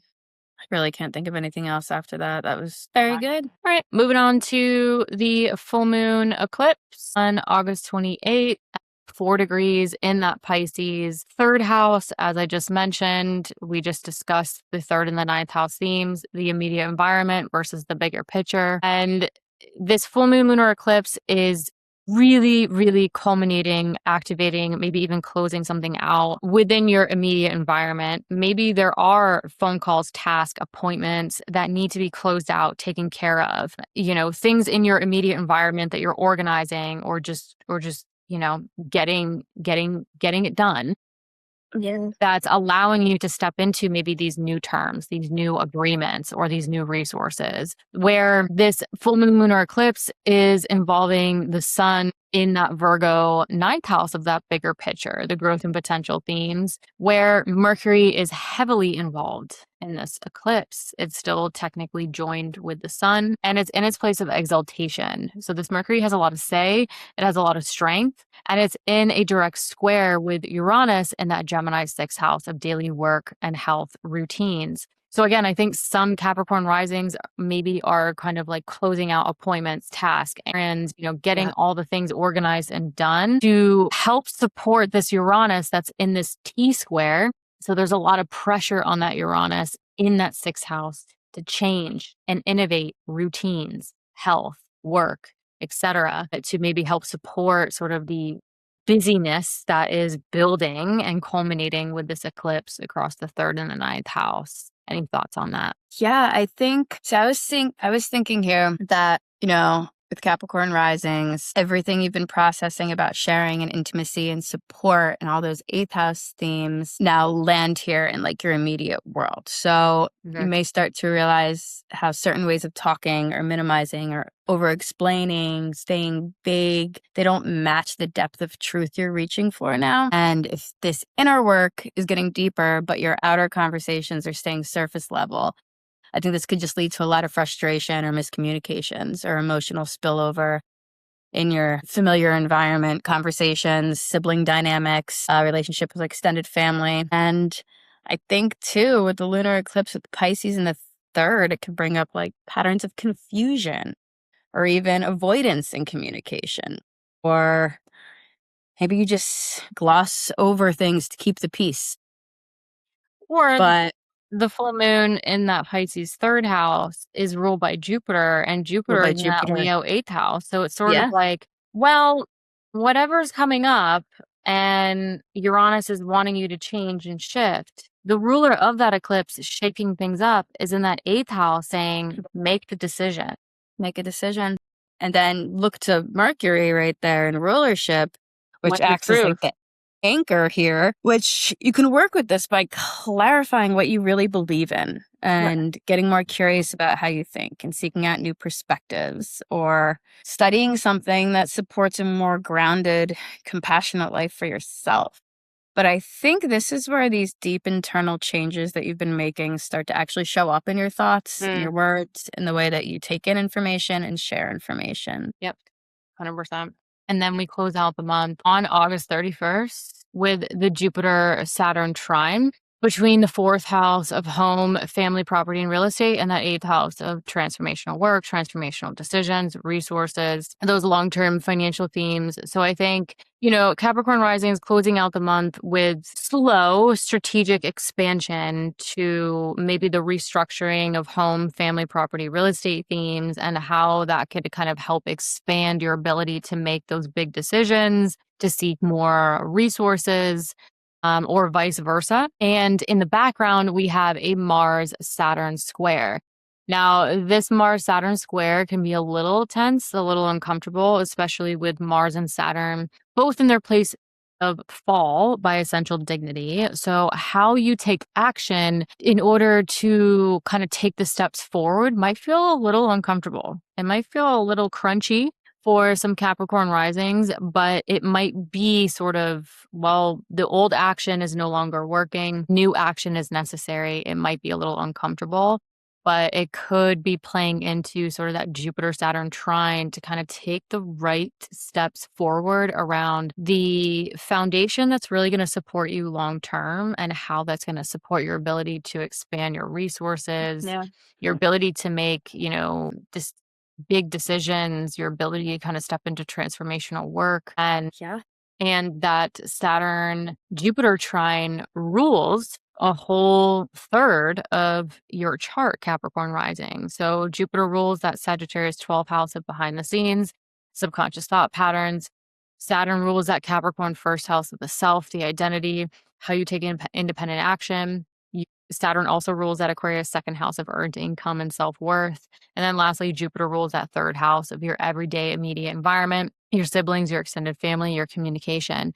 And so in a way, it might be uncomfortable new territory with this Mars Saturn square, but the trine here is ultimately, I think, an opportunity to not only take a step in a more sort of long-term expansive direction across the fourth and the eighth, but it can actually create new outcomes to like your subconscious thought patterns, your what really supports your physical body, your ability to take independent action, your finances, and how you communicate with your everyday immediate environment. Yeah. So I think a little crunchy, a little uncomfortable, but it might be kind of some baby steps in the right direction to get some Capricorn risings out of where they've been the past.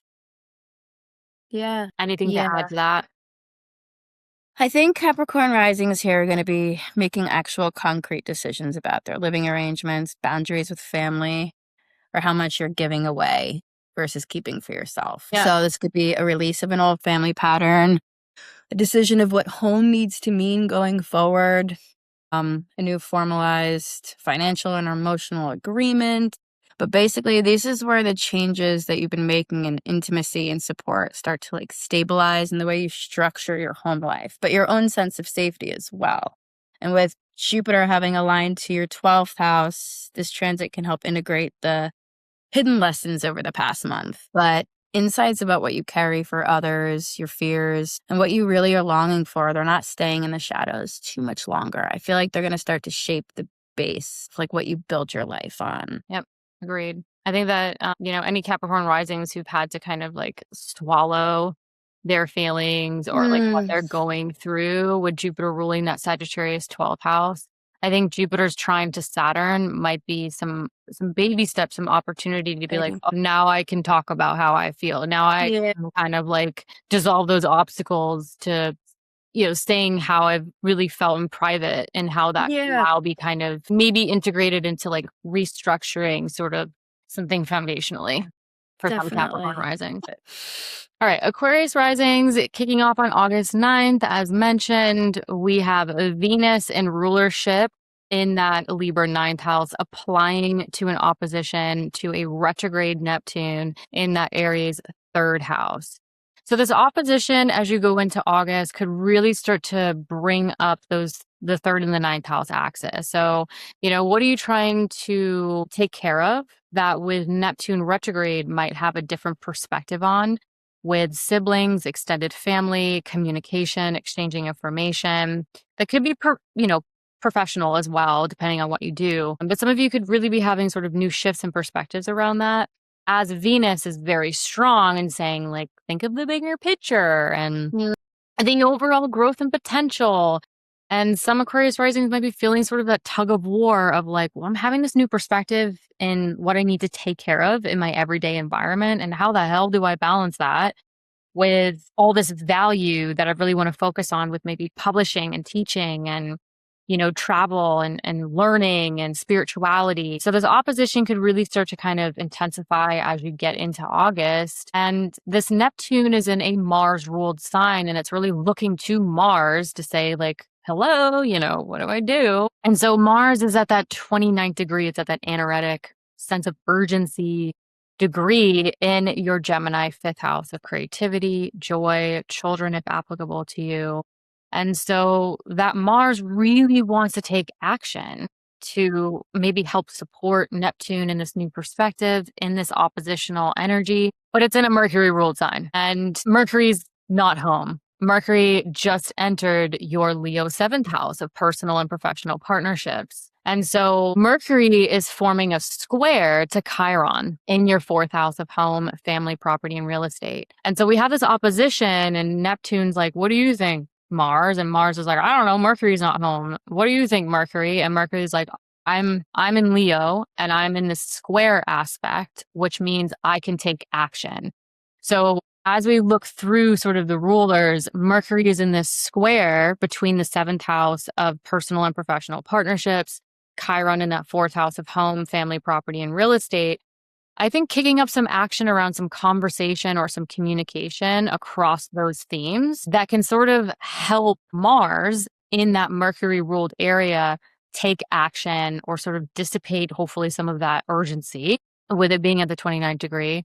But I think this could be some conversation, some necessary communication around like a living situation, a relocation, renovations, relationships with family, people you live with, and maybe some partnership themes, whether it's personal or professional or vice versa, that can create some momentum to play into that Mars really having a lot of urgency around maybe what brings you joy, your creativity, your self-expression, that can then report back to that Neptune who's like, whoa, what's going on? The veil's been lifted. I have a little bit of a different perspective around here that can hopefully kind of help balance that opposition. So I think ultimately, like you mentioned, Ashlee, like the Mercury Chiron square is like a means to an end, right? Like the conversations around partnership and personal and professional partnerships and a living situation, something foundationally that needs to happen, can sort of be the opportunity to take action around what brings you joy, the creativity, and sort of help feed that Neptune who might be a little bit confused around, how do I communicate? How do I take care of these things in my immediate environment so I can get back to focusing on the bigger picture and the overall growth and potential? Is there anything you want to add to that? I can almost see this as Aquarius risings feeling like they like lost their own point of view here. They could be like coming back to something. Like, taking a break or doing something differently and then coming back to something and being like, well, I feel differently about this now. Yeah, definitely. And it's not like, doesn't make you fake or anything. It's just now this is noticing where your mind needs clarity and where your words have to like catch up there and especially with Mercury and Leo in the 7th square and Chiron and Taurus in the 4th. I feel like this could stir up old wounds around feeling understood at home, feeling safe to be yourself in your family dynamics, or how much yourself you can actually share. Yeah. And it might press on old sensitive history. Or And I think some Aquarius risings with the South Node now in the 7th house and Jupiter also expanding the 7th house of personal and professional partnership. Like that Mercury Chiron square, I think maybe there's been changes to partnership.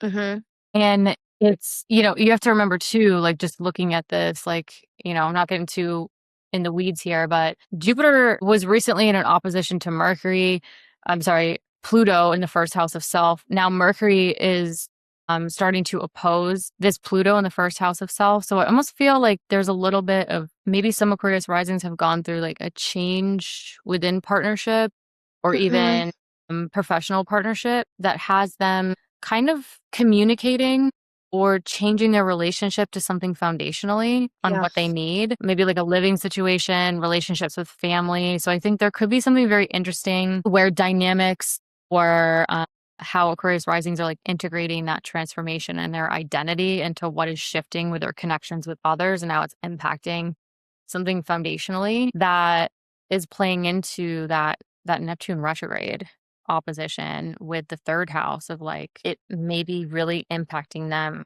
on the day-to-day level when some of them maybe want to get back to like, I want to get back to the bigger picture here with Venus and rulership. Yeah. So Definitely.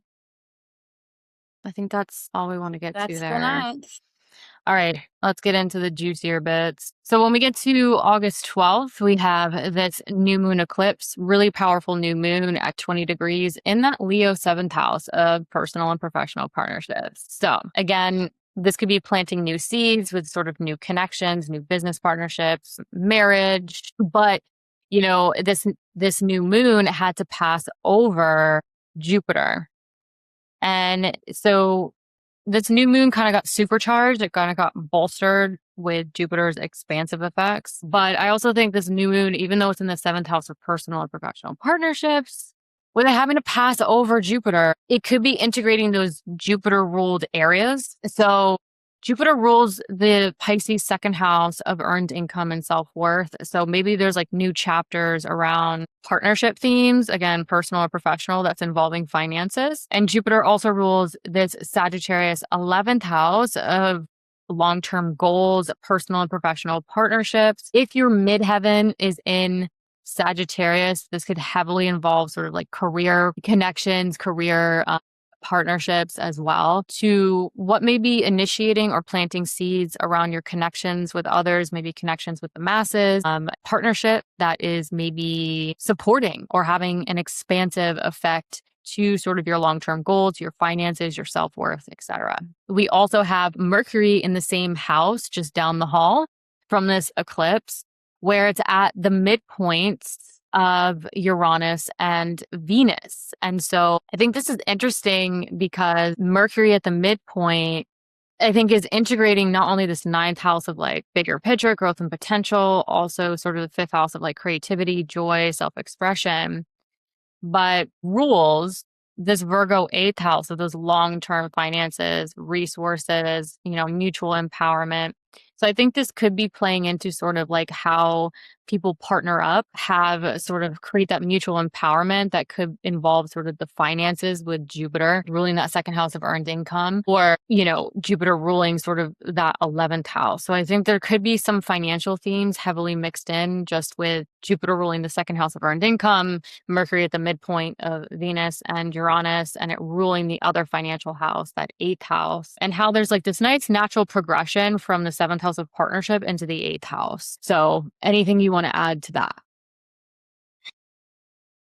I mean, the eclipses it brings the spotlight to the contracts in your life, romantic contracts, business contracts, even open enemies. But I feel like this is like, okay, what kind of relationship supports you in this moment? And I know this isn't like a ending a relationship, but I do think it's a relationship reset here. I think new terms are going to be established within your existing relationships or the connections that you may become willing to entertain. And then Venus at the midpoint, with Mercury at the midpoint of Venus and Uranus. It's like a bridge between belief and pleasure in a way. So I wonder if this could be like a new chapter for Aquarius Risings that bridge like their truth, their belief, their knowledge into their joy within those partnerships. So like whether you're single or whether you're partnered up, what you just said kind of like hit home a little bit for me with the Aquarius Risings I know personally and professionally.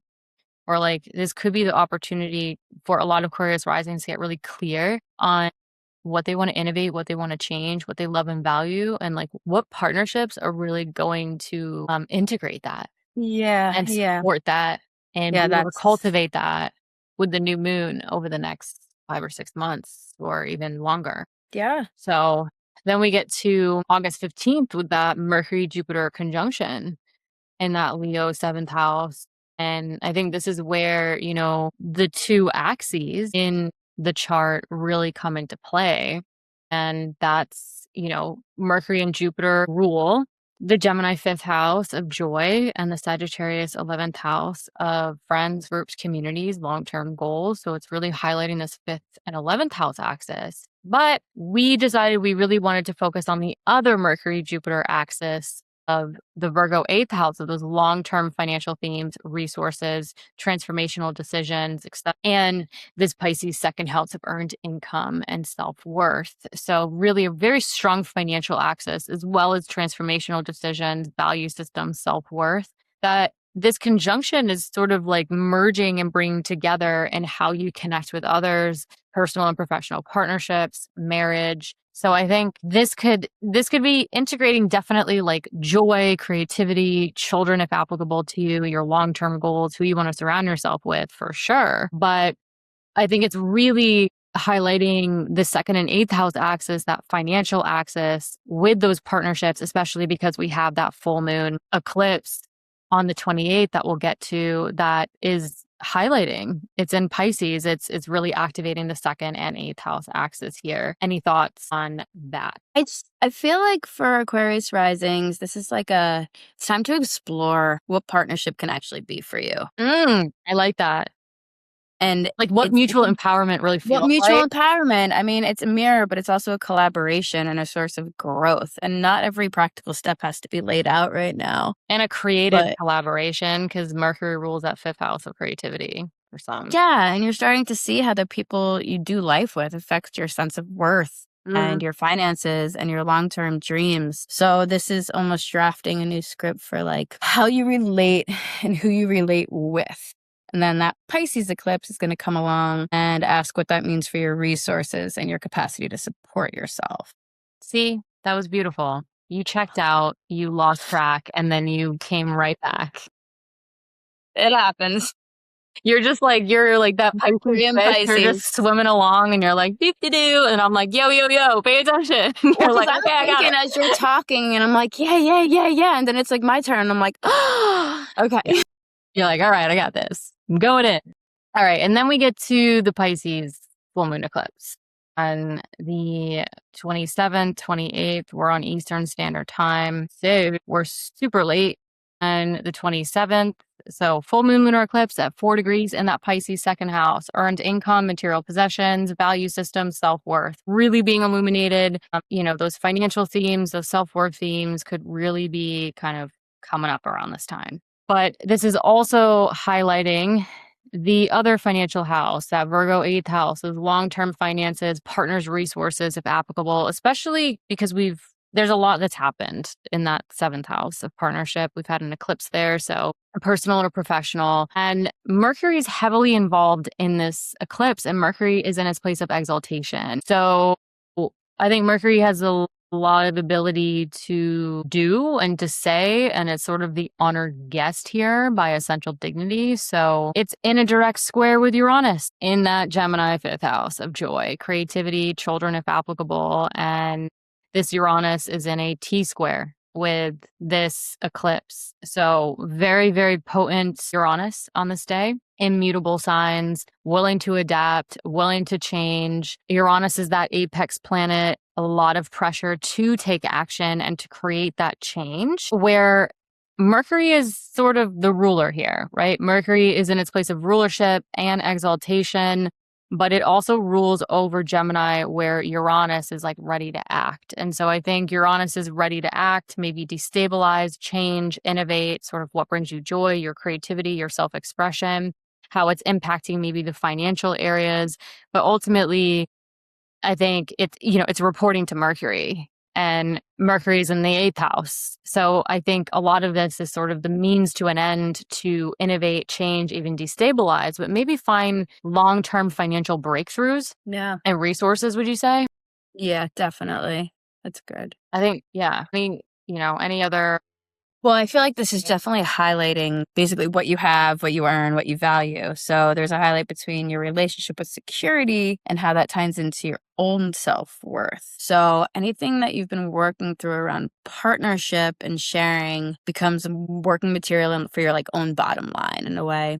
So I think a lot of Aquarius risings might be seeing clearly where they've undervalued themselves, maybe even over-relied on others, or blurred the line between mine and ours in a way that doesn't feel so good anymore. So if the partnerships have evolved, but your financial or self-worth patterns haven't, this would be a pretty big pressure point. So I think also with Pisces in the second, it could bring up some old stories about scarcity, guilt, and you may feel emotions about spending, earning, receiving, Or setting maybe price. allowing, like with Jupiter in the 7th, ruling the second, like where if you are partnered up and you have a scarcity complex or your problems with receiving, like you Yeah. said, where does that need to close out? Where does that need to end? I think maybe some Aquarius risings, like where can you like allow yourselves to receive? Yeah. And then, I mean, rely on Mercury in Virgo right here. It's in the 8th house, but you can work with it by looking practically at shared finances, debts, Yeah. any energetic exchanges,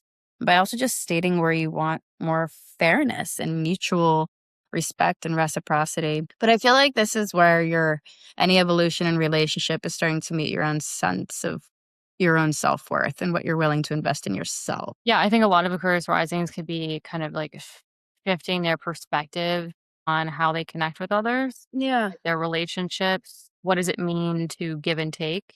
Mhm. How that can create like new innovations and new breakthroughs, and maybe even create more space for more joy Yeah. We'll try. with Uranus there. So then closing out the month on August 31st, we have this very interesting Jupiter Saturn trine. So in the previous years, Jupiter and Saturn have been in squares, creating a lot of tension with maybe where we want to expand versus where we need to restrict. And now with these two in the trine, I think there can be more flow, strategic, slow flow, but Mhm. maybe some baby steps in a new direction that feels like it can have a little bit more longevity and flow. Now, I mean, this is happening across the 3rd and the 7th. So maybe there's, with Saturn in the 3rd, maybe there are some things that Aquarius needs to take care of in their everyday Mhm. environment that can sort of help support maybe more space and abundance and expansion to connecting with others, having more time with their personal and professional partnerships. There will be this Mars Saturn square going on in the background that can be a point of action. However, the Mars Saturn square, both of these planets will be in their place of fall by essential dignity. So the action being taken could feel very uncomfortable. It could feel like you're navigating new territory. Maybe some of you throughout August realize like old actions, old habits, that action didn't really get you to where you need to go. So now some of you are integrating like new ways of taking action, and it just feels uncomfortable. It feels new. So, the Jupiter Saturn trine could be this baby steps in a direction, but just keep in mind that the Jupiter Saturn trine, Jupiter and Saturn, they rule a third of your chart. They rule your Sagittarius 11th house of long-term goals, personal and professional social network. Saturn rules your Capricorn 12th house of subconscious thought patterns, what's going on privately, what's going on behind the scenes. Saturn also rules your 1st house of the physical body and the self. And Jupiter also rules that Pisces 2nd house of earned income and self-worth.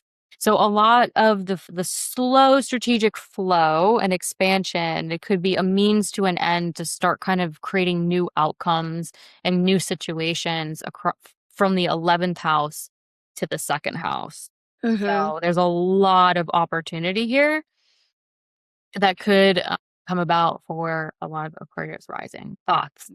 Yeah, I mean, I think too that this is where Aquarius risings are actually take some responsibility for building these new relationships up. I mean, if Jupiter in the seventh has been expanding your sense of what partnership can be, which is more generosity, more honesty, more growth. And then Saturn in your third trying that is asking you to take responsibility for your own mind, your own words, and how you think, speak, and listen. So, in order to improve these partnerships, you're realizing that you also have to speak differently, listen differently, and maybe you're going to start committing to new communication habits, clearer language, less avoidance, and more truth in your partnerships or close communications. Or maybe you just want to start choosing conversations and information that nourish the bonds you want instead of feeding anxiety. And then with Jupiter having it lined to your second house, where we just had that Pisces eclipse, this could help stabilize some of the self-worth and money issues that arose then. Yeah, there could be some But sorting out with that this month. yeah, but I think Aquarius risings here, August is about being like honest in what you really believe and how you speak your truth and what that means for your close partnerships, your money, your self-worth, and the way you show up for your own joy. Yeah, especially with Venus in rulership and that Yeah. ninth house. Like Venus is up there, like, speak your truth, Speak your follow truth. your Like what? value. And then everything else down there is like, we're shifting, we're moving, we're shaking, we're breaking through. Mhm. So I think, all in all, I think it is an opportunity for a lot of Aquarius risings to kind of break through, make some necessary changes. But I think also for some, like this might resonate, like be a little bit more bolder, Hmm. with Jupiter Less in avoidant. Yeah. Leo in that seventh house. Like Mhm. I think some Aquarius risings with like Pluto in the first, I'm changing, I'm transforming my sense of self. And then Jupiter comes into Leo and it's like, all right, I can start kind of expanding my new sense of self within my connections with others and being a little bit Mm. more bold, a little bit more Jupiterian with that. Yes. And Jupiter ruling that second house of earned income and self-worth, like really valuing yourself and seeing how that impacts like your earnings, your value system, all of that. So I think it's all good. I think it could be some really, really juicy bits for a lot of Aquarius risings. Are you ready to move on to Pisces? All right, Pisces risings. August 9th, we have Venus in its place of rulership in that eighth house, forming an opposition with Neptune, now retrograde in your Aries second house. So this opposition going into August is really amplifying that tug of war across your financial axis. So we have Venus in rulership in that eighth house, which is sort of like, those long-term finances, those big transformational decisions, resources, even partners' resources, if applicable, that seem pretty strong with Venus and rulership there. But it's in opposition with this Neptune who's now retrograde and maybe taking on a new perspective around maybe what's been illusionary or Mm. chaotic or Mhm. confusing around your own earned income, value system, and self-worth. That now is at this point of contention of like, whoa, okay, new perspective. Like, how do I balance this? And so Neptune is in a Mars ruled area. And so it's sort of looking to Mars to say, what do I do here? And Mars is at the anaretic 29th degree, which is a very urgent, Mars wants to act. There's a lot of urgency with this Mars at 29 degrees in that Gemini fourth house of home, family, property, and real estate. So there could be a lot of stuff that you're trying to maybe close out since Mars has been going through that fourth house for some time with Uranus there. And with Mars at that 29 degree, it wants to act, but it's in Mercury's home. It's in Mercury's house. And well, Mercury's not home. And so it's looking to Mercury to say, I need to act. There's a lot of urgency here. Like, I want to finish this out. I want to move on into Cancer, but Mercury has just entered your Leo sixth house of daily work, health, and routines. And it's in a square with Chiron. in that third house of communication, really your everyday environment. And so when we get to when we go through the rulership, right? Because Neptune's like, what do you think, Mars? And Mars is like, I don't know. What do you think, Mercury? And Mercury's in that square. So the square is the action aspect that maybe we can get a little bit momentum to kind of help that feedback loop to Neptune, who might be taking on a new perspective or have a little bit confusion going on. So the Mercury Chiron square between your sixth and your third, this could be conversations and communication about your work, your health routines, and sort of its impacts to your everyday environment. Things going on with siblings, extended family, short distance travel. Maybe there's a lot that's happened and a lot that Pisces risings have been trying to manage in their everyday lives that now Mercury square Chiron, like they're ready to talk about it. Yeah. And they're ready to talk about how it's impacted their health, their work, their routines. And I think in doing so, it can kind of create some of that momentum or that necessary outlet to help this Mars kind of say, okay, this is what's going on here. Maybe this is like the urgency around the action regarding the home, family, property, real estate that might be also impacting the work, the health, the routines, and also what's been going on in the immediate environment that then can gain some perspective and then feed back, like that Mars can feed back to this Neptune who's a little like, whoa, what's going on, guys? Like what's this new perspective? And that can kind of maybe help get that momentum and like feed back to that Neptune to kind of help that Neptune anchor a little bit in that opposition with that really strong Venus. So what are your thoughts on that? I feel like for Pisces risings, some may notice where they've been idealizing a shared situation. Maybe leaning on someone else's stability or even just undercharging or overgiving in your finances because maybe you are afraid to ask what you really need. But I believe that this is like a blurred boundaries here around giving, receiving, and relying on others. And I think that there could be like for some Pisces risings, there could have with the Mars Uranus conjunction happening in the fourth house, Chiron in the third house, like there could be a lot of stuff that's happened with like family and siblings and things going on at home that has pushed some Pisces risings into, like you said, like maybe overgiving or like being forced into a situation where it's like, I have to work, I got to take care of the kids, I have to do this, I have to do that, I have to manage this. And now Neptune's retrograde and it's like, hold on a second, my self-worth, my value, like yeah. where do I need to pull back? Because like with Mercury in that sixth house of health, work, and routines, it's like, how is this impacting my health? How is this impacting me and my vitality? Like there's only so much you can keep going all the time. So, and I think that could be part of the Mars at the 29th degree, like that sense of urgency of like, I don't want to, I'm done. Like I'm done with this situation. Like I've been dealing with like the foundational stuff and having to deal with money and the foundational stuff. Like I need maybe some Pisces risings at this point will be like, there's urgency around like, I need a break. I need a time out. I need to talk about this. Like, what can my body and mind handle right now? I'm a little burnt out. I can't tolerate this anymore. Yeah. And then with Mercury in the sixth, though, it can give you more courage to like describe that. Name the gap between how you're functioning and what you need to function well without feeling like a failure. Yeah.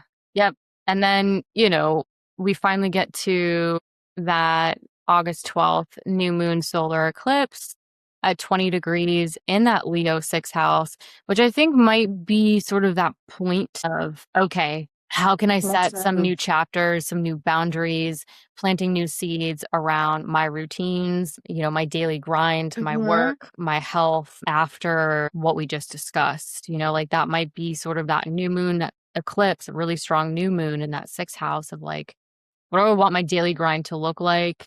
After what's transpired, especially now that Mars is in Cancer, it's kind of cooled off from that sense of urgency around the home, family, property, real estate stuff that I think a lot of Pisces risings have been dealing with a lot of changes in that department.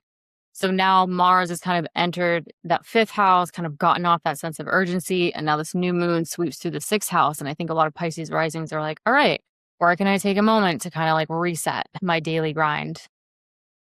Yes. But, Like you rewrite know, what the normal day is. yeah. And as you mentioned, you know, when we were breaking this down, this new moon before it went what goes exact had to pass over Right. that Jupiter, and Jupiter rules Pisces' first house of the physical body, the self. So I think some Pisces risings might be like, I really want to focus on my physical body, my health, my Yeah. vitality after maybe what they've had to endure with a lot going on foundationally and even financially. Mars. And we have Mercury in the same house, just down the hallway of this eclipse. And it's at the midpoint of Venus and Uranus. So I think with Mercury at the midpoint, you know, Mercury rules that Gemini fourth house of home and family. It also rules that Virgo seventh house of personal and professional partnerships. So there could be sort of those themes kind of being integrated where Venus is also, you know, Venus involved with this Mercury midpoint could be also looking at sort of resources, decisions that need to be made in order to step into this new chapter or planting new seeds around the daily work, the health, and the routines. So I think there's a lot to think about for Pisces Yes. risings around Lots of this thoughts. around this new moon. Like I think a lot has happened. Like Saturn's going through the second house of earned income. Mars rules that second house. It went conjunct Uranus in the fourth house of home. A lot's been going on financially and foundationally. And this new moon comes along and it's like, all right, you need to reset. Like something's got to give, got to change here, but it requires some thought, I think. Yeah, and it's a reset of your everyday life. So it's like you might want to rewrite what your day looks like completely. I mean, this eclipse is highlighting your relationship with your work, service, your body, stress, self-care. So it's like, ask yourself, how would it feel to have a life where your daily habits actually support you instead of drain you? And then, I think innovating home and family too for some Pisces risings, like there might be a lot of changes that's happened with the Mars Uranus conjunction there and sort of what needs to innovate, what needs to change there, and how that is also impacting Pisces' abilities to for routines around work and health and all of those things that could resonate for some. Yes. And then we get to August 15th. August 15th, we have the Mercury Jupiter conjunction in that sixth house of daily work, health, and routine. So again, I think this could kind of this is coming together where you could see it play out impacting your health, your work, and your routines. However, this Mercury Jupiter conjunction rules two axes in your chart. And we have Mercury and Jupiter. So Mercury rules this Virgo's seventh house of personal and professional partnership. Jupiter rules your Pisces first house of self. We also have Mercury ruling your Gemini fourth house of home and family. And we have Jupiter ruling your Sagittarius 10th house of career, business, public recognition, or what brings you fulfillment. So this Mercury Jupiter conjunction, yes, it's happening in the sixth house. However, it rules all of your angular houses, which means it has a lot of potential to create change and adaptation to your career, your personal and professional partnerships, home and family, and self. So whatever I think is expanding around maybe the vitality, the health, the routines, the work, it could actually be a means to an end to create a lot of visible external changes to those angular houses for Pisces risings. However, we decided that we really wanted to focus on the Pisces Virgo axis, your first and your seventh house axis, because this Mercury Jupiter conjunction, we think is sort of like the prelude to the full moon lunar eclipse in Pisces later this month that we'll get to next. So I think again, I'd love to hear your thoughts on sort of like how this is merging sort of the angular houses. It's creating a lot of visible active change. But I think this could really involve sort of Pisces risings, you know, individual needs versus the needs of others and how that's creating a lasting change to maybe things expanding with career, business, and public recognition, and what's also required to maybe innovate foundationally in order to support all those angular houses. So what are your thoughts? Well, this is like the big picture energy that's applied to the very small, repeated areas of your life. Like sixth house sounds very boring, and it's like no one sees it. Daily grind. But yeah, it's the grind.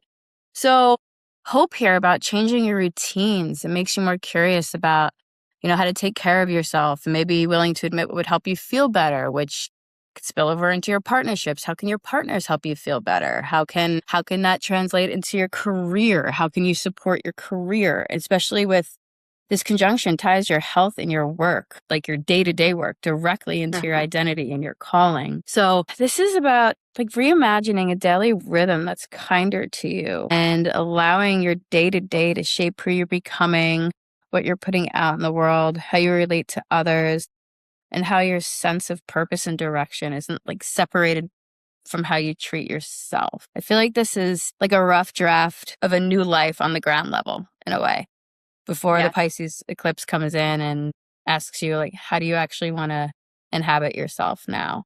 So any changes you want in your work and your wellness, take note of them on the 15th, because the rest of the month will show you which habits are ready to shift. Yeah, or opportunities, maybe. Opportunities, yeah. Like if it's career or work related, I'm wondering sometimes, like I'm almost wondering if the Mercury Jupiter conjunction ruling the 1st and the 7th, right? The self versus the partnership, and also ruling the 10th house of career and the 4th house of public family. Like I wonder if this could sort of like merge the energy for Pisces rising to like make the right connections professionally that then create sort of the opportunity with the eclipse that could involve, Jupiter's rulership over the career and the public recognition. So I think like for some Pisces risings, like looking for like a career path or a change in career, Jupiter is expanding the 6th house of work, health, and routine, but it's also trine that 10th house of career. Yeah. And Sagittarius is ruled by Jupiter. So in a way, I think there could be some flow and some opportunity there. But I love what you said about the 6th house of routine, of like shifting your routines is like kind of coming back to that simplicity and the It is daily simple, grind that then creates those bigger angular shifts in our chart. And the 6th house is like not super visible. So some Pisces risings might feel like they're making shifts in their routine and maybe not everyone is seeing it. And it's like not coming to life yet. But I think it will with the eclipse on the 28th or 27th if you're Eastern Standard Time Zone. All right. So full moon, lunar eclipse, super late on August 27th, Eastern Standard Time Zone at 4 degrees in that Pisces 1st house of the self, the physical body, how you take independent action. So super personal for Pisces risings. This could really kind of put you in the spotlight, kind of make you more visible to what's been going on and what's been unfolding. And this full moon lunar eclipse is also in opposition to the sun. Right. And so it's also integrating that 7th house of personal and professional partnerships, including marriage. Whether you're single, whether you're partnered, this absolutely still applies to you. It's your connections with others, right? It's the mirror. This is really highlighting like your needs versus the needs of others. And Mercury is heavily involved in this full moon eclipse in the area of personal and professional partnerships. And so this Mercury is exalted. It's a very strong Mercury. It's well resourced. It's sort of the honored guest here. So there could be a lot going on in partnership that this full moon lunar eclipse on a very minimal level, I think could really test Pisces rising's ability to be like, this is my needs. This is the needs of others. Maybe, with Mercury in exaltation in that 7th house, maybe the other has, a lot to say, or there's a lot going on. Maybe some Pisces risings actually might be literally watching the partner go through something, watching the other go through something, and that being part of the process. But this Uranus down here in that Gemini 4th house of home, family, property, and real estate is forming a T-square in these angular houses with the eclipse. So for Uranus to be in a T-square with an eclipse and an exalted Mercury in your angular houses, right? Your 4th house, your foundation, your home and family, your 1st house of self, your 7th house of personal and professional partnership. Holy smokes. Like, wow, that's a lot. That's a lot of potential activation and energy, where Mercury is not only in rulership, it's exalted in Virgo, but it also rules over Gemini, where Uranus is the apex planet in that T-square. So there's a lot of pressure on Uranus to act, but it has to report back to that Mercury who's exalted and very well resourced in order to help that Uranus destabilize, act, change, innovate.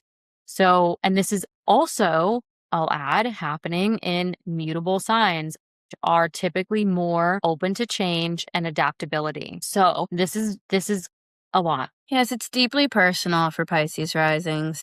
I feel like, just feeling strong feelings about who you are, how you move through the world, and how much of yourself you've potentially even been hiding or diluting. I mean, this eclipse is highlighting your identity and your physical body and the way you take up space. So it could reveal how much you've been shaped by other people's needs or projections or expectations, and now you're ready to reclaim yourself. So anything that you've been trying to change in your work, in your health, and your routines becomes working material here for your sense of self. So I think a lot of Pisces risings might feel a really strong pull to align their outer life with their inner reality. And this is almost a test of the new routines and boundaries that you're trying to create. I almost wonder with that Uranus at the apex of the T-square in that 4th house of home and family, if something will like destabilize foundationally that pushes like the others in their lives or their partnership to turn to them. Yeah. And that Jupiter is in the definitely. 6th house. And I think a lot of Pisces risings are going to be like, well, I got to work, I got to cook, I got to clean, I got to take care of the kids, I got to this, I got to that. And then everyone, all the others in my life are like looking to me. Yeah. So I think this could definitely test that. And it could be playing into that Neptune retrograde too in the 2nd house still. Yes. And then by utilizing that Virgo in your 7th house, just by having clear, grounded conversations in your partnerships and naming who you are now, what do you need? What are you no longer willing to do at the expense of yourself? I mean, this is where all behind the scenes works becomes a little bit more visible. And then your willingness to care for your body, yourself, doesn't just shape how you show up, but it shapes how others get to meet you. Yeah. And I think that Mercury involved with the eclipse in the 7th house of partnership, but also ruling that 4th house of home and family, clear, direct conversations around what's maybe going on with family. What I think sometimes when things become so kind of chaotic, we don't communicate. Like the Mercury in Virgo, again, I speak a Mercury in Virgo, like whenever there's issues in my family, partnership, whatever, I get very clear. Like I say the thing. So I think with Mercury and Virgo involved with this eclipse, it's like some Pisces risings like might need to speak up.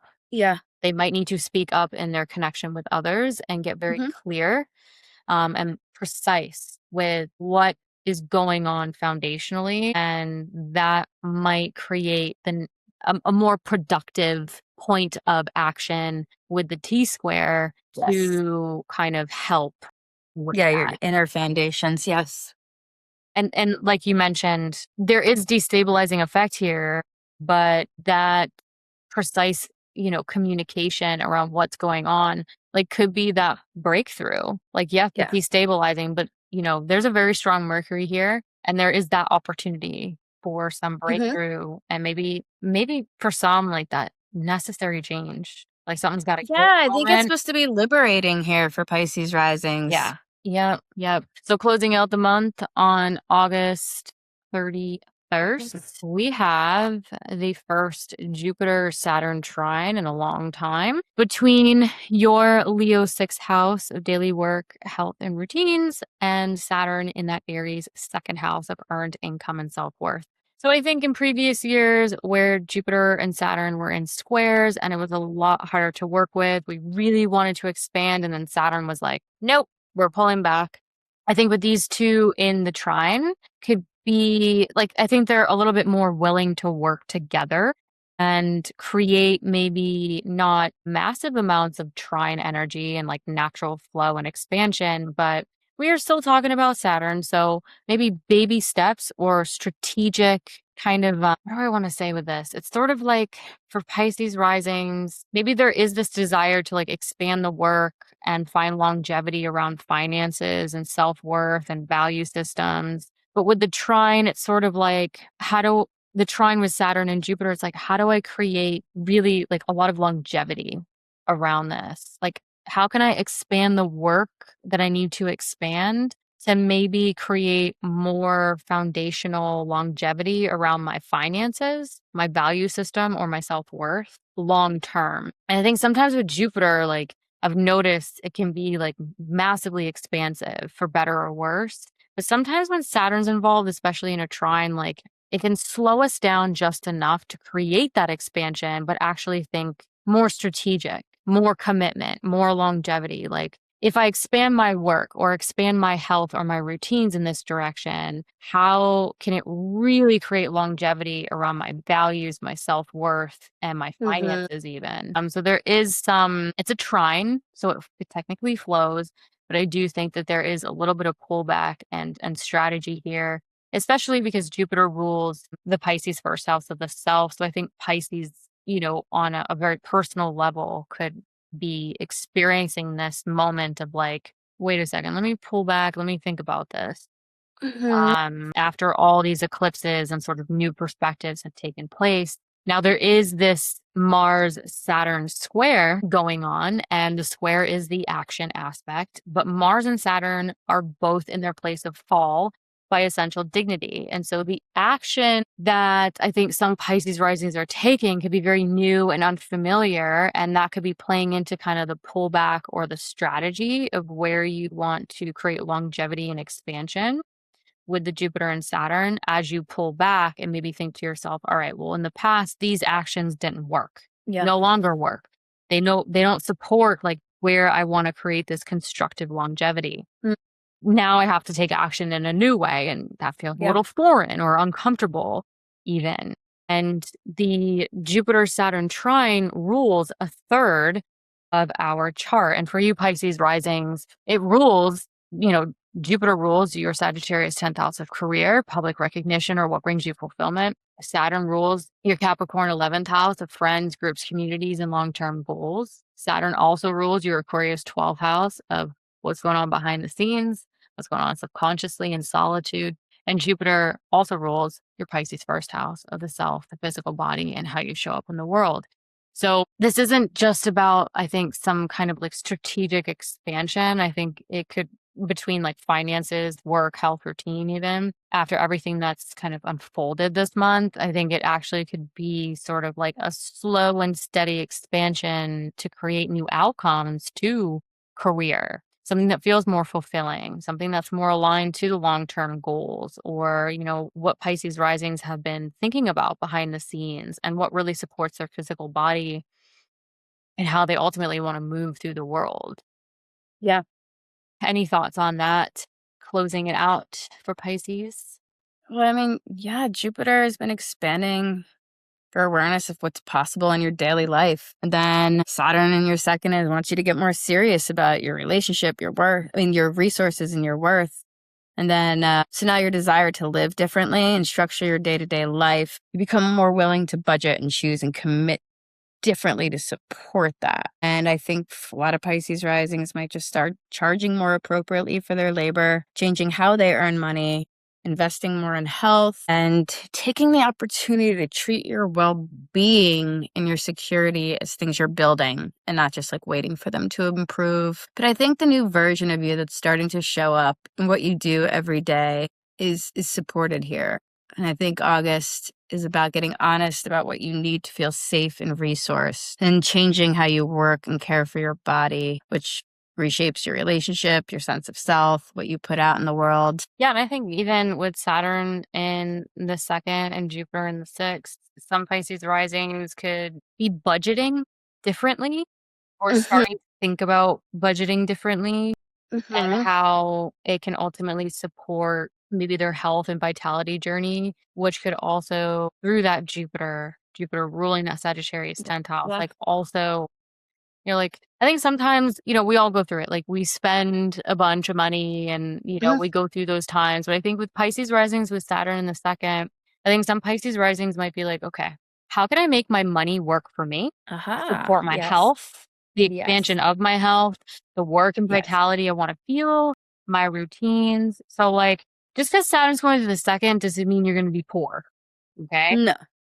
I'll tell you that right now. But Saturn goes to the second. Like some of you might say, you know what? I'm going to stop going out to eat every night and I'm going to hire a housekeeper because Yeah. that's going to open up my routine. Yeah. Or Yeah.